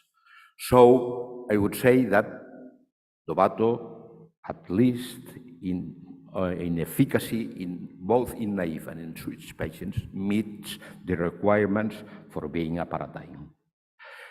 What about tolerability? The same network analysis I presented before referred to those regimes, those triple regimes compared with Dovato, didn't show any difference in discontinuations, but was some differences with most of these regimes in severe adverse effect or in drug-related adverse effect.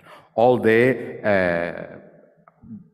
numbers highlighted in orange here means in favoring Dovato.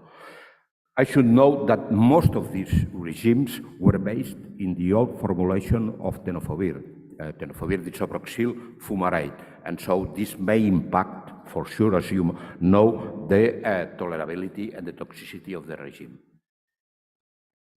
In Gemini, they looked for the lipid profile, and they showed that there was a difference favoring the triple arm. But once more, I should note that the comparator arm has TDF on board, and TDF has per se a hypolipidemic effect. So I would say that Dovato more or less was neutral. And if you look at the magnitudes of change, they are hardly clinically meaningful. The other side of the coin is when you have TDF on board, your kidney and your bone will suffer. And here you see that in both arms, the GFR declines. But this is a cosmetic decline because dolutegravir, as you know, inhibits the tubular transport of creatinine. When they looked at GFR based on cystatin C, the results were similar. And the arm who has TDF on board had more biomarkers of cellular dysfunction. The bone has always gone with the kidney, and when the kidney loses phosphates through the tubule, the bone suffers. And if TDF is on board, the kidney loses phosphate. And then there are a significant increase in the comparator arm with respect to bone turnover markers. In TANGO, the lipid profile, you remember TANGO has no TDF, has TAF, and here the difference was favoring Dovato. There was a moderate decrease. Always the magnitudes are very small, and so it's clinically meaningful. Differences are under discussion. But anyway, the TAF-based regimens increased cholesterol. In terms of tolerability, TANGO has data for 3 years. There was no signal of this tolerability difference between Dovato and TAF-based. And if you look at adverse effects leading to study withdrawal, that's our main concern. There was a small difference, but you know that in switch patients, the arm that changes the drug of study is always penalized. The same is for salsa, no differences between switching to Dovato or being on the current regime. In the real world, the rates of discontinuations are a little bit higher, but no signal of differential toxicity has ever been detected for Dovato. So in terms of tolerability, I think Dovato has shown non-inferiority or superiority versus most of its comparators. Long-term toxicity, as I said, we should rely on cohort data for long-term. What about emergence of resistant mutation? This is a slide that summarizes what the resistance is like with Dovato use. It's 0. In Gemini study, 700 patients, there were 12 patients who had confirmed virological withdrawal, but no one of them had resistance except one patient that I know well because it's a Spanish patient, a Galician patient, actually, that has problems with adherence and who developed the 108.4b and the 263R. No resistance in TANGO, no resistance in salsa. The real-world experiences that I previously mentioned haven't seen any resistance except in one study who detected 2. And why is Dovato so robust? Because it's composed of 2 potent drugs. You know that the antiviral potency of dolutegravir. It can decrease in monotherapy studies, decreased viral load by 2 logs, and you have to add half a log more from 3TC. Dovato has a high genetic barrier. It needs many mutations to develop resistance. There is a high pharmacological barrier with high inhibitory quotient, means that the trough concentrations ratio with the mutations is very high. Dolutegravir and 3TC have a symmetric profile and few significant drug-drug interactions. And in addition, Dovato binds to the integrase, to the integrase pocket very tightly, and it remains there for a long time. And that's what we call a long dissociation time, and explains why dolutegravir is so robust. In addition, we are blocking 2 steps of the viral cycle, so it's for the virus it's not so easy to develop resistance. So in terms of resistance development, there is no development, as I said. And what about drug-drug interactions? The speakers in this morning speakers have nicely shown that our patient is growing older. And the polypathology and the polymedication is the rule right now in our clinics. And I can say that integrase inhibitors as a class have a low potential for DDIs, and this is extracted from the EX guidelines. And here you can see that the green part of the circle is no significant DDI. They compare these combinations with 43 drugs that are commonly used in HIV patients. And as you can see graphically, Dovato was the one who has the less potential for DDIs. So in terms of DDIs, they are absent, and obviously Dovato doesn't need a booster to be active. So the guidelines, most of the guidelines recommend the use of Dovato both in naive people and in as a switch strategy. And there are some worries. And the worries, one is, what if the patient has hepatitis B? We are then treating suboptimally this infection. And here you can see the prevalence of chronic hepatitis B worldwide. And there are areas with, for instance, the area where we are now, that maybe you have been more attentive to the fact of having an active hepatitis B. In our media, we have looked for that in people living with HIV in Spain, and as you see, we have a 3% prevalence of active hepatitis B infection. The other way around, if we treat the patient without having the serology for hepatitis virus B, we have 97% probabilities of putting the right drug on board. The other worry is, what about if the patient has archived the 184B mutation? We have looked for that, for the prevalence in naive patients.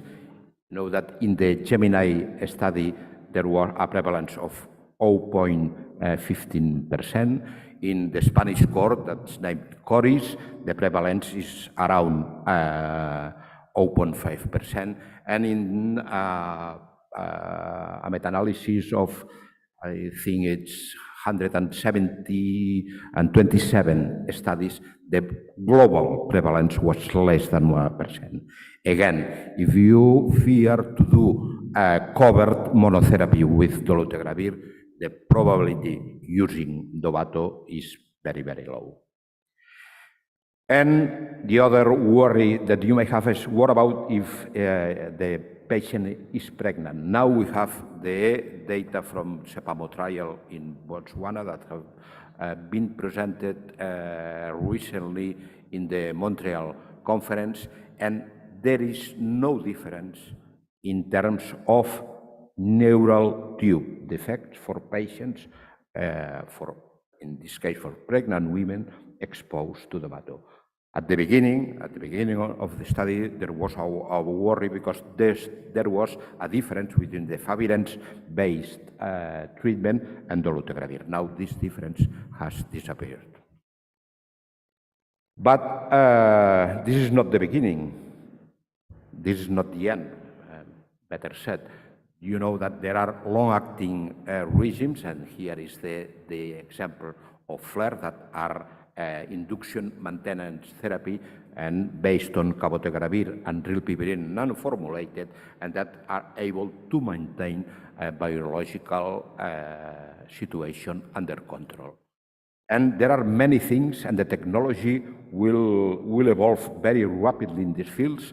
There will be oral drug sustained systems, there will be microneedle parts, maybe biodegradable thin polymer devices, and implantable devices that had already been used as PrEP.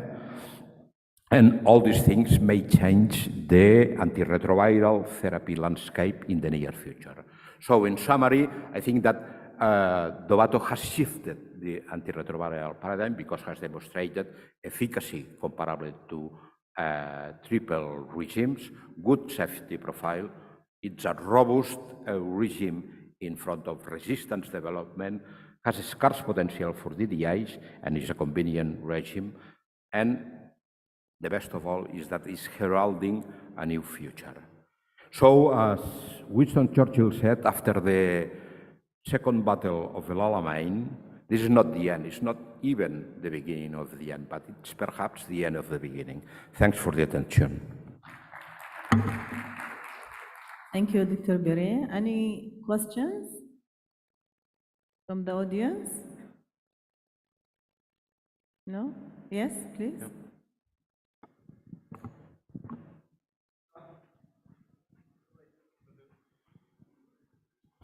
Just for future opinion, do you think that there will be a return to the monotherapy?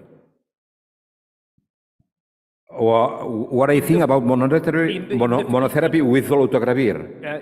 In the future, do you think that there will be a return to the monotherapy, either with dolutegravir or with something else? I think that monotherapy with dolutegravir was tried at the beginning, and there was a little study that was performed in Barcelona, and it was impossible. It was impossible because there were many failing patients, and the patients developed resistance. I said that in terms of resistance development, dolutegravir is very robust. It's very robust when it goes with 3TC, but not alone. In terms of resistance, the best drugs we have as of now are the boosted PIs, and dolutegravir is not equiparable to boosted PI.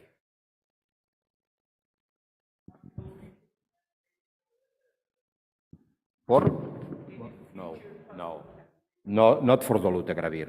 I wouldn't use. I think it's not usable as monotherapy, unfortunately. We have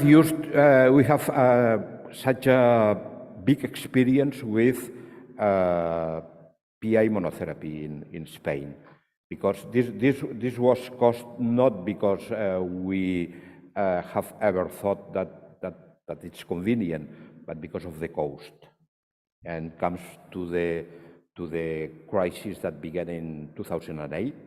We have to cut the antiretroviral budget, and one way of cutting was putting patients on monotherapy as an induction maintenance therapy. But at the end, patients even with monotherapy, PI monotherapy, they failed. And it's not advisable right now. Thank you, Dr. Bere. Thank you for your presentation. Thanks. So I hope that you will be patient with us. Still, we have 3 speakers. So the next one will be, I'm delighted to introduce Dr. Mahdi Kerkour from Morocco. He has an educational and training background and medical doctorate, Faculty of Medicine of Casablanca, Professor of Pathology, Faculty of Medicine, and he had great working experience as a head of pathology department for the position of associate and assistant professor. He's a consultancy on HIV testing and counseling national strategy of Tunisia, WHO year 2018 and 19. He's also a member of the HIV and Human Rights Commission, National Council of Human Rights of Morocco since year 2014. He will talk about NGO role in HIV care community. So welcome, Dr. Mahdi. Thank you very much, and I would like to thank the organizer for inviting me here today to talk about this important topic, and congratulate you on the success of this very nice conference. Today I am more here speaking as my capacity of president of an NGO. It's called Association de lutte contre le sida, جمعية محاربة السيدا in Morocco, which is member of the Coalition Plus, International Coalition Plus network. So, what we call in NGOs has always been at the forefront of the HIV response since the beginning, and because they demonstrated the very good ability to reach those who are hard to reach, key populations who are the most affected by HIV infection, and who are less likely to use the usual healthcare services. And because also NGOs, or what we can call also community-based organizations, CBOs, have demonstrated great skills to deliver health promotion messages. The collaboration with the public healthcare system is very important. And what I am saying applies, of course, for HIV and is coming from my experience on the field in HIV, but it is true for other diseases like Ebola or COVID-19 or whatever. So what is a community-based organization? What is the community actually? The community is actually is more of a social representation. It's a sense of identity that is given to a group. It's a group of people who share the same characteristics, whatever those characteristics are. It could be location, for instance, people living in the same neighborhood. It could be identity, Bahraini people, community of Bahraini people. It could be social values, could be living with the disease, living with HIV based on belief. It's a common characteristic that put people together and gives them a sense of identity, and on the field they can organize themselves as a community-based organization. CBOs have always demonstrated some qualities. Sorry, like, okay, how can we go back? Oh, thank you. Have them some qualities like capacity of adaptation. They have if we talk about HIV, they have demonstrated a great sense of adaptation to the evolution of the landscape of the HIV. We had the first period where people were dying, so CBOs were more helping people to help them, assist them in the process of dying. Then we got treatment, so people living with HIV were no more dying. They had a project of life, so CBOs were then to assist them in how can they realize those projects. They have demonstrated flexibility, great flexibility. For instance, they can, what we call moonlight, they can walk after hours, they can walk on the field, go ask a government employee to work after hours or in a bar or in a beach. It's not possible. They are longing for innovation. All the innovations that we see, PrEP, like Dr. Nisreen was talking about yesterday, has been pushed by the communities. HIV self-testing is pushed by the communities' proactivity, so they go with their advocacy skills and they ask for a better quality of care, for a better quality of services, solidarity. There's great solidarity between the members of the group. They network, they share their experience. And in every meeting and conference, we have a lot of experience sharing, and they have also a great ability to learn from the lessons and to build on previous experience. And all those qualities put together can explain the resilience of the HIV/AIDS movement, that it is here since the beginning of the HIV epidemic 40 years ago, and the communities are still there working on the field. Community mobilization, or when communities engage in the HIV response, everybody wins. There are a lot of scientific evidence. I'm just showing one of them. This is absolutely not exhaustive. If you go online, you can find a lot of literature, a lot of data about that. When community is involved in the broader sense in the HIV response, they can help to improve the use, the access, the quality of services, so better treatment adherence, less unmet needs, increase in HIV awareness, increase in the likelihood of treatment access, increase even in the prevention in inconsistent condom use, like a lot of studies have showed. And there is even economical studies like this one. This is the most known studies in Canada, in the province of Ontario. There is an estimation that the community has helped the government avert more than almost 70,000 HIV infection, which is huge, and help the healthcare system to save $6.5 billion, which is very important.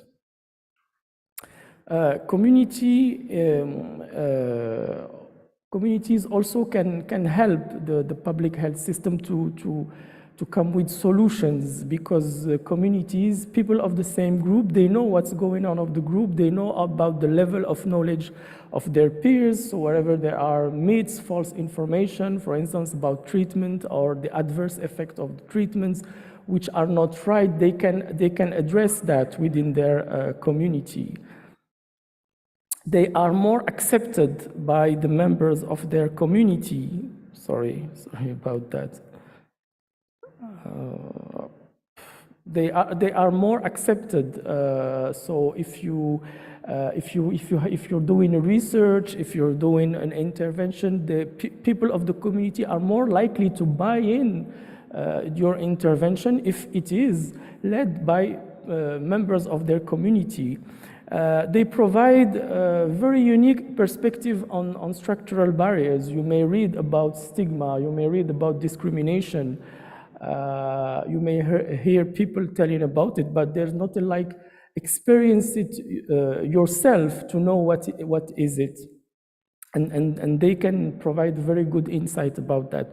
They can help facilitate some unpopular measures. For instance, they helped a lot of governments, communities helped a lot of governments, for instance, to during lockdowns, to make this idea of lockdown acceptable by the members of their groups. And also they can provide innovative and adapted solution to their needs.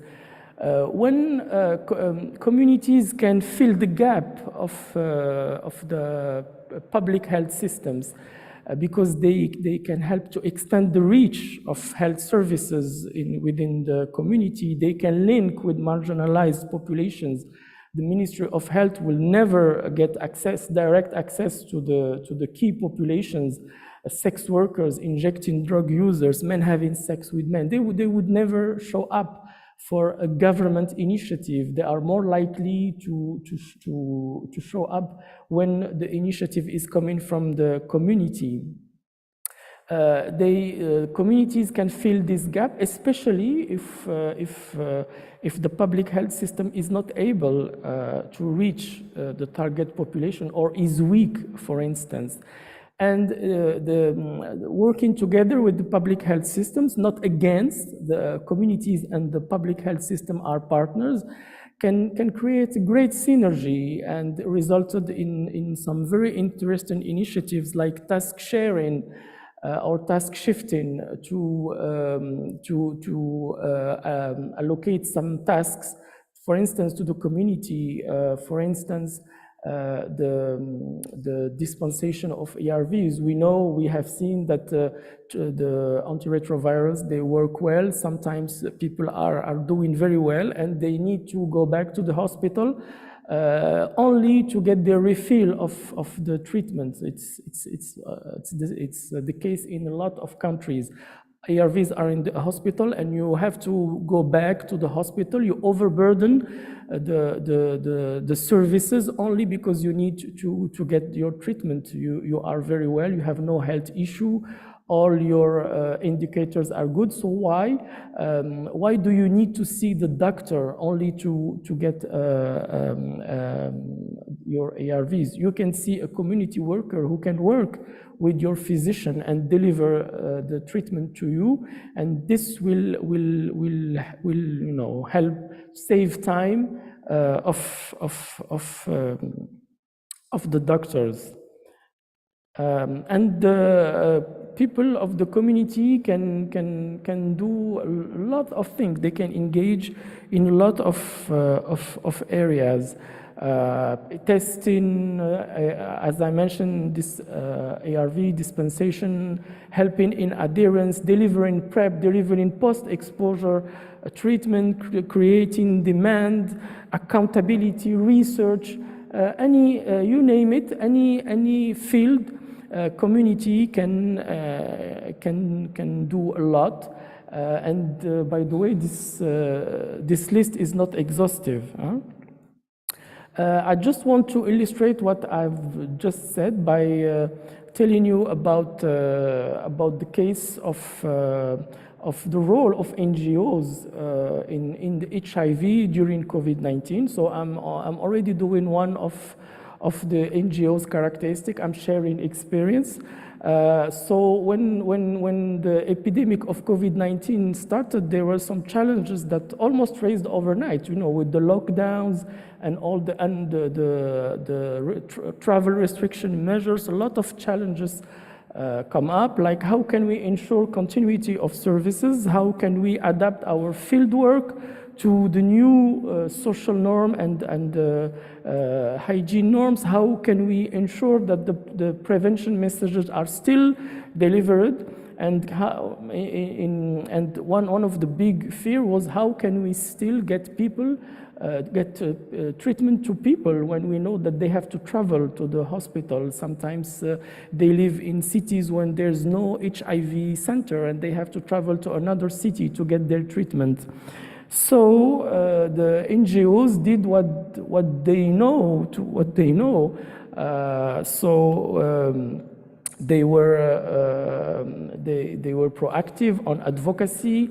We went to see the Ministry of Health to discuss this. We discussed with the police who were checking people and asking them to get special permission for the people living with HIV. We went to see donors to tell them that we have a new issue raising COVID-19, so maybe we need to reallocate some funds for this. So this was the advocacy part.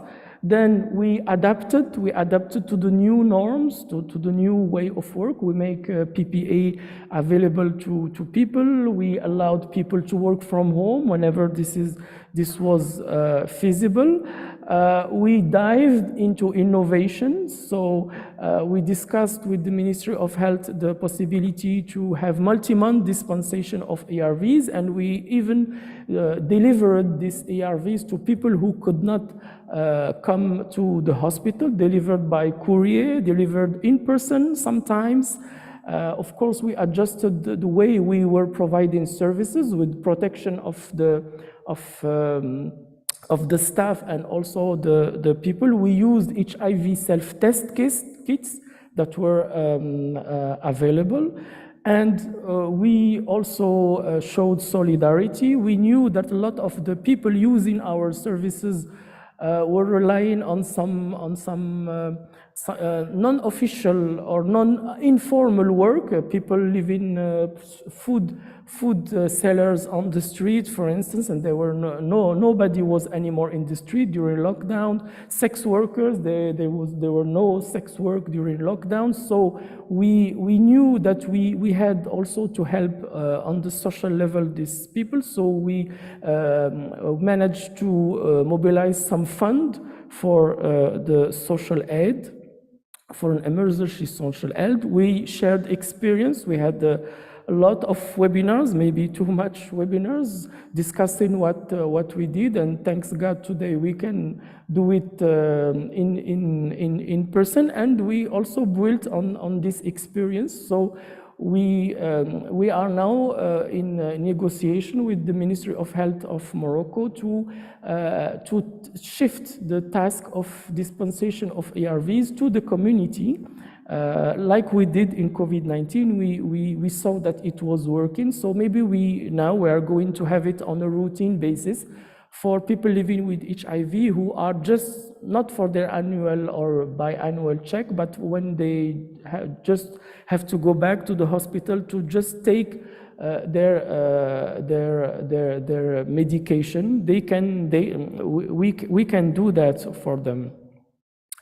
So in conclusion, community response, as we have seen, is key to ending the HIV epidemic, and we need to scale it up.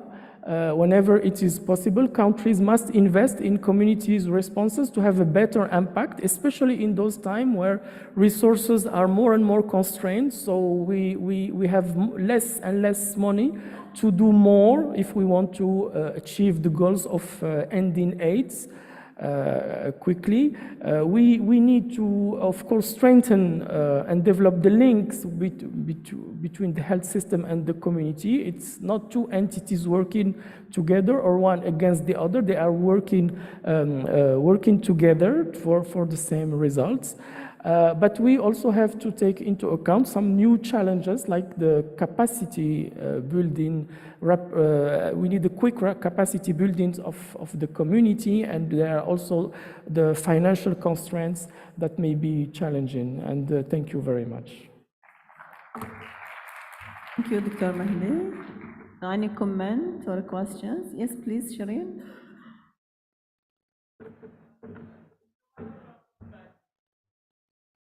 Yes, we can hear you.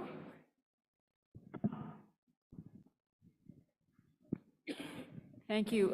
Mahdi, félicitations, Mabrouk. I mean, your work in Morocco has just been outstanding for our entire region. So just my thanks to you and your colleagues for your decades of commitment and all the success you've achieved so far.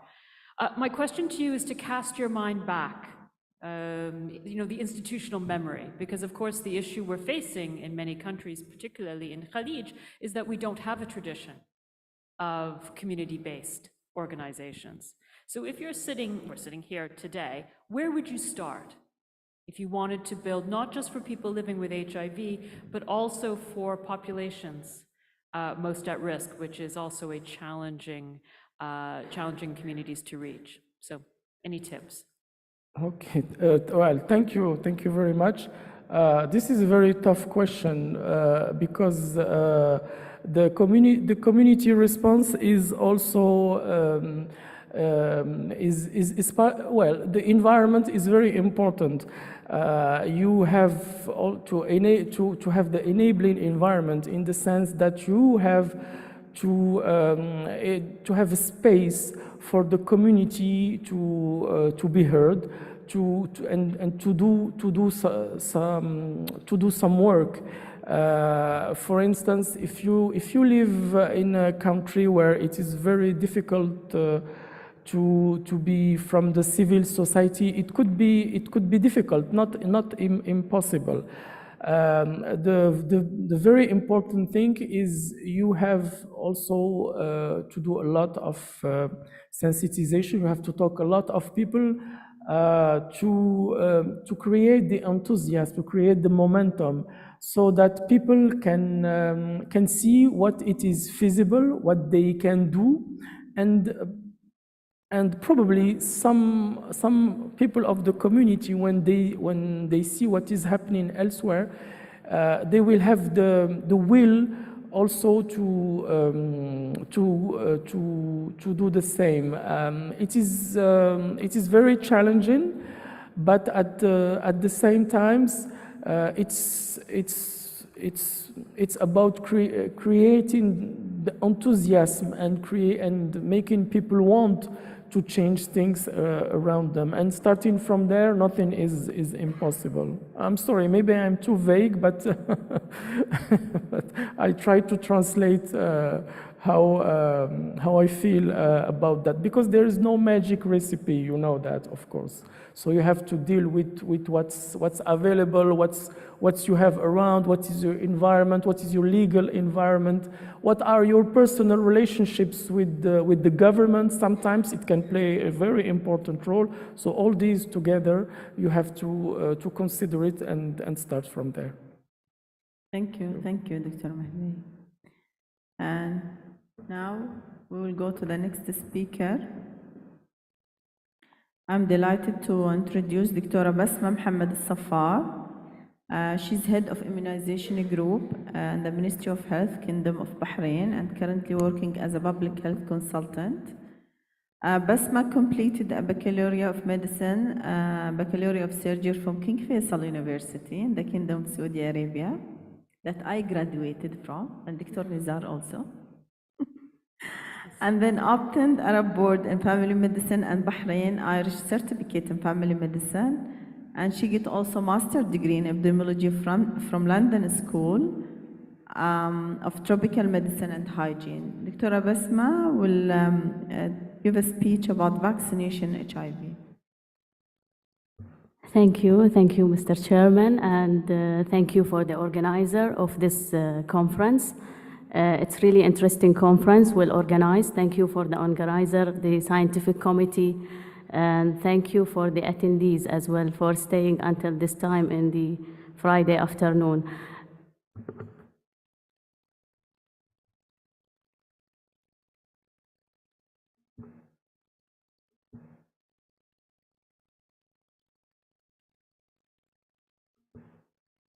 Okay, so today in this presentation and in continuation of care for HIV patient and as a holistic approach, and to have the patient-centered care for HIV, it is very important and integral part in the management of HIV patient to provide them with the recommended vaccination in order to protect them from infections.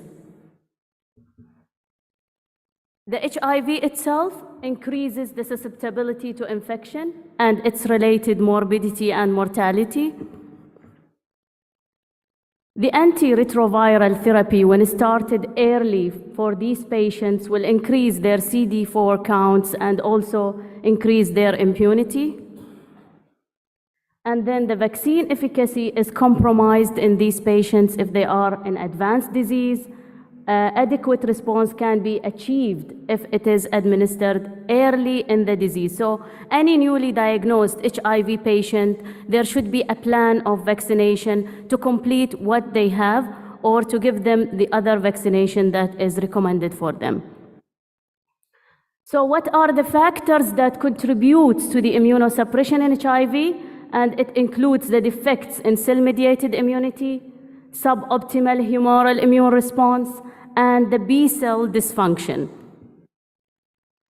And there is a concern about the vaccine safety among HIV patients and its importance to protect them.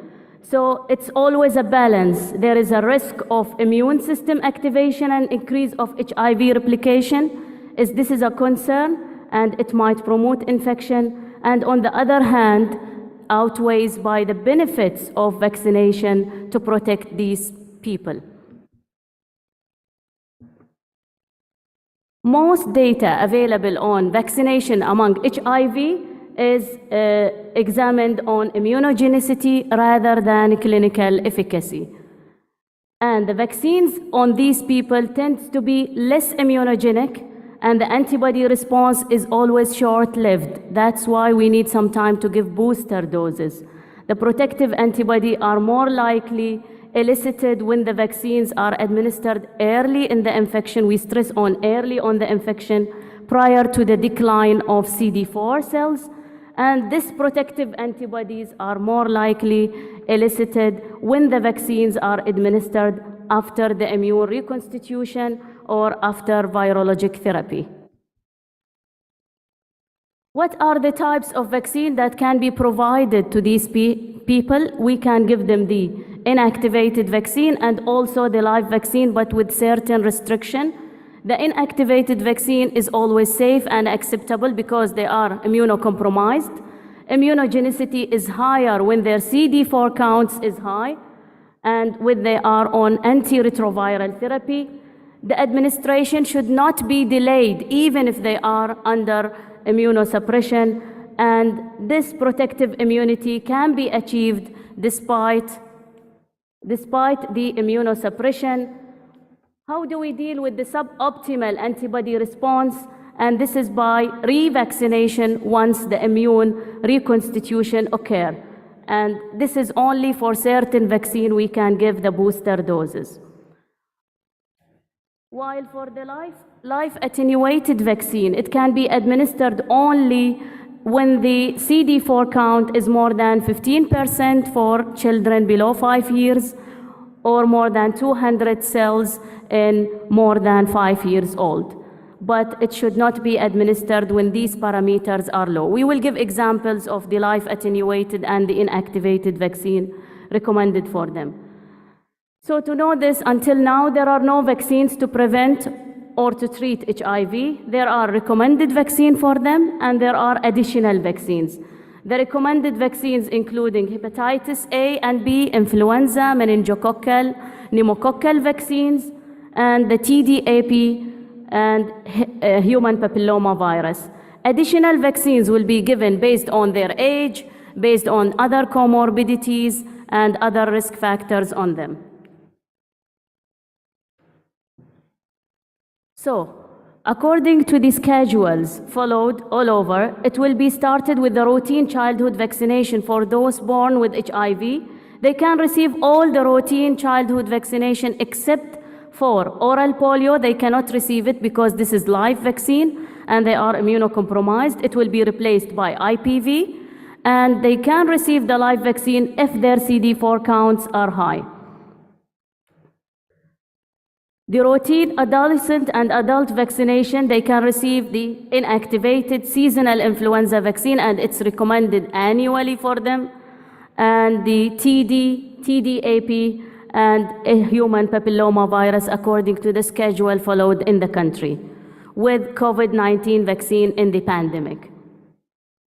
Other vaccines recommended for them because of their HIV status is hepatitis B, hepatitis A, meningococcal and pneumococcal vaccine. And this should be ensured to be given to them. The other vaccines according to other risk status is Haemophilus influenza, MMR and varicella and zoster vaccine.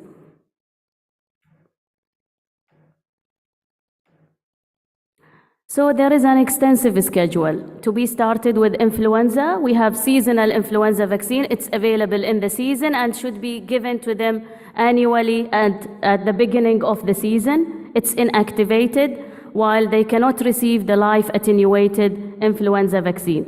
The pneumococcal, which protect them from pneumococcal infection. We have the pneumococcal conjugate and the pneumococcal polysaccharide, and usually we start with the conjugate to give them more immunity. After a minimum interval of 8 weeks, we give them the polysaccharide vaccine. Then we have the MMR. We stated this clearly how we administer it according to CD4 counts.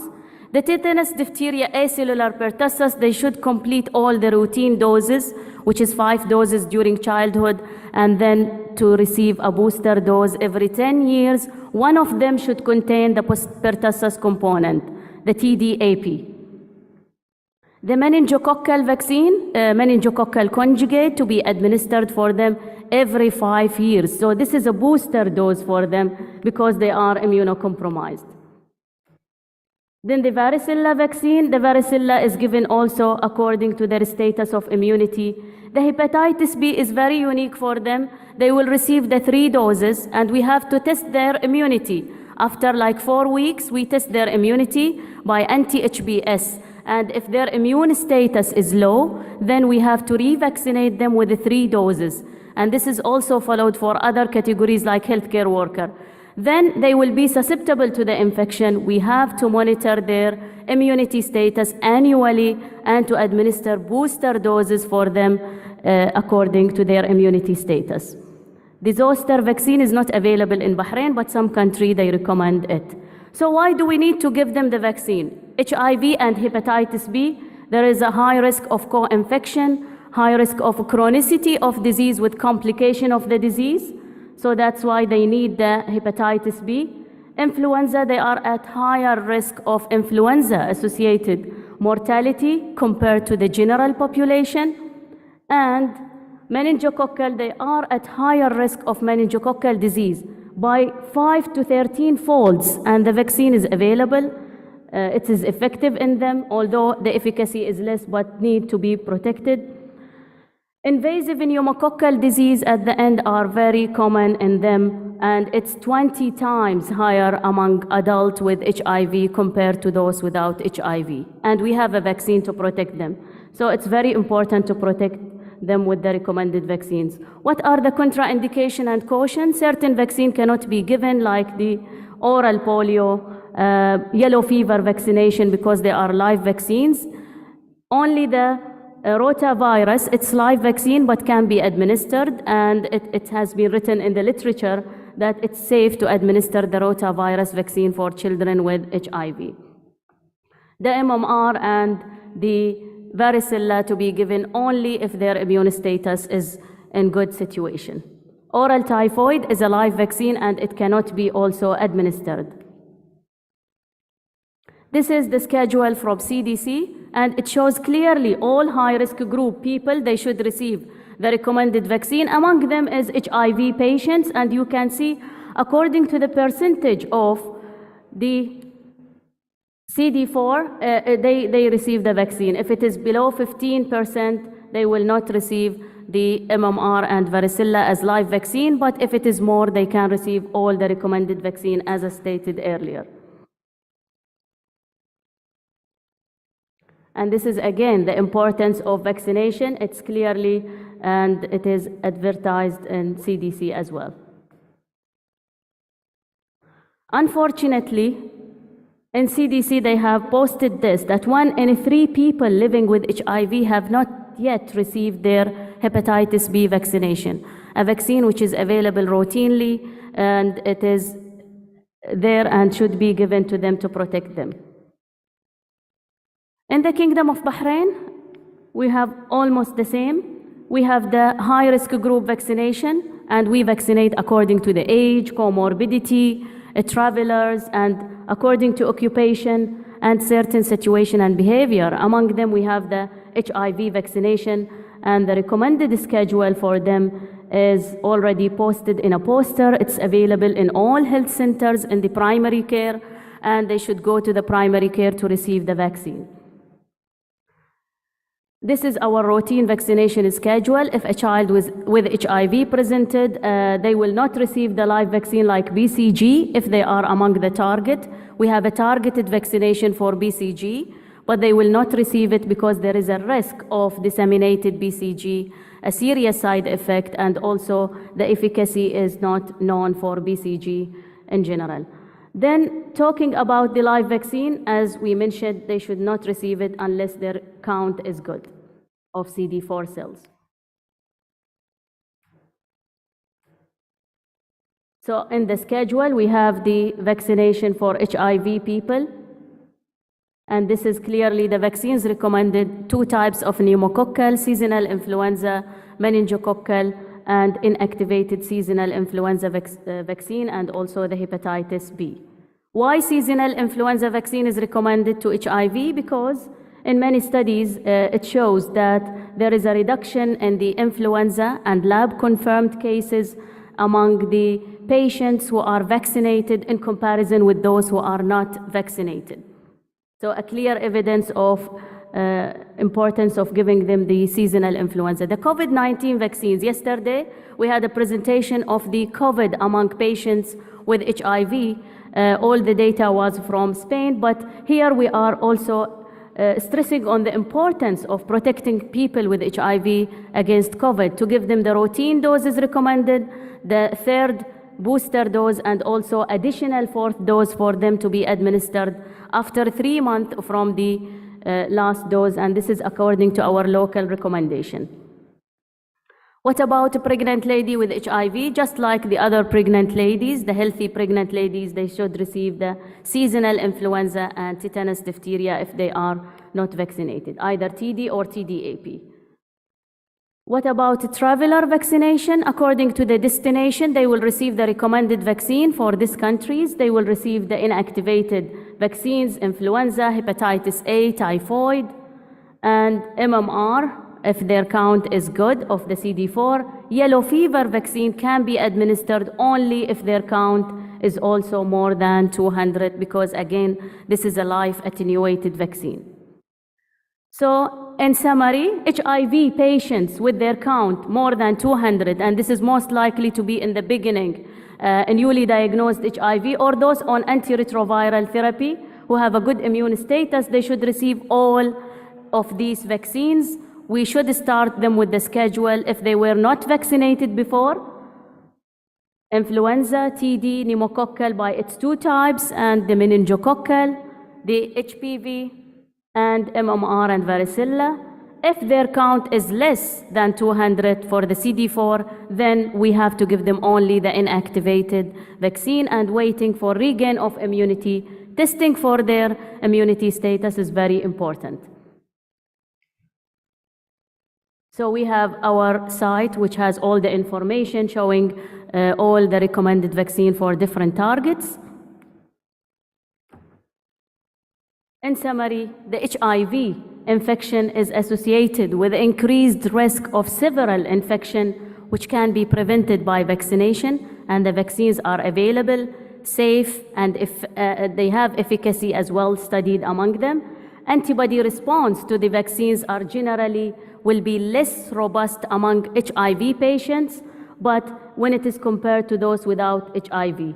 But we have to administer the vaccine, we have to give them the available evidence, and we have to protect them with specific doses, schedules, and to test for immunity and give booster doses according to the level of immunity. Thank you very much.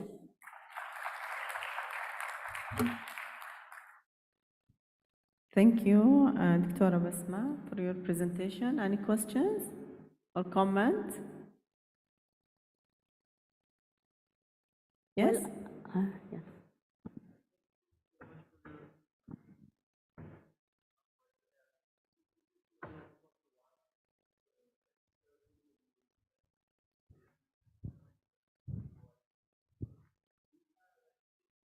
Any understanding of the Bahraini epidemiology about the composition of the vaccine and its correspondent in the field? Do you know the serogroups, etc.? Does the vaccine is complying with the, isolates in the field?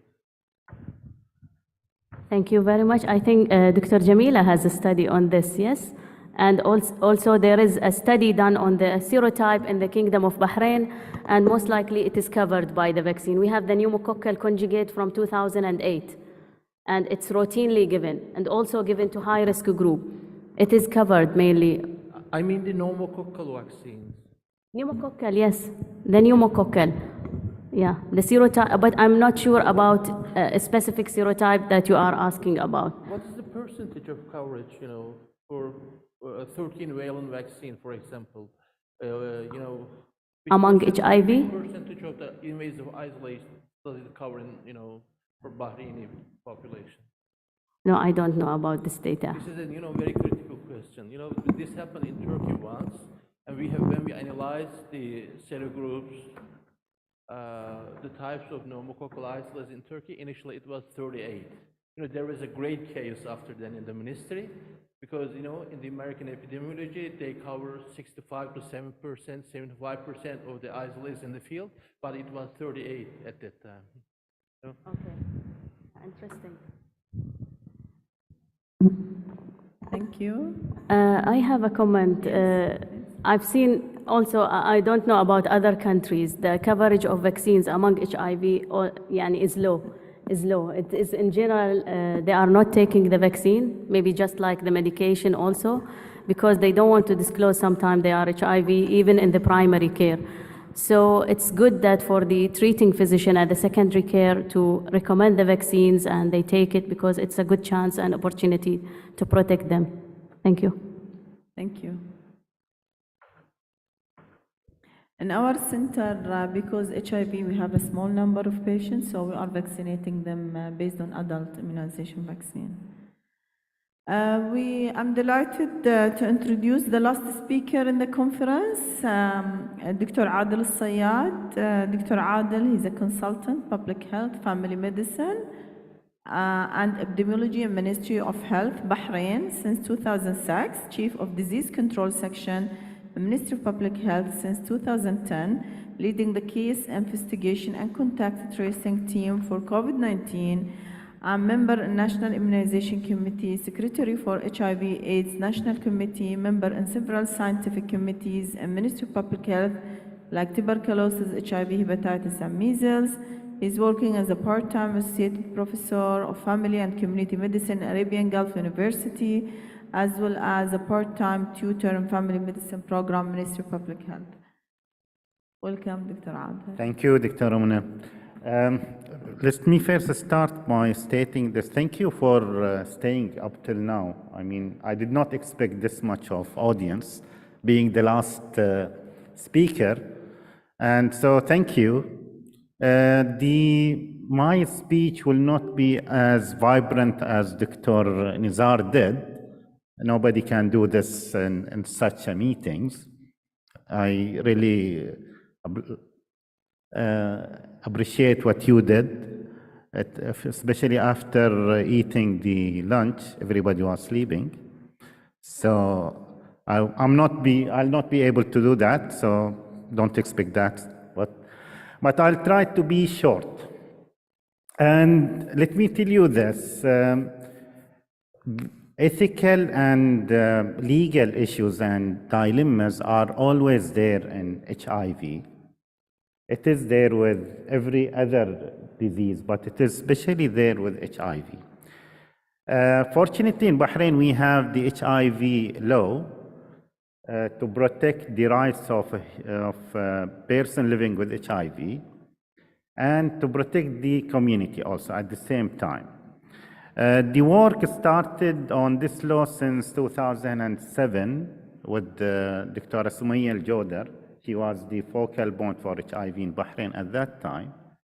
And I was with her as part of the team, but then she moved to become one of the MPs. And from there, in 2012, she started again working on the law. And finally, it came out in 2017. We'll try to just present something about human rights principles. I'm not going through all of these human rights principles, but I'm going to use them to discuss the situation that we were facing during our practice or dealing with cases. The other thing that we are going to consider here also is the moral principles. Well, and this is, we do use them in our practice. And yeah, autonomy, non-maleficence, beneficence, justice, and all of these things, while we are considering the situation of the patients. In addition to that, just to support our decisions, we have the law, fortunately, in Bahrain.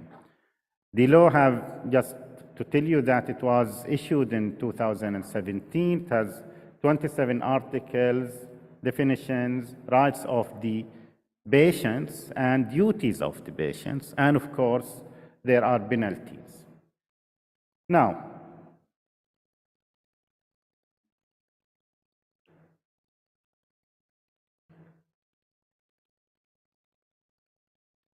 oh, it did not come with the same testing.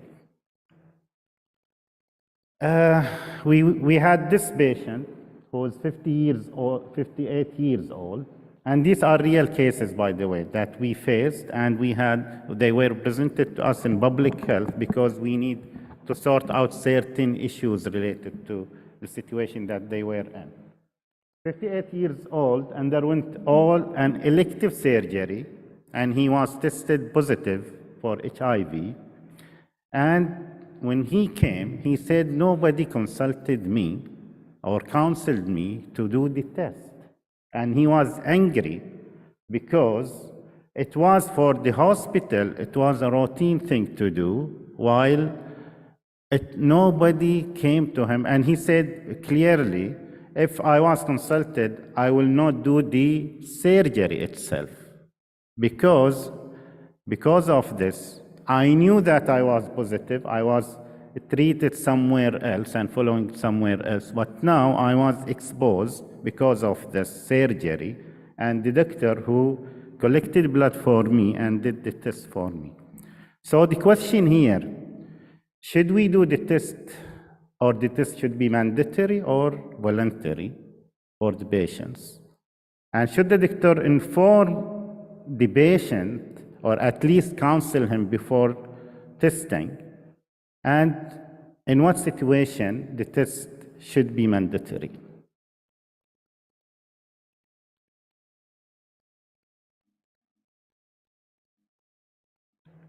As a human rights principle, the patient should receive the highest standard of physical and mental health.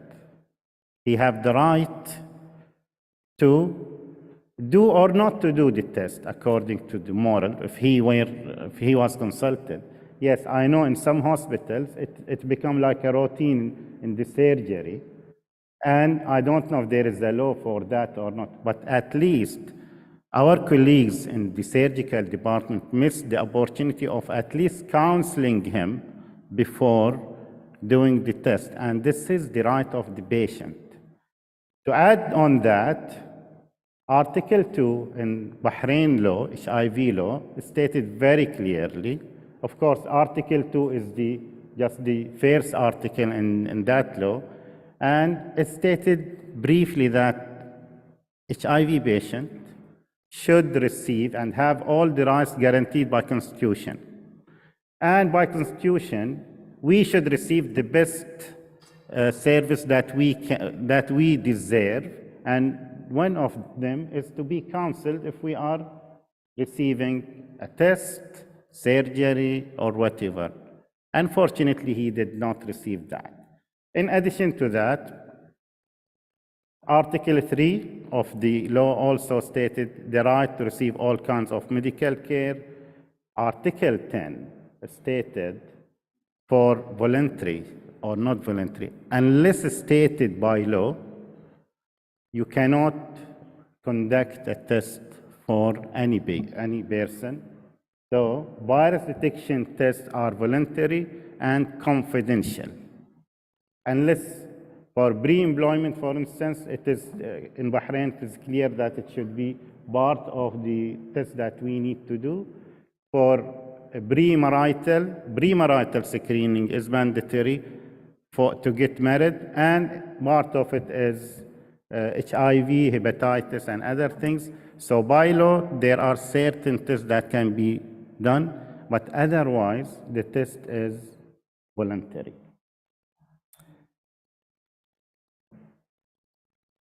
Okay. This is another case, a 50-year-old male tested positive for HIV. He was married. He refused to inform his wife, claiming that it may destroy his family life. Usually in these cases, we gave them some time because it would be better for him to tell his partner, in this case his wife. And it was an extramarital affair, and he had this disease. But the issue now, we want to inform his intimate partner, in this case his wife. So the questions here, does the patient have the right not to tell his partner? Should we, as doctors or health professionals, call the wife and inform her about the situation if he refuses or if he continues to refuse to tell her? And who should know the results in general about the patients? Himself, his family members, his friends, his work. And the issues here is the right for privacy for the patient, autonomy, of course, but there is also a benefit for the partner. Partner need to know, need to be tested. She may be positive by now, or even if she is negative, hopefully, she will receive the treatment that will prevent the disease, the virus from getting to her. In Bahrain law, we have these articles to ensure the privacy, that the information is not giving to anybody. So it is prohibited to publish the personal data of the person living with the virus in any of the means of dissemination. So this is to protect him. And also the medical and healthcare worker must maintain the confidentiality of the medical and professional information of people living with the virus.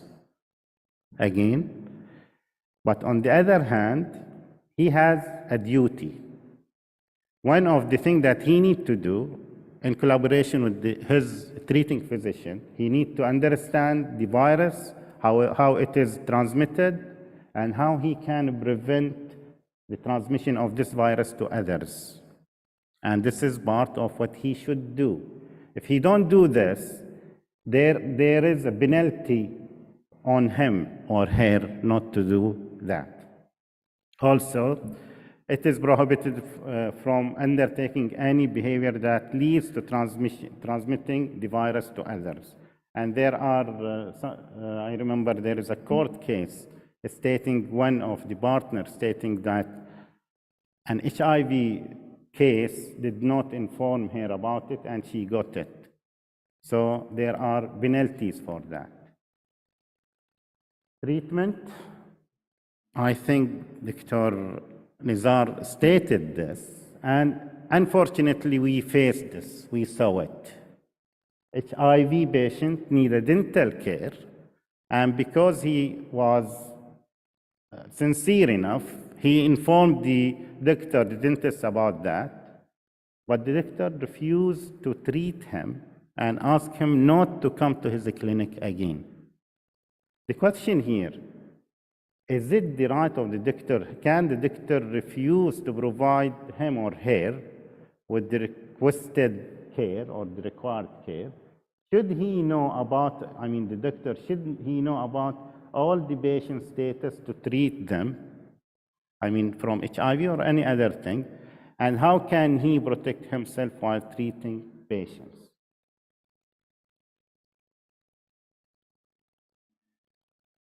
Of course, the patient have the right not to be discriminated against.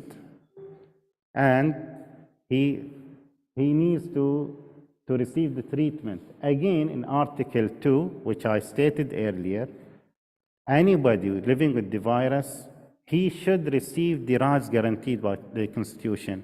One of the main rights is health, receiving treatment. Article 3, again, the same thing. Article 17, just to protect the doctor and the healthcare worker, they need to take all the necessary health measures to prevent the virus from transmitting to health service recipients. So infection control procedures, regardless whether you know the status of the patient or you don't know, it is mandatory, and it will be enough to protect you from, as a healthcare worker, to protect you from the transmission of the disease. Employment. And unfortunately, we saw a lot of cases. This is one of them. I think this is 2 or 3 years back. A 24 years old or pre-employment tested positive for HIV, and we face this dilemma. Should we notify his work about his condition with the risk of not employing him? Can he work in a health-related discipline? Can they terminate him from work based on his positive results?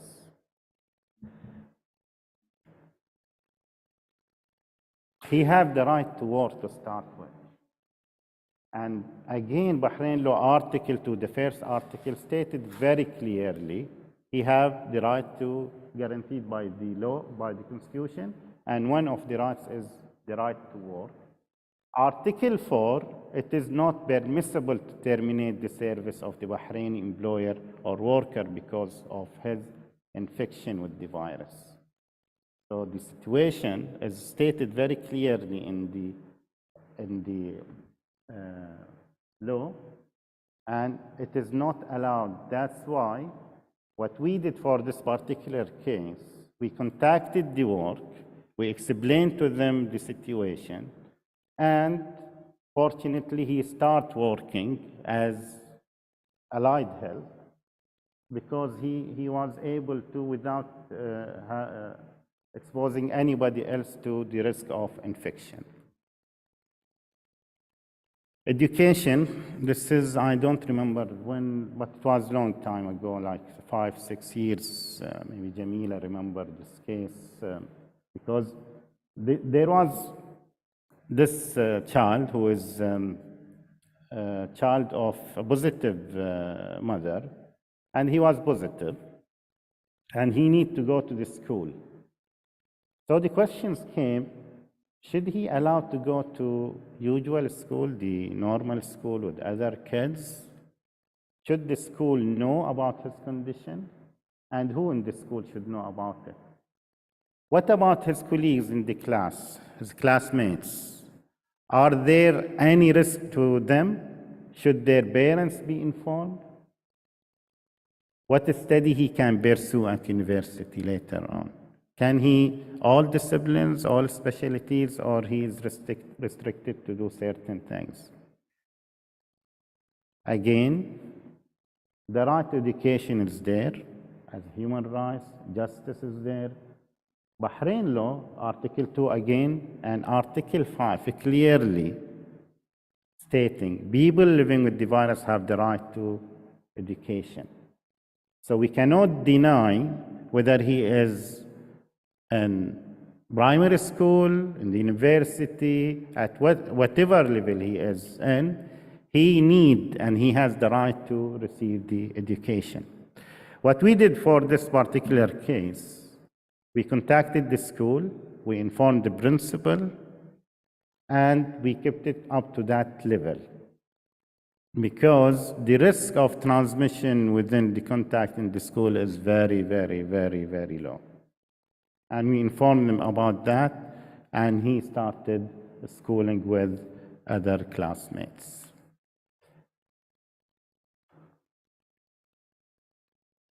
Marriage? Yeah. There are two stories regarding this. I brought the positive one because a couple came to pre-marital testing, and both the male partner was HIV positive. And both were informed. The female partner wanted to get married to him. She was okay with that. Some of our colleagues had this concern. She is young, she don't know what she is going through. Should we allow this to start with? Okay. Should we inform her family? Because she is just in her early 20s and she have this love and she don't know what is her benefits now, what this will lead her to. Can they have babies? Well, the right to marry and found a family, this is human right, so yes, they can. Article 13 stated, those who are suspected or should be aware about it, so they need to be aware, the positive one. Article 14, again, for the duties of those with positive result, must adhere to the instruction given to him or her by the health institution to prevent transmission of the disease. So this is in part of the patient, the male partner. Medical and health worker must maintain the confidentiality of the medical and personal information of people living with the virus. So we could not, and we are not in the position to communicate with her family, because this is her choice at the end of the day. She is an adult and she knows what to do or what not to do. And can they have kids? Of course, yes. Of course, yes, they can. That's all. Thank you. Thank you, Dr. Adel. Any comment? Yes? Yes, Dr. Mizan.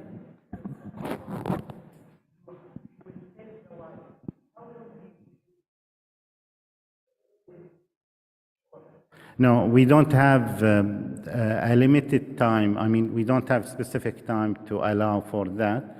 But as part of counseling for the patient, we tell him, actually, Jamila do this in the clinic. We tell him that, okay, this is your situation, 1, 2, 3, 4, and you will receive this treatment, and they think that you know. And then, as part of the counseling, you need to tell your partner, because he or she need to be tested. So, well, give me a few days, give me 1 week, give me whatever, because they need to break this news to the partner. But we don't have a specific time for that. So we have this discussion with the treating physician. Okay, we gave him 1 week. He was reluctant, 2 weeks, 3 weeks. We think that he don't want to tell his partner. We cannot wait till the end, because we need to take care also of that partner. That's why we need sometimes to come and interfere with that. Maybe Jamila wants to comment on that.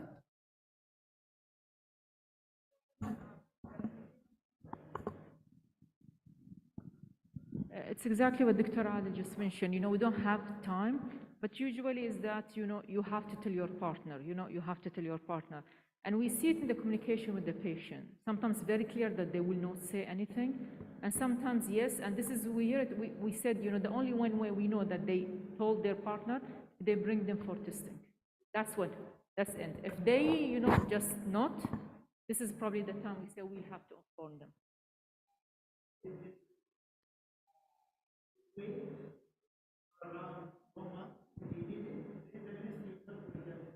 Okay, but we don't have a specific. It varies from patient to patient how they deal with it. If they bring them for test, this is the only one check.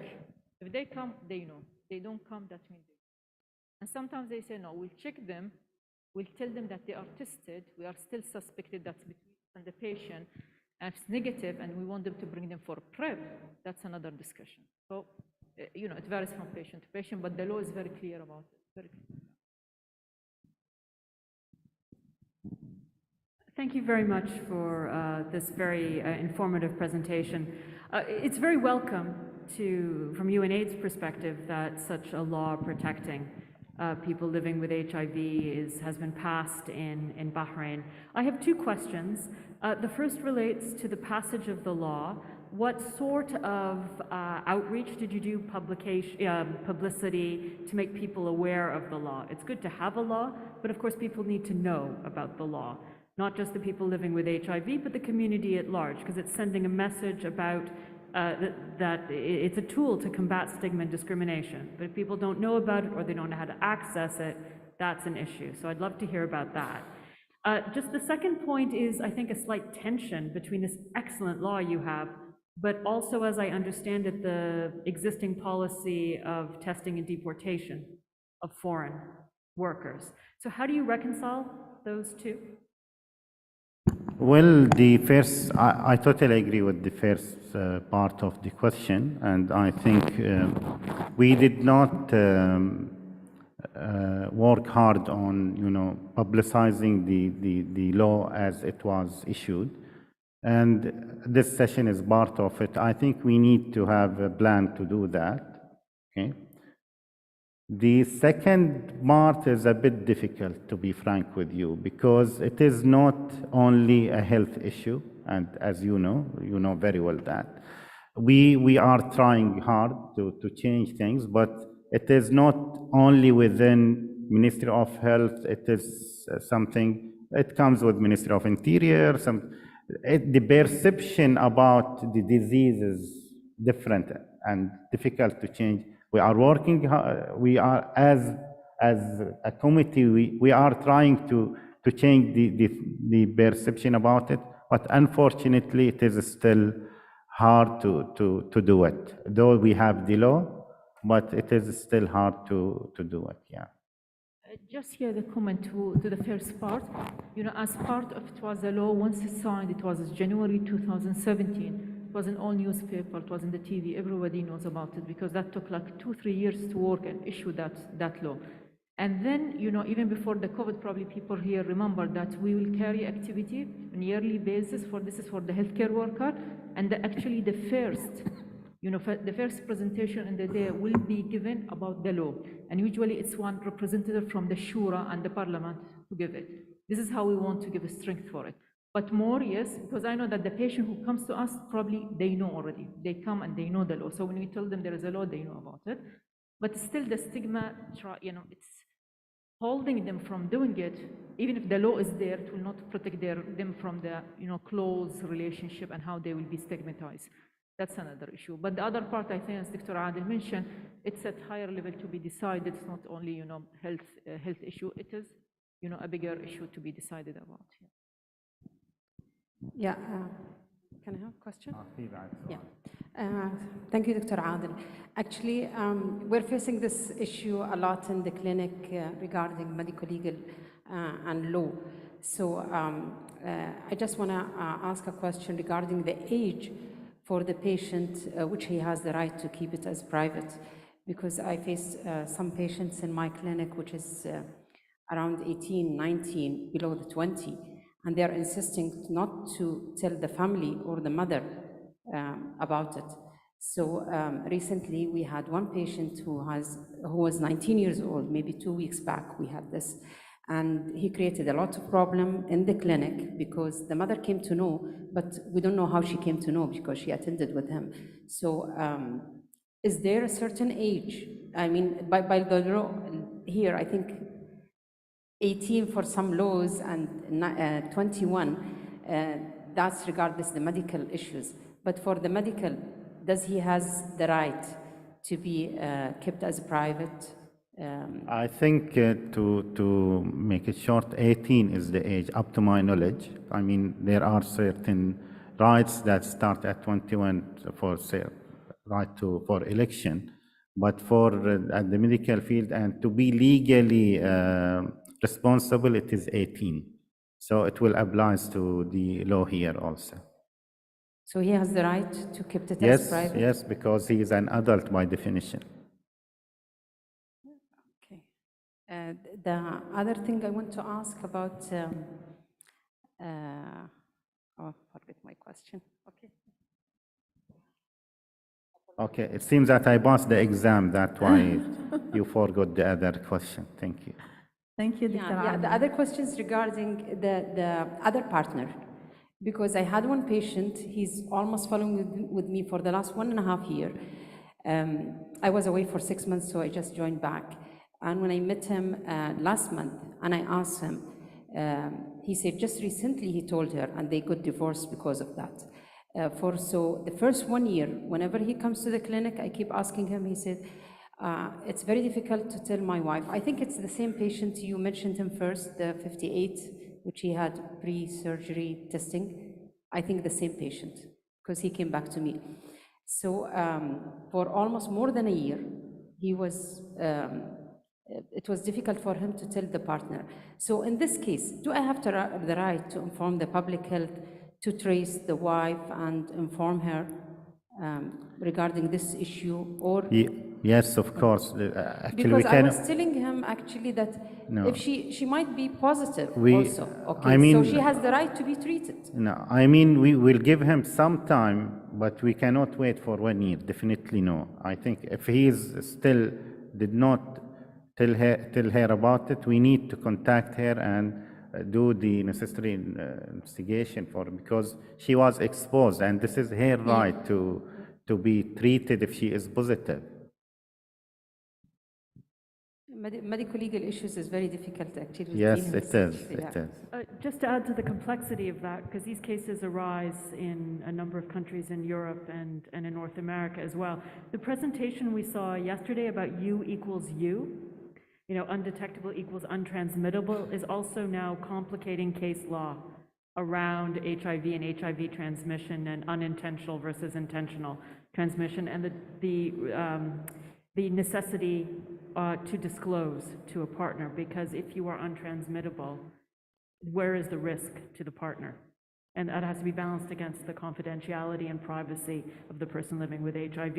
So actually the medical advances are complicating the legal landscape. I'm not sure if that's necessarily the case yet, because I'm not sure how commonly you have the U equals U concept here in clinical practice, let alone in medical legal considerations.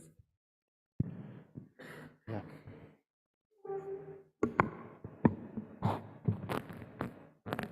Yes, I totally agree, Dr. Shireen. And some of them, they say, I cannot transmit, there is no risk. Why I should, tell them I'm controlled right now? And that's where you get the discussion with them. You have to inform them, maybe they were infected before, and you don't know. And maybe protection against other STDs, still you have other partner. So we go with this dialogue, but because of the sensitivity about the whole thing, it's not easy. It's not easy at the end. Yeah, thank you. In our center, we will give, there is no specific time, but we will tell them like from 1 week to 3 weeks, you need to break the news to your wife. And it's not the Ministry of Public Health, they will go to do tracking and tracing and, testing for the wife, no. Still, if he didn't inform his wife after that period of time, which is maximum 3 weeks, the treating physician will call the wife and he will break the news, because the wife even, she needs to know about counseling, we need to do counseling, preventive measures, to break the news in a different way, different than Ministry of Public Health ways. Okay, thank you, Dr. Adel. Thank you. So thank you. We are coming to the closing for the second day and the last day of the conference. It's my pleasure to be with you. I'm honored to be in Bahrain conference. I would like to thank the chairman, Dr. Jamila, the organizing committee and scientific committee, the great speaker and the great attendance for your patience. Now, Dr. Jamila, she needs to say something final. Thank you so much, Dr. Muna. Thanks a lot for all of you. And probably Dr. Adel just mentioned, we did not, when we were starting the planning for the conference, We were just saying, we'll have 100, 150 attendees, online, we'll get 50, whatever. We didn't expect this. Yesterday, I think if you know that the first sessions, the morning, we have around 450 to 500 in this hall, plus around 250 online. So that's amazing for an HIV-related topic. And that's really, really for all of you. Because really, it's hard to, not to tell you about how it went. And I think the main objective should be there, in front of our eyes. We are here professional. This disease is not affecting one professional, it's not ID, it's not, HIV physician, it's all of us. You probably see these patients.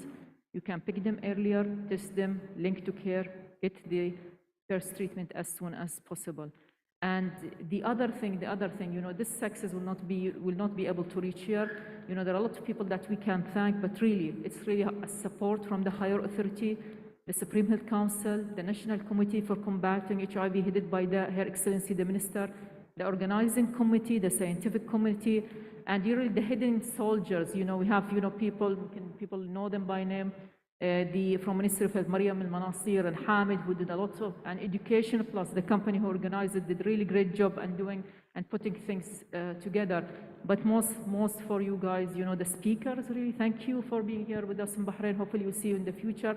And for all of you attending this, you took your time, it's a Friday, you should be off at home with your families, but you really chose to be here with us to listen to what we are talking about.